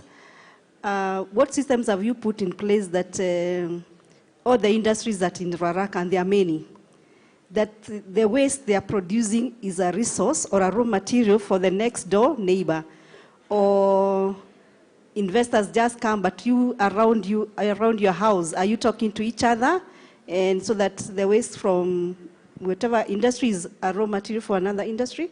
Thank you. Salome is still my name. So did you say your name? Okay. Okay, good afternoon once again. My question is directed to Mary Ngechu. First of all, thank you for such an informative discussion. I've liked the way that you're incorporating also technology when it comes to a bit of waste management. and the circular economy. So I would like you to explain more about the digital platform and a bit of the sustainability reporting at the end of the year. So thank you. Thank you for that question. I also had another question from the lady in front here, and I understand that the previous lady was from, yeah, Salome Just from... wanted to say my name, Salome from NEMA. Good. I think it's important that we know who we are. Please go ahead. Eve Sero from Safaricom. I want to commend the panelists for the good job that you're doing in your respective areas. Mine is a comment to Francisca. Good job on the work that you're doing around digital skills and digital bridging the digital divide. That links very closely with a lot of the work that we're doing, because we are cognizant of the impact that technology can have in transforming societies. So I'm curious to have a conversation with you and perhaps link you to a team internally to see whether there are any areas of synergies, because looking at our strategy and a lot of the work that we're doing, we are increasingly tapping into the communities in the rural areas and also now working increasingly with TVETs to improve access to digital, and that's in line with us moving to a technology company. Thank you for that. I think it was not a question, but an offer. So I would take that offer and see whether there's a possible match there. James, there was a question to you, but also to Mary. Oh, sorry. Yeah. Thank you so much, Salome. Just to respond to your question, under the circular economy, we are promoting also industrial symbiosis. This is a situation whereas probably your waste, in as much as you degenerate waste, your waste can actually be a resource to the other company. So what we do, instead of you, remember we are just next to the largest dump site, that is the Dandora dump site, the largest dump site we have in Africa. So instead of your waste ending up in Dandora, you give it out to your next door neighbor. So, of course, we talk to each other, courtesy of the circular economy project that we are doing, supported by DANIDA. The other thing I would wish to acknowledge CAM, because we've also been working closely with them, and I'm glad I imagine to see Mr. Bedi. That is actually one of the largest employers that I would say we have in Ruaraka. That is Balaji, under Balaji, right? And they deal in apparels. Again, the reason why we are trying to position Ruaraka as an ideal place to invest in, and actually also position ourselves as a recycling hub, we welcome, because they generate a lot of textile wastes. If we can have a company, I remember when we visited Denmark last time, we managed to visit a company that was making boards out of textiles waste. So if we can have such collaborations and we have such companies, whereas waste from, say, like Balaji does not end up in Dandora, but can be used to generate boards for furniture, that will also help stop cutting trees. Thank you. Thank you. Yes, indeed, if the waste from one company can be used as a resource for the other, I think that's big progress. But digital platforms, how do they work? So thank you. Our digital platform is where a household will make a call, and when the household initiates the call, that call will go to a waste collector. Then the waste collector will be able to go and collect that waste. So if you have a smartphone, then you're able to do a digital call. And if you don't have a smartphone, we also have a USSD platform that you can be able to send a message. Then from the collector, once you collect that waste, we have a pool of aggregators that we have put together. You are then able to have a call to deliver that to an aggregator who puts then the total waste that is collected. And this is not just plastic, but all categories of waste. And the aggregator then is able, we envision to get into a recycler module where a recycler is able to log in and see how many aggregators and how many kilos of waste do they have and how much are they offering so that they're able to buy. We are currently also in conversation with Safaricom, how we can be able to partner and pilot a bit of use of IoT in that. And we are hoping that that will be able to grow. I say that because I've seen someone from Safaricom. So the platform we envision that in the future, to unlock a lot of climate initiatives that are there, including carbon credit for waste management, you need to have data that is traceable. And we are looking into how do we build and help the bottom of the pyramid to have access to some of those initiatives that we envision that will be there. So the platform is zoned, and the reason why it is zoned is because going on the ground, we realize that you do not want to call a collector and a collector will come from anywhere, or your message or your call will go everywhere.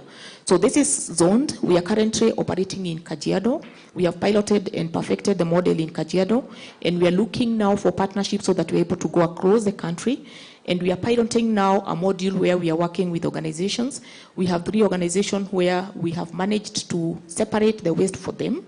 We have onboarded them onto the platform, and the platform then we are able to look into how much recyclables did we collect from your organization this week, next week, and that. Then that is the data that we help to give the organization so that they can be able to see areas of improvement, and they're also able to put together their sustainability reporting data. Apart from that, there's a lot of campaign and awareness that we do, because when we are separating waste, we are also trying to change the mindset of the community and also the organization by showing them that there is value. So those we are also able to measure how many women are we working with in the in our ecosystem. When we go also to do the CSR, we also help the organization to measure the impact that their CSR has created on the CBOs that we are working with, and we're also able to give you those as data that you're able to report together. This is why we have partnered with the UN Global Compact for them to help us to standardize in reporting tools that we help the organization to build for their sustainability reporting. I think I've answered the 2 questions. And if anything, you can reach out to us. We are in the PACPro Petco booth here today, so we can be able to give you more information. Thank you for that. And yeah, Francesca, if you want to respond to the offer of Safaricom, I think that would be great. Thank you so much. The offer from Safaricom accepted. Happy that we'll be able to reach many more people who are left behind in the digital economy. I forgot to say that we are based in Mombasa. Our classrooms are locally manufactured. We have a partner, and we are able to supply anywhere in Kenya and Africa. We just made our first shipment to Senegal. It arrived in late January. So we are open to all partnerships to ensure that everyone, especially in Africa, sub-Saharan Africa, is part of the digital economy. Super good. And remember their faces, they are around, so please catch them when you can while you're still here. I would now like to hand over to Caroline, who is the next host for the next session. Thank you so much, Kidi. I think we've caught up on time, actually. We are only 15 minutes behind, and with any success, I think we will be able to finalize this session before the 2 p.m. session, yeah? So can I please call my name, first of all? My name is Carol Olali. I'm the Senior Commercial Advisor at the Embassy of Denmark, and I'm super happy to be here, and listening to the pitches has just been super refreshing, and also just to see the number of ladies that are here and how they're talking about their businesses and how they're connecting and finding new partnerships. It's very refreshing. So can I please call Elma from Africa Collect Textiles, Faith Waweru from Nature Lock Foods, and Waidera Mwai from Kenya Breweries Limited. Welcome to the stage. Thank you. I think there's one up there. Hello. Can I start? Perfect. Yeah, so no, not yet. Let everyone come to the stage and then we can start. We have 2, yeah, so I want to do 3 people.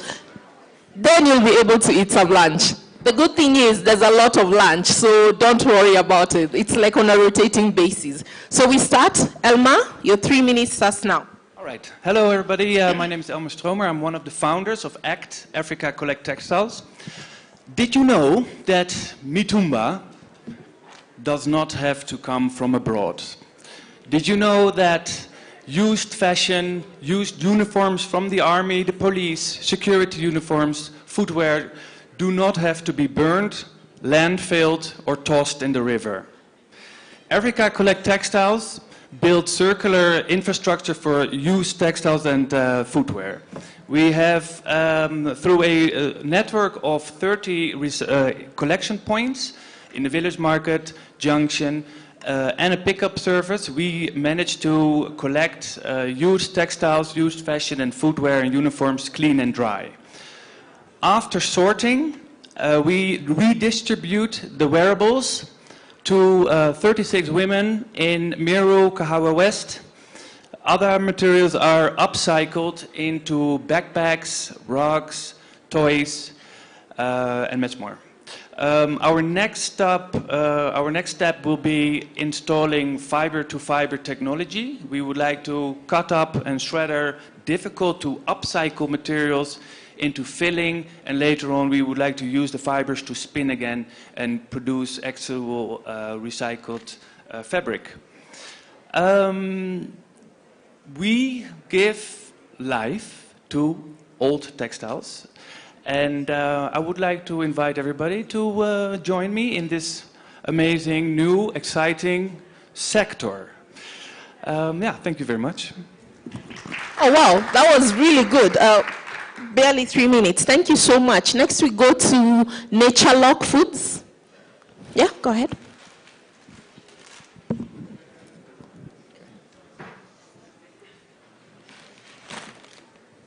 Yeah, good afternoon. I'm standing in for my colleague Faith.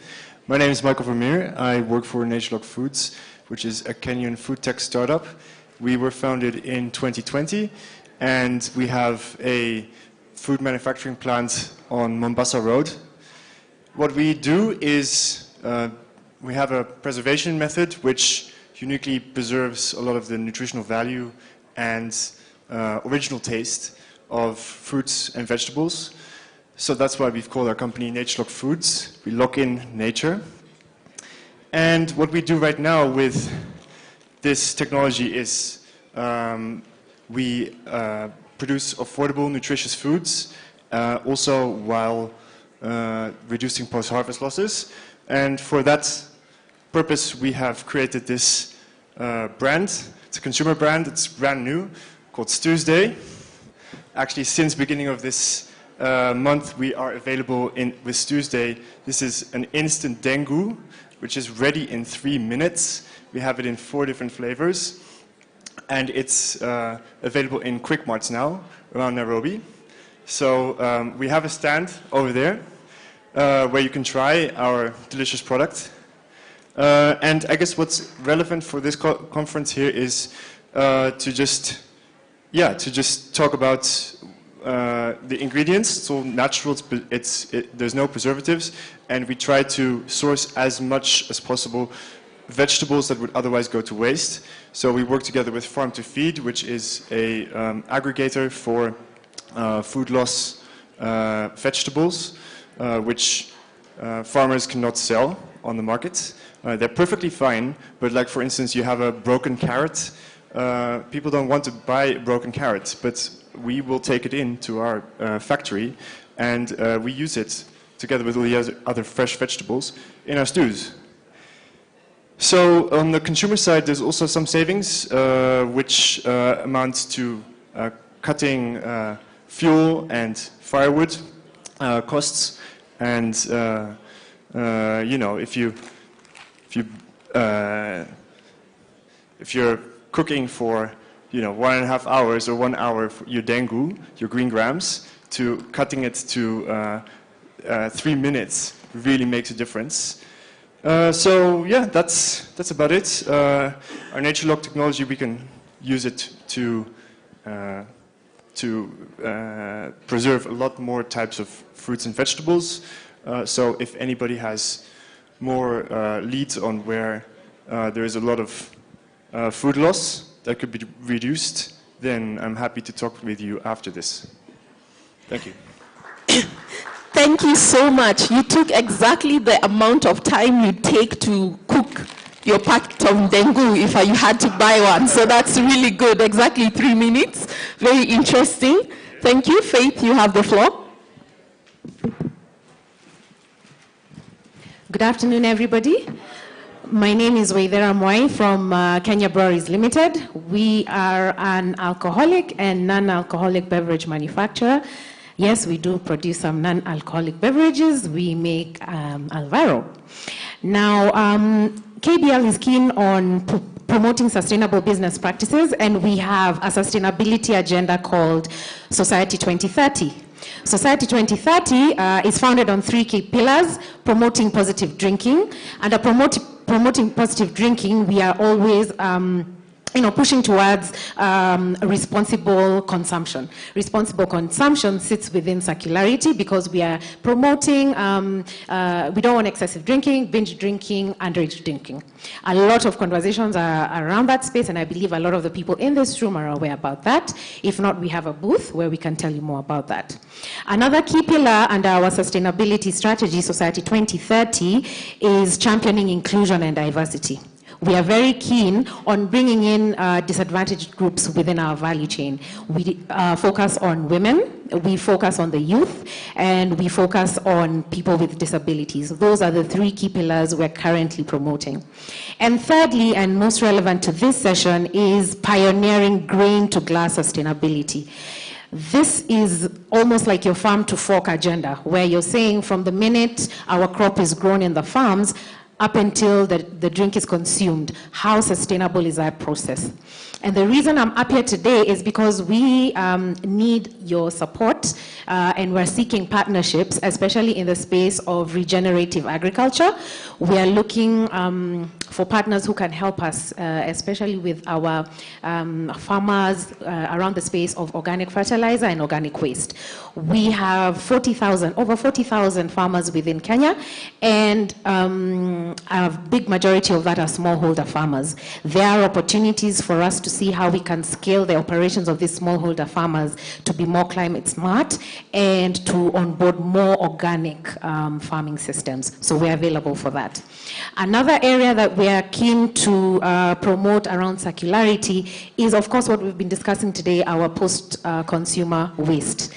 We have really worked well around our beer bottles. Our beer bottles, first of all, are made of 74% recyclable material and are 100% reusable. However, the take back, and that conversation is live and we've had it here, of those bottles is something we are looking to partner with and looking for partners who can help us from the minute you purchase your great brand at your supermarket, at your wines and spirits. How enabled are you, or how incentivized are you to take back that bottle so that it comes to our plant and we can again reuse it? So we are open and happy to work with partners who can help us unlock that challenge that we currently have. We also have a pilot where we we are looking to reuse our spirit bottles. Our spirit bottles right now are 100% one way, and we are doing a pilot where we are looking for partners who can help us close the loop on that conversation, so that at your wines and spirits, at your supermarket, you do not get to see any spirit bottles from KBL. So that was our conversation for today. Regenerative agriculture, looking for partnerships in that space. And post-consumption waste material, looking for support on that space. And a third one, as I close, is on biomass. We have biomass boilers in Kenya, in our Ruaraka plant and in Kisumu, where we work with farmers who use their waste material, who we purchase rather their waste material to burn and produce steam to create our brands. So we are also looking for partners who can help us, whatever you consider waste, rice husks, macadamia husks, sawdust. We are collecting those, we buy those from the farmers, and we use that to in our biomass steam plants. So those are our 3 asks for today. Thank you. Thank you so much, Waidera. That's a fantastic call to action. We're being called to partnerships. We can take a round of questions for the panelists, and then after that, we'll take a break so that everyone can actually have lunch, and then we'll resume after that for the last set of the pitches. Do you have questions? Yes.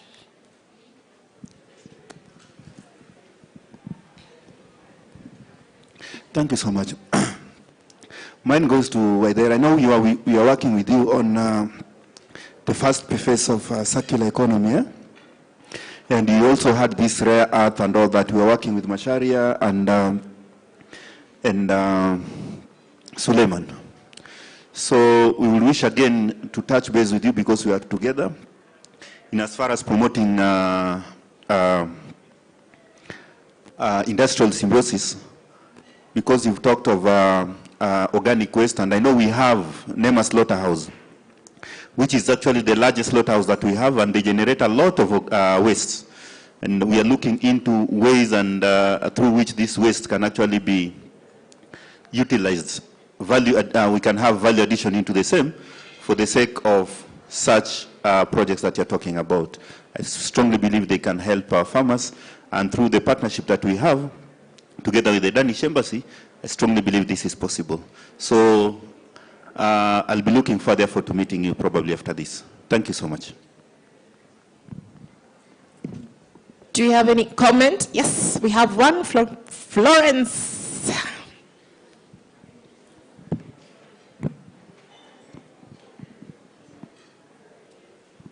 Thanks, Caroline. My name is Florence from the SDGs Kenya Forum. My question is to NatureLock. From a community where we farm green grams, and there's a lot of exploitation of farmers by middlemen, and also a lot of communities don't really benefit from the farming they do. So maybe just to hear from you some of the measures you've put in place to ensure that farmers can really benefit from this produce, and maybe also can Kenya Breweries. I know you deal a lot with farmers, so mine is just the interest of how to protect farmers, because again we're talking about SDG 12. Sustainable consumption and production, but again, many times we don't link it up to issues of livelihoods and poverty. Thank you. Thank you so much, Florence. We have one more question here.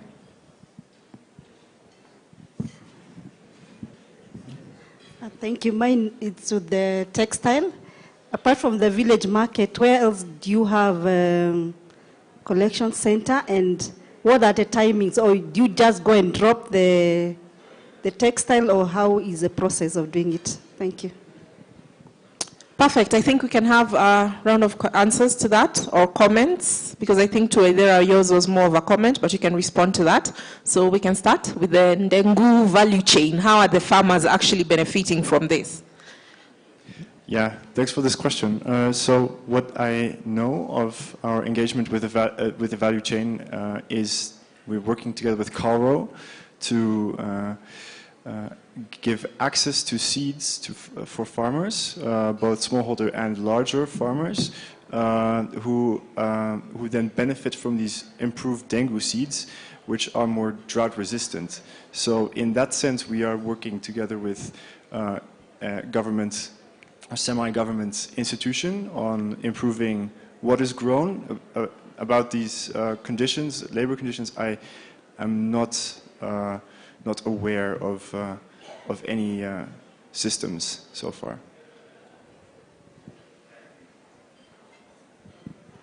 Yes, definitely we are open to partnerships, and that's exactly why we're here on that conversation of the waste. We already have some partnerships that do exist, so I think it's the conversation around what value addition this other partnership can bring and how we can scale whatever operations we currently have. So we are here all day and we're happy to have that conversation.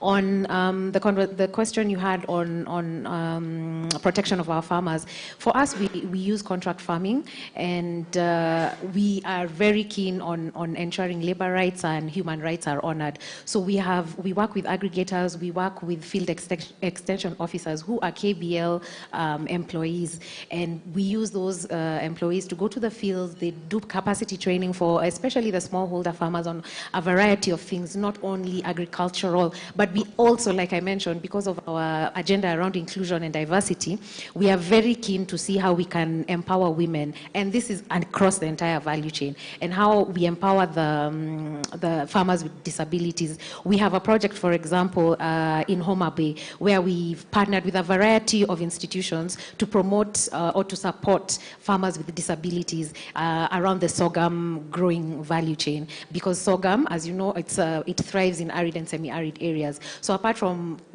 creating drought-resistant varieties, we've gone out of our way to ensure that even the marginalized groups are represented. And through working with those the aggregators and the field extension officers, and even our internal staff, we go on the ground and we train them on labor rights, not exploiting children, and a host of other issues. And with the partnerships that we have also with UN Global Compact, we're able to get all these DFIs and NGOs to empower us, and then we then empower our value chain.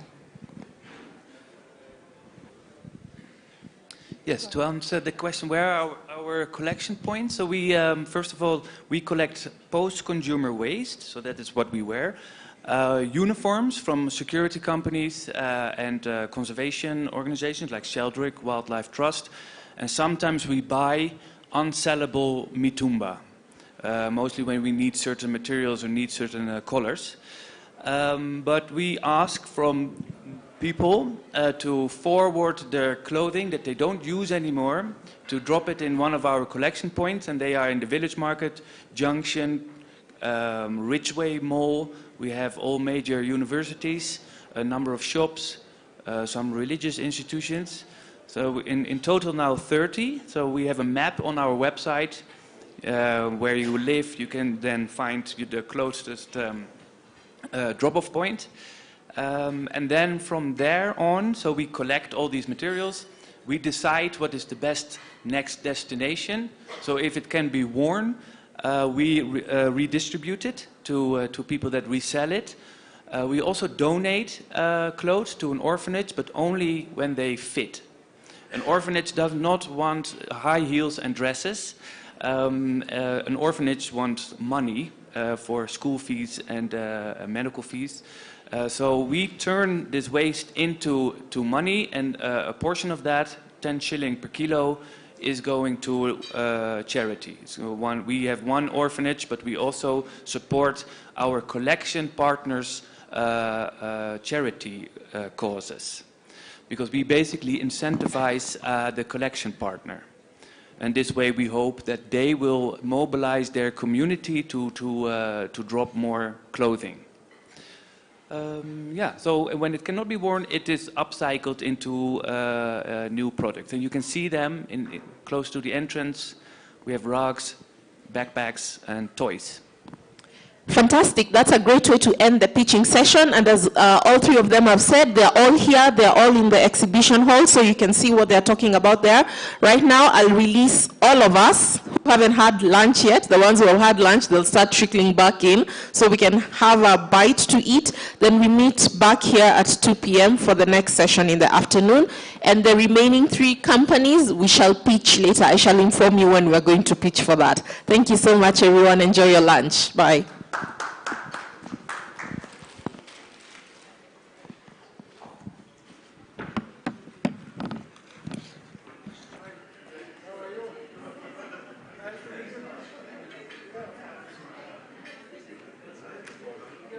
Through technological advancement, and life has become much easier. But amid this growth, we've come across new challenges such as exhaustion of resources and environmental degradation.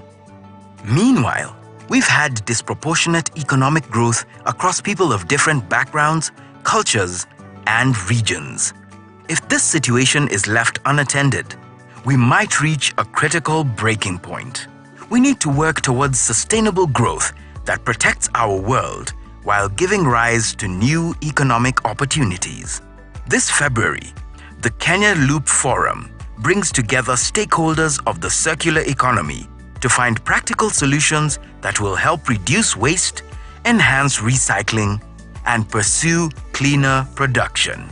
Innovators, entrepreneurs, investors, policymakers, development partners, learning centers, and research institutions will take part in discussions guided by the global agenda around energy efficiency and circular economy. We will address the growing need to adopt a green and sustainable manufacturing sector, safeguard the environment, and the need for more value-add solutions to industries.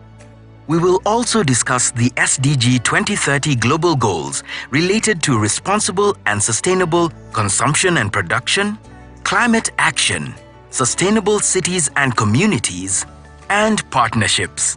Kenya Loop Forum is a collaboration of the Kenyan government, the Ministry of Foreign Affairs of Denmark, Netherlands, the Confederation of Danish Industry, and the Kenya Association of Manufacturers.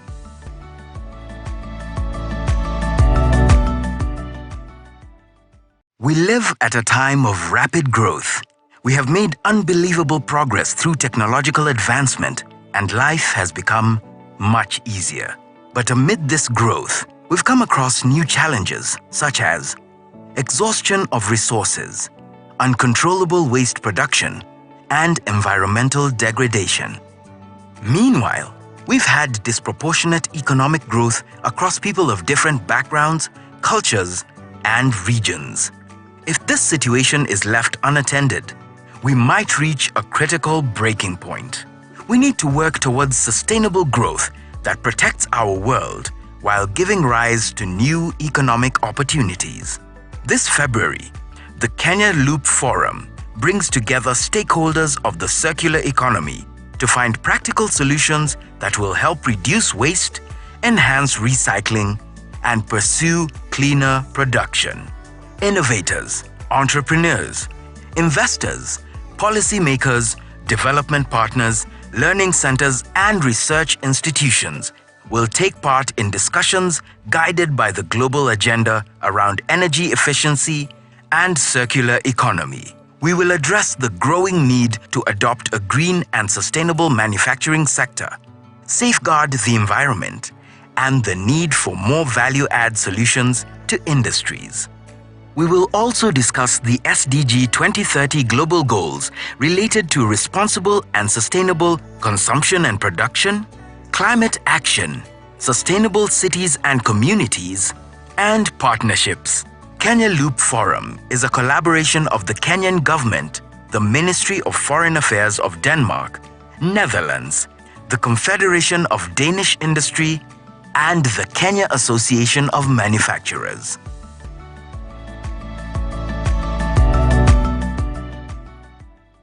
We live at a time of rapid growth.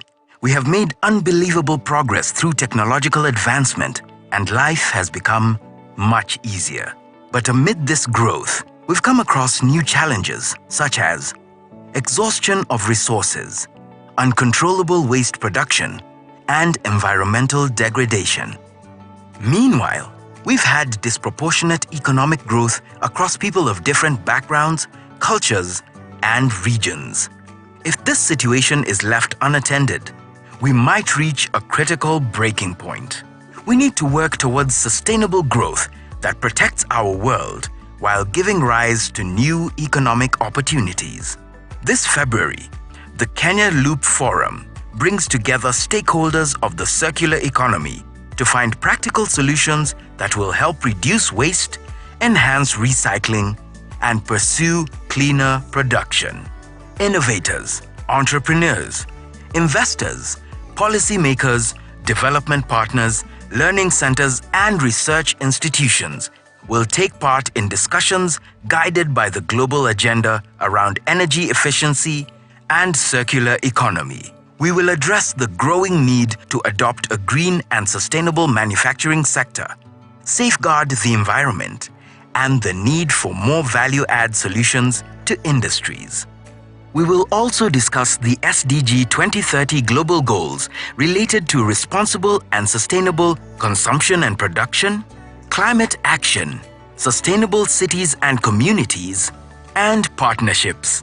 Kenya Loop Forum is a collaboration of the Kenyan government, the Ministry of Foreign Affairs of Denmark, Netherlands, the Confederation of Danish Industry, and the Kenya Association of Manufacturers.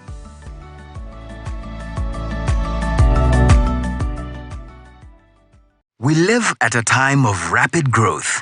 We have made unbelievable progress through technological advancement, and life has become much easier. But amid this growth, we've come across new challenges such as exhaustion of resources, uncontrollable waste production, and environmental degradation. Meanwhile, we've had